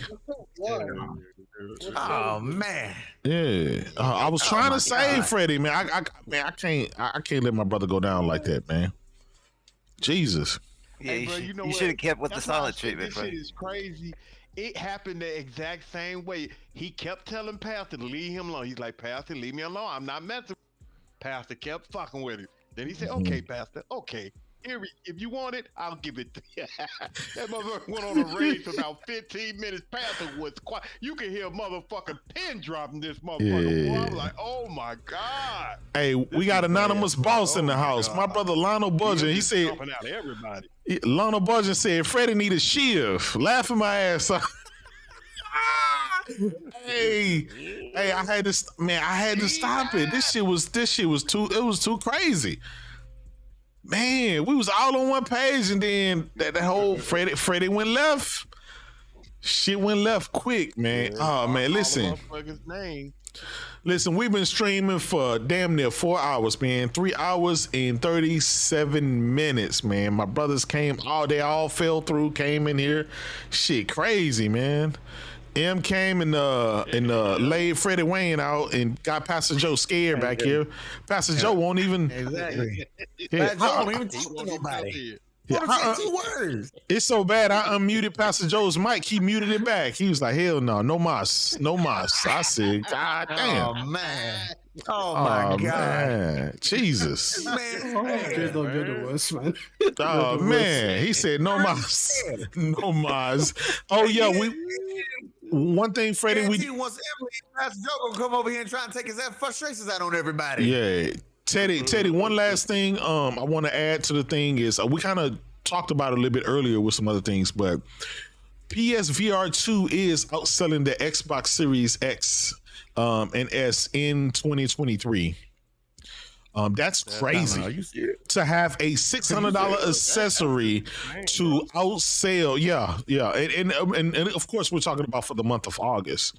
But this is a $600 device. You know what I'm saying? You know what it's saying to me is that people that buying the PS5 is willing to spend that PC money. Yes. You know, PC guys are the only one that be spending $1,200 here, $1,100 here. You're right. Like, just imagine walking to somebody's house. You see, they have a PS5. They had a PlayStation VR 2. They got this. They about to get the PS5 Pro. They about to get this PS5 Portal. Man, you know how much money that is, bruh. Like, Sony Sony cleaning up. They cleaning up in every avenue. Peripheral. And they got, guess what? Peripheral is outselling a console. They got the earbuds coming, and they got the headphones. They just had the goddamn movie. I mean they got TV shows. These motherfuckers, I ain't gonna lie, man. You can hate on Sony all you want, but these motherfuckers is knocking all their ideas out of the park. So y'all might wanna kind of like give them a little breathing room on these live service games, because so far, like, they knocking everything out the park.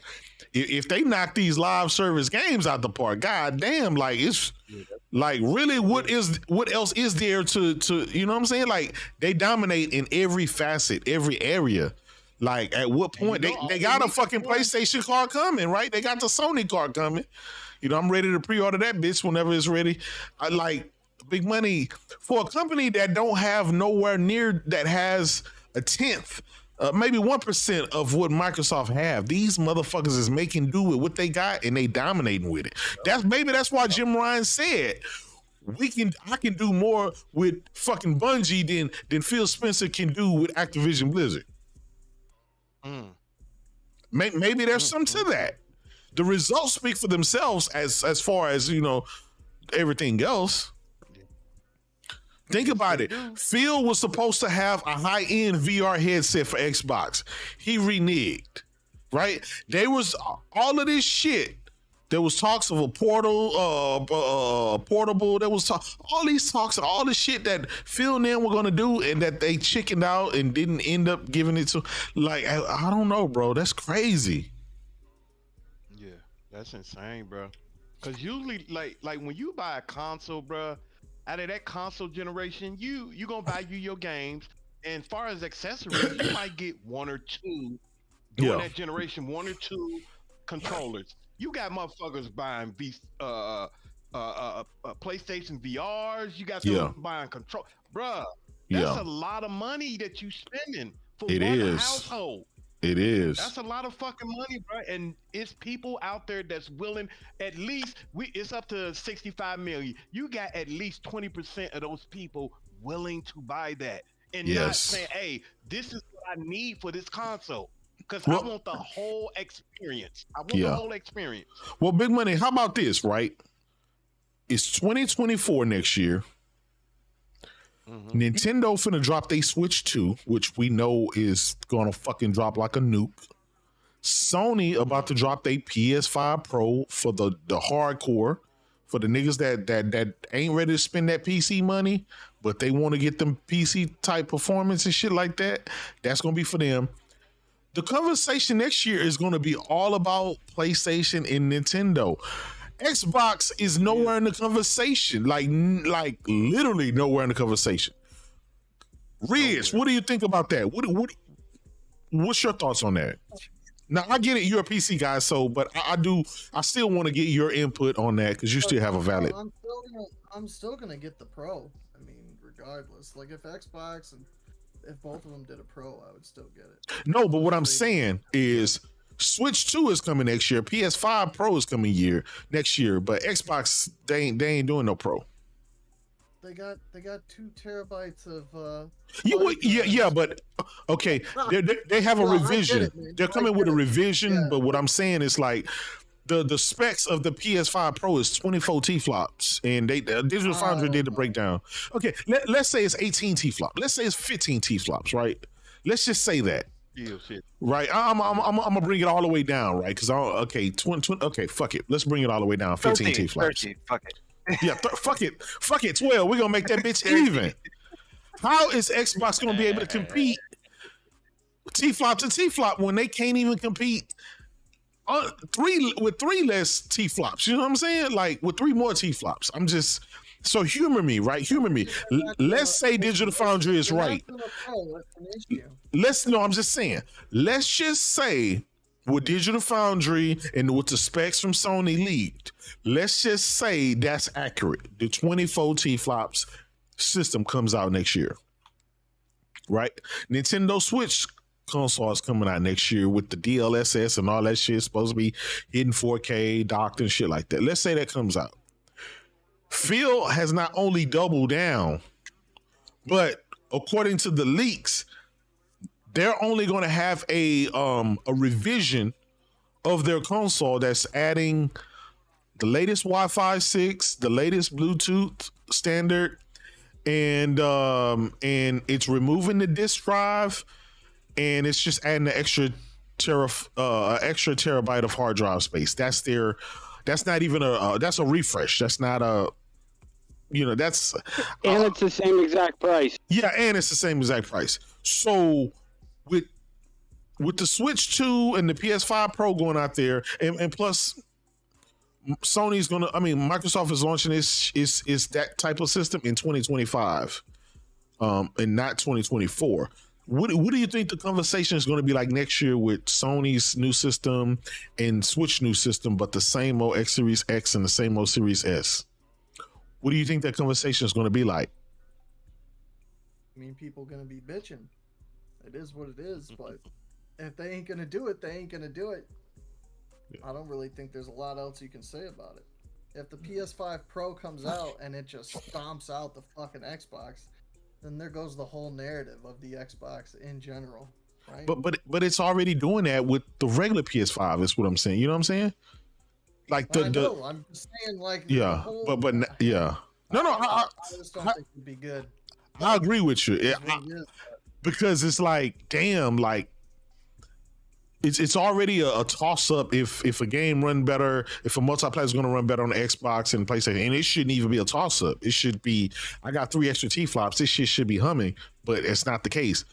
But now you got a console that's twice is more powerful than my console on the market. Everybody back here, we know, going to buy the Pro day one, right? All of us. I don't know if the Pro's going to be 24 teraflops. I don't know about that. No, that's what I'm saying. This is okay. So, Sony hasn't announced anything, right? So we're just for shits and giggles, right? Let's just say it does happen. I want to place the scenario. I'm just as an artificial scenario. If this happens, what is that conversation like next year when you're on your fucking PS5 Pro playing the next fucking Ghost of Tsushima 2 or Wolverine or whatever the fuck they got coming, right? You're going to be playing that shit. The Switch dudes are going to be playing fucking their Tears of the Kingdom not even remake. That bitch just going to be upscale because, Nintendo, they cheap as fuck. They ain't going to do shit.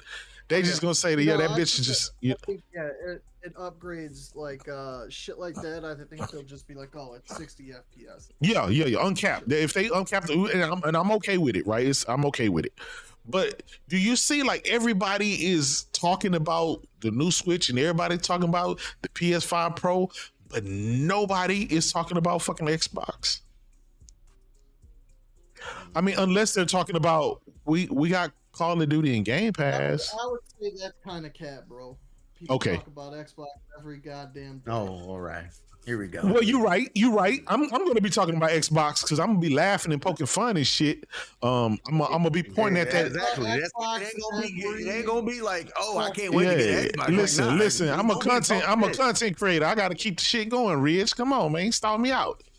But I get it, man. Like y'all kill me with that shit talking about, oh, well, it seems like everybody can talk about is Xbox. Well, because they're fucking content creators. They gotta have some type of fucking news. Well, even as a gamer, Hell, what? I mean, what? You just want to? What you want to not talk about Xbox? You want them to talk about PlayStation? It's kind of hard to talk about PlayStation when everything PlayStation do is right and it's gold and it's great. Get him, Teddy. I mean, shit. I can't help it. Hell, Starfield is a goddamn thud. It's an okay game. It ain't game of the generation like everybody was goddamn talking about. Oh, this is gonna be. This is our goatee. This is everything. I will be shocked if Starfield is even in the game of the year conversation. I will be genuinely shocked. It might go. It might go for. You know what? It might not go for goatee, but it might go for best RPG. I'll give it that. It's in that conversation, maybe best RPG, but it damn sure ain't a GOTY contender. It ain't got the Metacritic score to boot, and it damn sure ain't got the goddamn Open Critic score to goddamn go for it. So, yeah.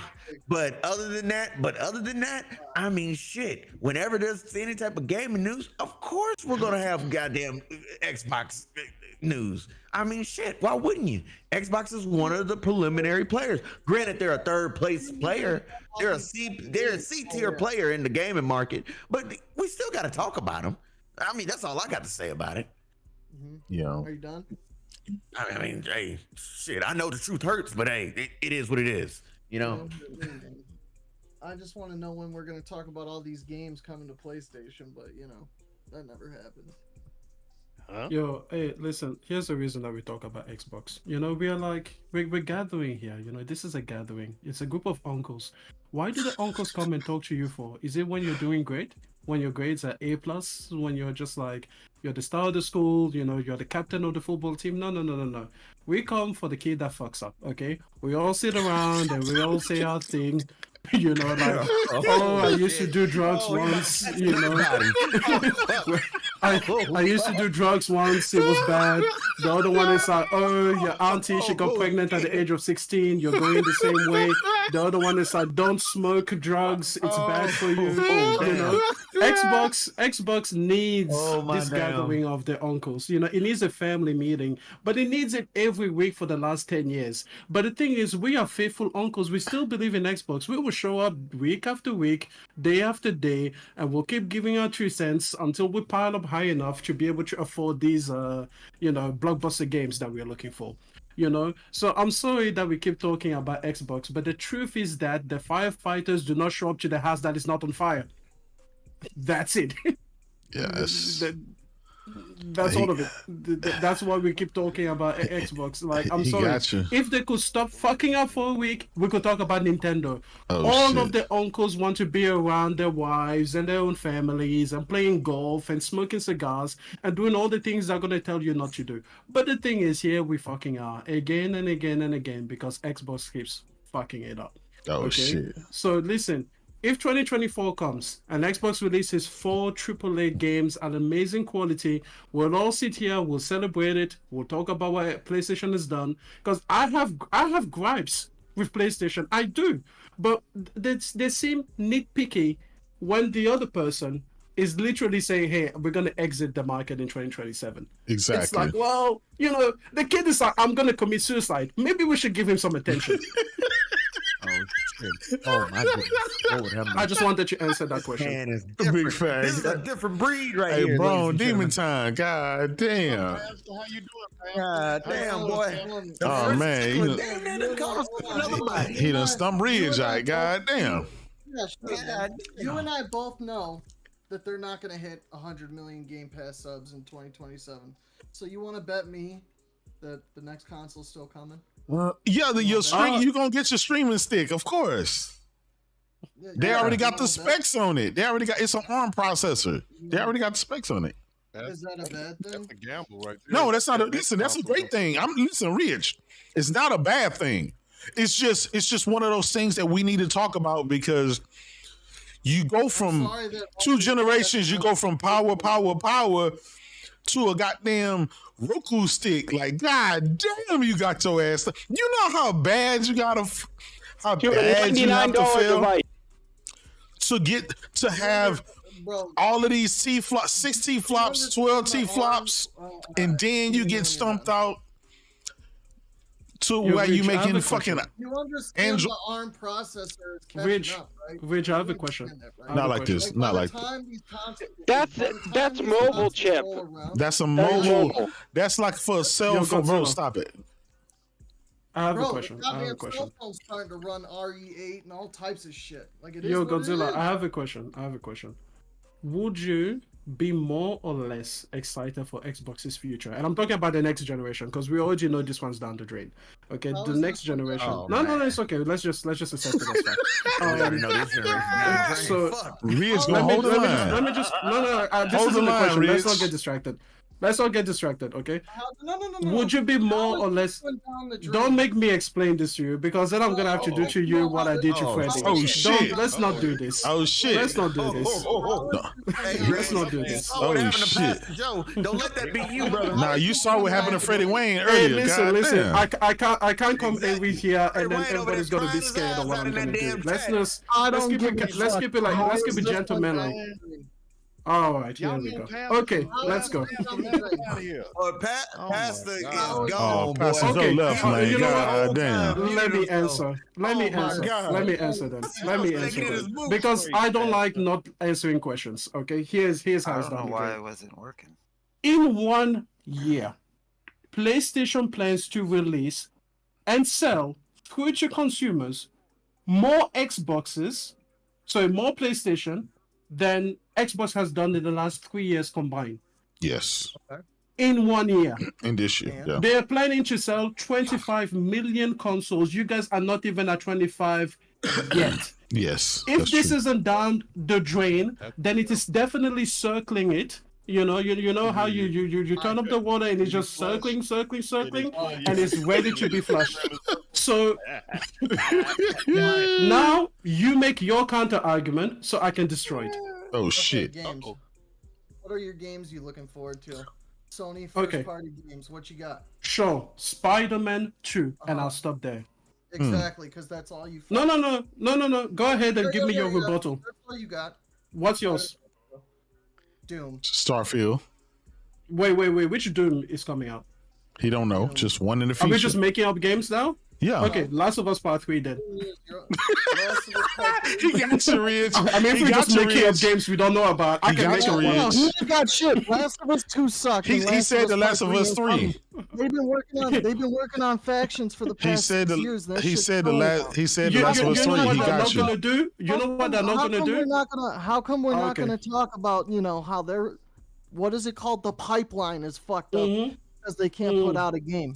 What is the issue? Why is everybody buying PS5s?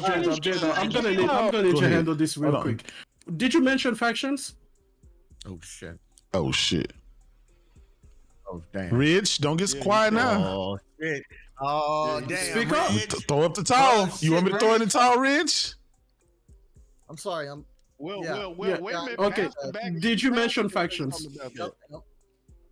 Yeah. Mike's not working. I don't know. No, his mic working. He's scared. He's scared. Well, you didn't mention it, or you did mention it? I said I did mention it. Yeah. Oh, you did mention it. Good. Okay, listen. Here's what's gonna happen. Yeah. PlayStation would rather cancel faction altogether than release something akin to that dog shit Halo Infinite that you got. Oh shit! Because over here we care about brand identity. I know you're fucking fraud. Here we go.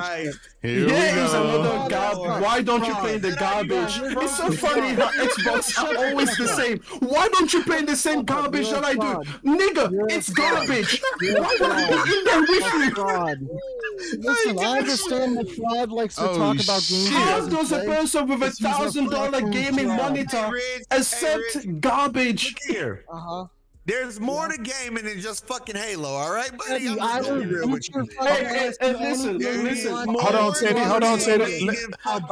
Let him. Hold on, Teddy. Focus on me. I'm your opponent. Focus on me. You don't need to take a. Focus on me. Focus on me. There's more to gaming than Halo. Yeah, you're right. Because that's all. First of all, nobody is interested in Halo. No one cares about Halo. That's all I play. Nobody cares. I mean, you and your 12 friends. You know, so oh shit. Oh listen, shit. I'm really glad that you enjoy your little garbage ass sandbox. You'll accept your fucking bootleg fucking Splatoon, right? Your bootleg Payday. You can't wait to play that shit, can you? Oh yes. Yeah, I will. I will play it. And if it's garbage, you know what I'm gonna do? I'm gonna leave it, just like I did Destruction All Stars. Because here's the thing: when you are used to the finer things in life, when you're used to the finer things in life, you don't accept garbage from anyone, whether that's from Xbox or PlayStation. Okay, Destruction All Stars was garbage, and so I don't play it. Oh my god! I know you don't play anything because you're a fraud. I don't play anything. I just planned Sea of Stars. It's on Game Pass. You should try it. I'm good. It's like if Halo was made with people that actually cared about what they were making. It's like that, but with nostalgia, and it's turn by turn. But aside from that, it's a quality title. I know you haven't touched a quality title in a while, but it's like when you love it, it loves you back. Oh shit. Okay, that's how it feels like to play that game. And it's on Game Pass. It's on your own home service. You should play Sea of Stars. Yeah? You're gonna call me a fraud, Mister. I bought $1,000 game monitor, but I want a game share. Do we need to bring that back up? Oh shit! Yeah, because I actually Do we need to bring that back up? Yeah, he punching below the belt. Ridge, he punching below the belt. No, hey, listen. Play shit. He's another guy on a gaming panel who doesn't play games. Another fucking fraud. Surprise! You got passed on mute. You got passed on mute, J-Dub. No. He's not on mute. Passenger just refused to talk. He just refused to talk. Yeah, that's what I'm thinking. Because he keep coming in and out like something wrong with his mic. Nah, that's him. I just thought he keep coming in thinking that M left, and then he see M talking, and then he run off. Hello. There you go. See, there you go, Pastor Joe. Rich, what are you looking forward to? What are you looking forward to from Xbox? And I'm not talking about made-up games like Doom that you don't know that are going to come. Yes. Emily is 30-year franchise. Hold on, Pastor. Emily is a 30-year franchise. Hold on, Pastor. Emily, when is the next game? Emily, you smoke enough. J-Dub, you a liar. I'm a liar. What you had me muted for this entire show. What? You weren't even in here. What are you talking about? What are you talking about, Pastor? Pastor bugging, man. See me again? Hey, Pastor, what are you talking about, Pastor? Wait. Emily, that's not. I will get to you. Let's do this. No. Let's do it now. I don't want to wait. Bring him back. I don't want to wait. Let's go. Let's do this 1-on-1. Bring him back. Because the thing is, he comes here. He calls me Emily. That's cute. Let's do it. Oh shit! Come back in here. Let's do this shit 1-on-1 real quick. Rich, you wait for your second black eye. Okay, you just wait over there. All right. Black eye because unlike it's okay. I want to move on to your friend now. It's all right. It's okay. Relax. Somebody tell Pastor to get back in here. You're a fucking fraud. Oh my God! Listen. Rich, you go ahead and you just check my gaming credentials. Actually, wait, hold on. Hold on. You do not. Info Extreme on PlayStation. What's yours? Fraud. What's yours? Fraud. He ain't gonna give you his PlayStation. What's your PlayStation? Okay, fine. What's your Xbox? I'll create an Xbox account just to check your credentials. Go for it. Looking at it. What is it? You looking at it? Godzilla's Wrath? Is his name. Yeah, that's his name. Yeah. Is that on PlayStation?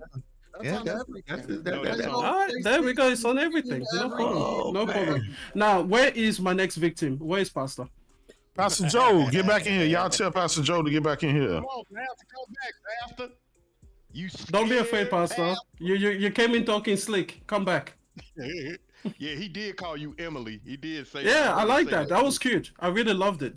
So come back. Yeah, let me handle this real quick. He said, "Come on back, Pastor." He said, "Quit being a little bitch." God damn, man, this man here different. You don't. Y'all done let the French tickler go ahead and whoop y'all ass like Boy, you Xbox fans make me sick. They ain't got no goddamn strength, nothing. Hey, where Pastor Joe go? He jumped off. He's not on Discord anymore. Pastor Joe, get in here. Mustering up some courage. Pastor Joe, I need you to find something. I need you to go ahead and dig down deep and find your balls. Hold on, Pastor Joe's in the chat. Hey, Pastor Joe, jump back in. Jump back in. Pastor Joe, jump back in. He's scared. Come on, Pastor Joe. You got a one-on-one with him. He's waiting on you. He's scared. Yeah. Pastor, if you don't come back in here, I'm going to talk about your ass and your goat for the rest of your days. Yeah. Come on, y'all. Yeah, you and your goat. Hey, listen, y'all can talk about Pastor all you want, but at least he plays his dog shit games. Oh right? my God! Pastor Joe don't play no games. Dog shit games. Why'd you have to call it dog? No. No, I didn't. They can jump back in. He plays his games. Hey, the only reason why Pastor Joe acting like I kicked him, I didn't. That's it. That's the only reason. Don't make no damn sense. He lied on you, J-Dub. Talking about he had Yeah. Oh man, I gotta send them. Oh. No, bro, get them back in here, please. Cause they acting like I'm that they running, but they blaming it on me. Oh, that volume thing too. Like they. Yeah, that ain't got nothing to do with me. Yeah, everybody has their own individual volume. In and out. He kept jumping in and out though. He jumped. Oh, there we go, Pastor. Let's do Pastor, this. there you go. Unmute, Pastor Joe. Unmute. It's one-on-one, you and him. You have to unmute yourself. Unmute yourself, Pastor Joe.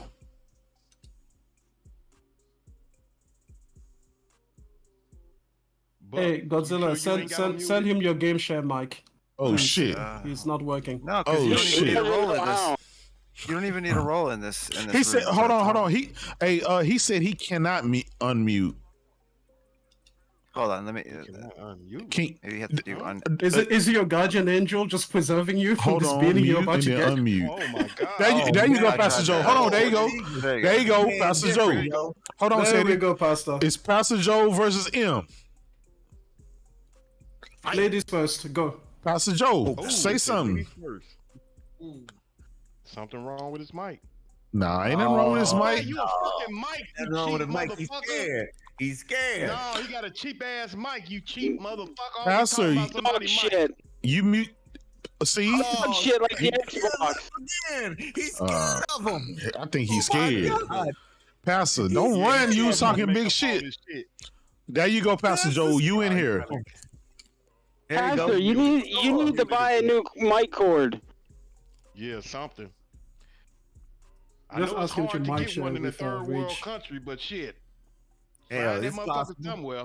Pastor Joe, we waiting on you, man. Amazon deliver. Go sell Pastor a couple Joe. dollars and get you a new mic. Hold on, Pastor Joe. He said unmute him. Pastor Joe, you're not muted. Yeah, it's not server. You gotta unmute yourself. You have to unmute yourself. Unmute yourself, Pastor Joe. He dumb too. you know, in his country they only go up to third grade. They only go up to third grade in this country. So Jesus. God damn. Pastor, your mic is showing muted, but you're not server muted at all. You need to, on your Discord, hit the unmute button, brother. You just came in here talking a while ago and you jumped out. Yeah, Pastor, you making up some bullshit because you. Pastor, go to where it says expand your mind and hit that on your Discord, and it should manually unmute them. Unmute him. Oh, not on their end. No. Just on the server. Yeah, you can mute them on yours. He has to unmute himself. Okay. What if I do a server mute and then unmute? Thing in the world. He doing this on purpose. Come on, Pastor. I tried that. Yeah, Freddie, Wayne, show us that you could speak without touching anything. Because you don't have a role either, right? Yeah. Freddie, show us that you Freddie, can speak. unmute, brother. Just say one thing. Without us doing it. Back. A minute, Freddie. Just say anything. Just say fuck you, M. Say it. Come on. I think Fred is scared too. Oh man! Damn, oh man, boy, y'all scared of the French? Y'all scared of the French boy? Y'all scared of the French boy? God damn! They say Pastor got that. Yeah. French Revolution. They say Pastor got that. Both broadband bully rolls. He said Pastor got that Gilligan's Island coconut headset. Oh shit! Oh man, he jumped out. Oh shit. Hello. There you go, Pastor Joe. Hold on. Hold on, Pastor Joe versus him. Go ahead. Wait. Emily, I will deal with Emily on my terms. First of all, J-Dub, you muted me for this entire show. You lied to everyone. Praise God. Everyone and said how I am a yourself muted. Shut up, you potato. I'm not speaking to you. I've dealt with you many times, right? Teddy's out here, happen for anyone that he could suck their titties about, right? You guys are. I like the way he's just ducking me. I like the way he's just ducking me. I'm just gonna be here until you decide to suck to me. You guys. Listen. You guys have not given Freddie Wayne.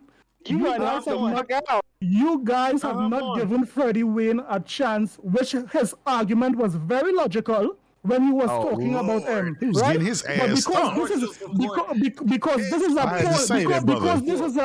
because this is a pony podcast, we're seeing that M is getting preference over the other. I'm not a pony. I'm a movie gamer. You understand what I'm saying? So what I'm saying is that Pegasus. You're not intelligent enough to unmute yourself. Shut up, you potato! You have nothing to say. Shut it.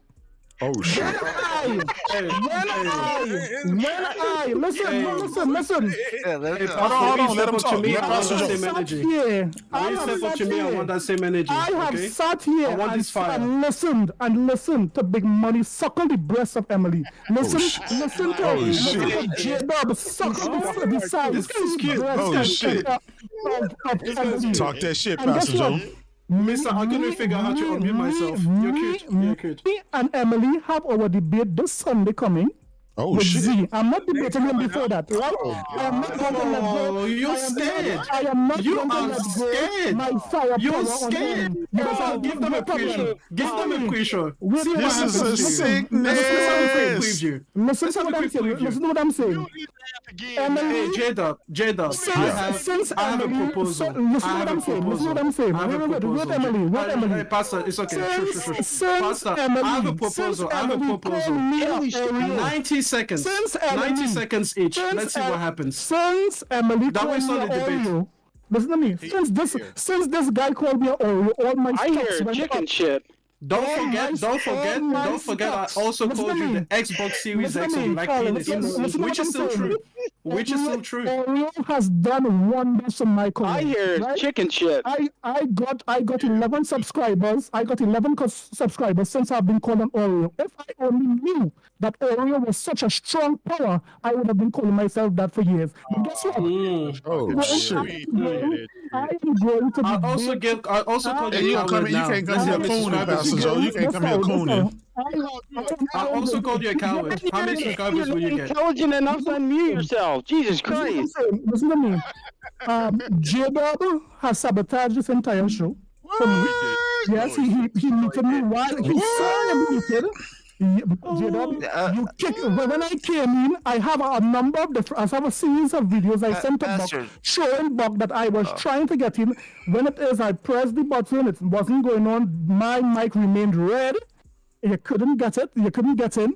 But when you showed me that, okay, you're in here. Hold on. Listen to Buck. Listen to Buck. Hold on. Listen to Buck. Go ahead, Buck. When you showed me that, it wasn't red on my end. I showed you the screenshot.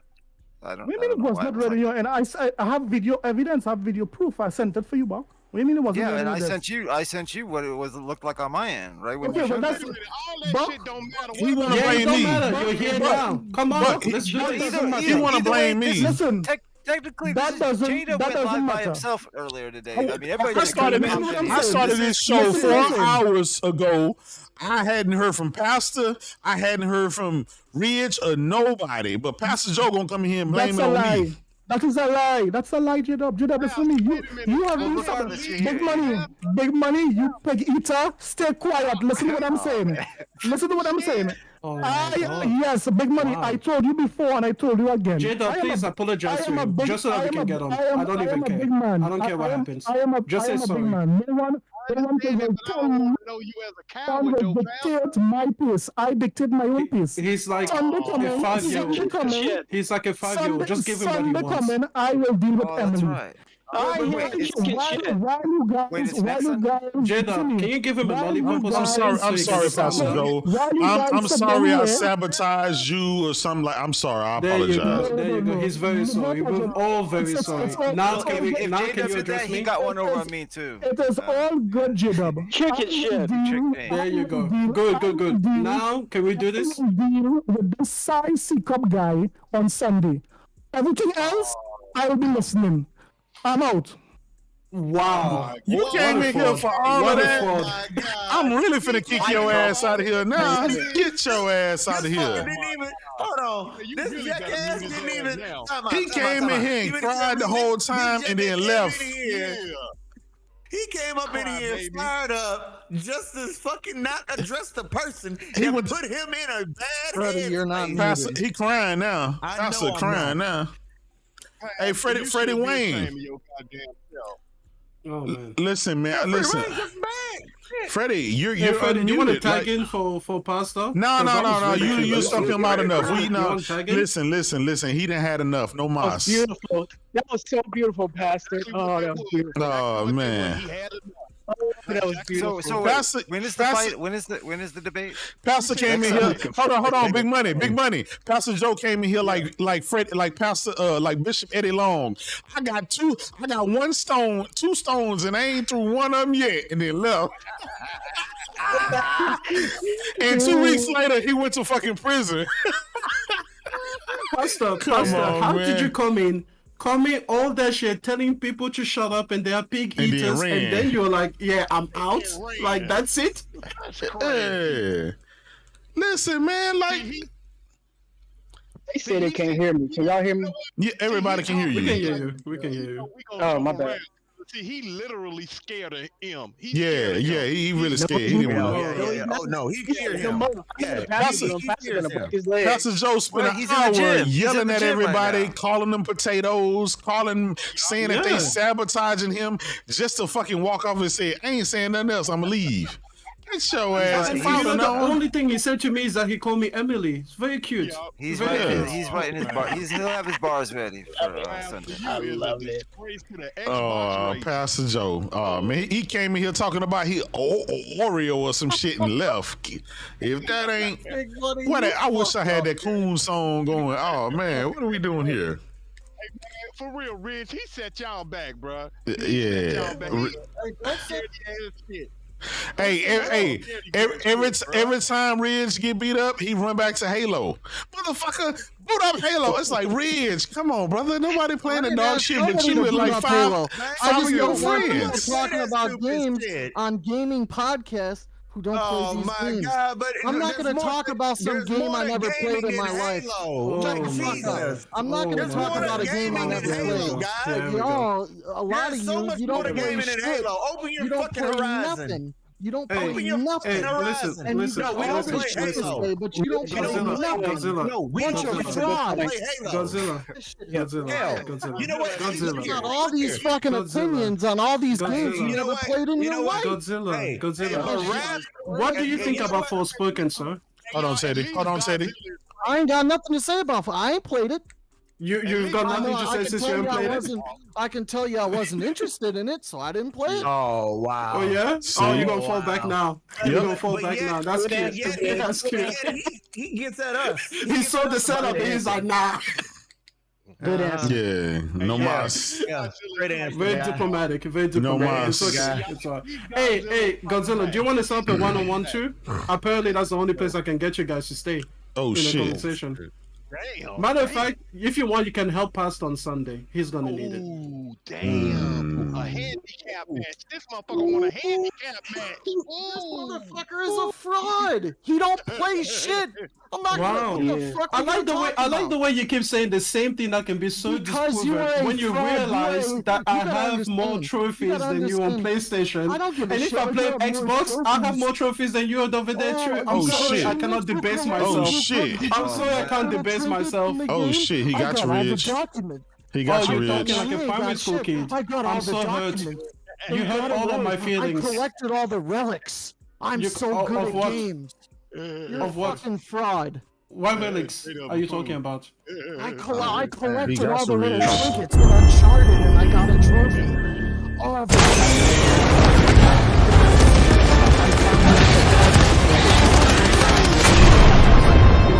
Hi, I'm Johan Pilestad, CEO and Creative Director at Arrowhead Game Studios. And today I'm pleased to share an extended look at Helldivers 2.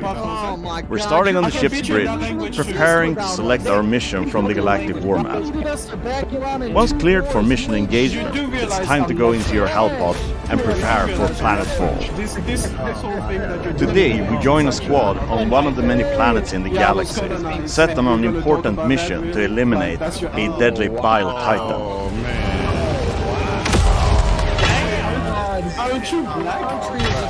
Okay, we need to find the terminate bile titan.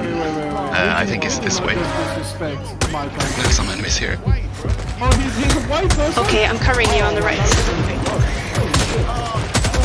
We're covering you here. Oh, there's loads of them. I'm switching to flamethrower. Oh god! No, it's the bile titan! Oh, I died. Reinforcing. Oof, I have to run.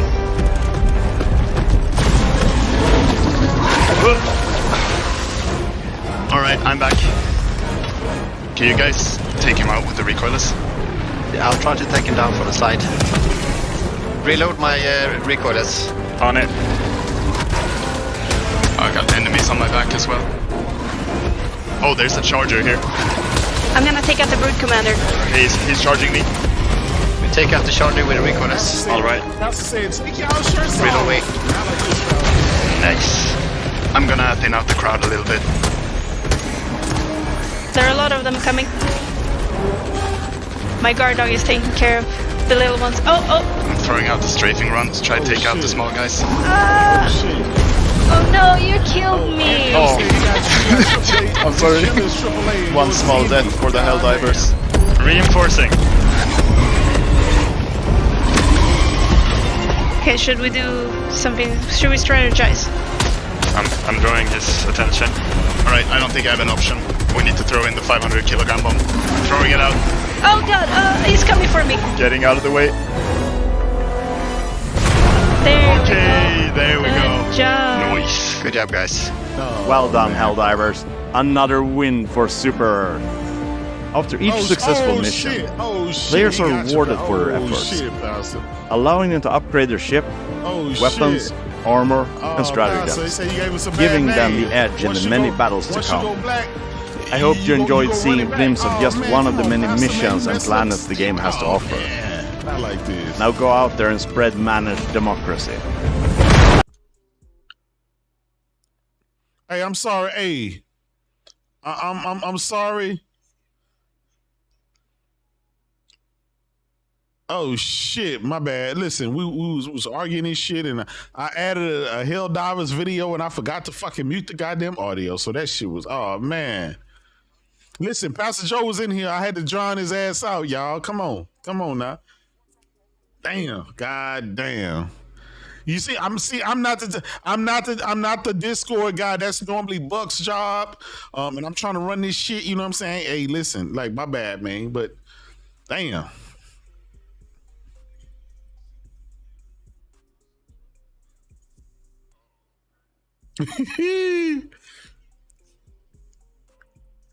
No. He comes in, he says what he gonna say, and then he leaves. And then he'll turn around and blame me. Like, what the hell? I don't even know how to work this fucking this goddamn.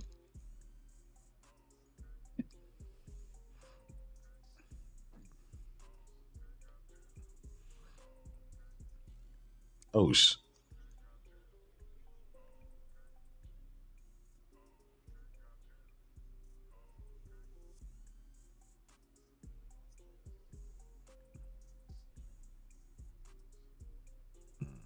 He ain't gonna come back in.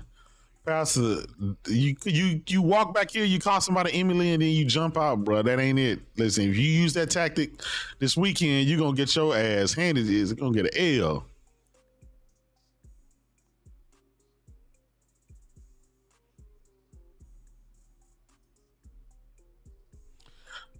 I don't know. All right.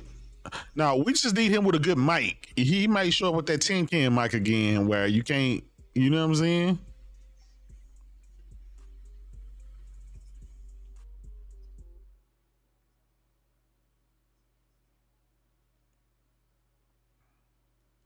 Just ain't got the mojo for it. Hey man, y'all crazy, bro. Man, hey, listen, we've been live for like 4 hours and 30 minutes. Fucking technical issues going on. There's all kind of shit going on right now. Shit crazy, man. I don't know, man. Anyway, man. Listen, we got a fight. Apparently, we got a fight Sunday coming with Pastor Joe versus M. Yo, what time is? Don't want to miss. It's gonna be honest. You don't want to miss. I don't know. I need to know. Hey, the chat. It's early morning for me. I'm gonna need to know. Hey, can y'all hit the panel again? Let me know if y'all can hit the panel. I don't know, M, because Z go live at any time, bro. You just got to keep checking in. Yeah, exactly.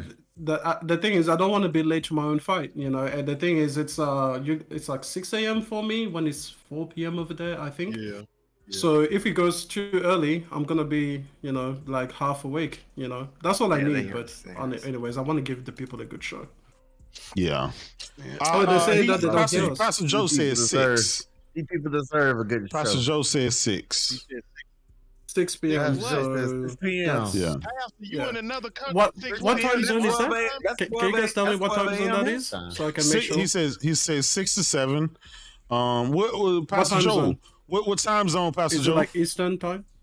Yeah, I think it's based on Eastern. It's based on Eastern time zone. It's Eastern based on Eastern time. Yeah. Okay, so that's like Pastor 6 Joe hours ahead of me. Pastor Joe showing up wearing his coconut war gear. Oh my goodness! God damn, apparently they're having an issue. They said that some people say that they can't hear the Discord. They can't hear the panel. They hear it now. But okay, yeah. Can you guys that sucks hear? That they missed that last fight. Some part was on delay. Yeah, I just checked it. Okay, I was just make sure because I still see that. Man, listen, it's been one hell of a goddamn night, man. My man M came in and laid everybody smooth the fuck out, and then they started blaming me for technical difficulties. God damn, Buck, you should have been here, man. You the tech guy. Come on, man. I was fucking with the Discord because pastors like hit me up like, oh man, well I'm muted. I'm like fucking with that. I didn't know this shit. I didn't know. Yeah, I can't control this Discord shit. This shit is fucking chaotic, man. Yeah. Everybody started fucking fighting and shit. Yeah, all I know. Yeah, I just got back from work too.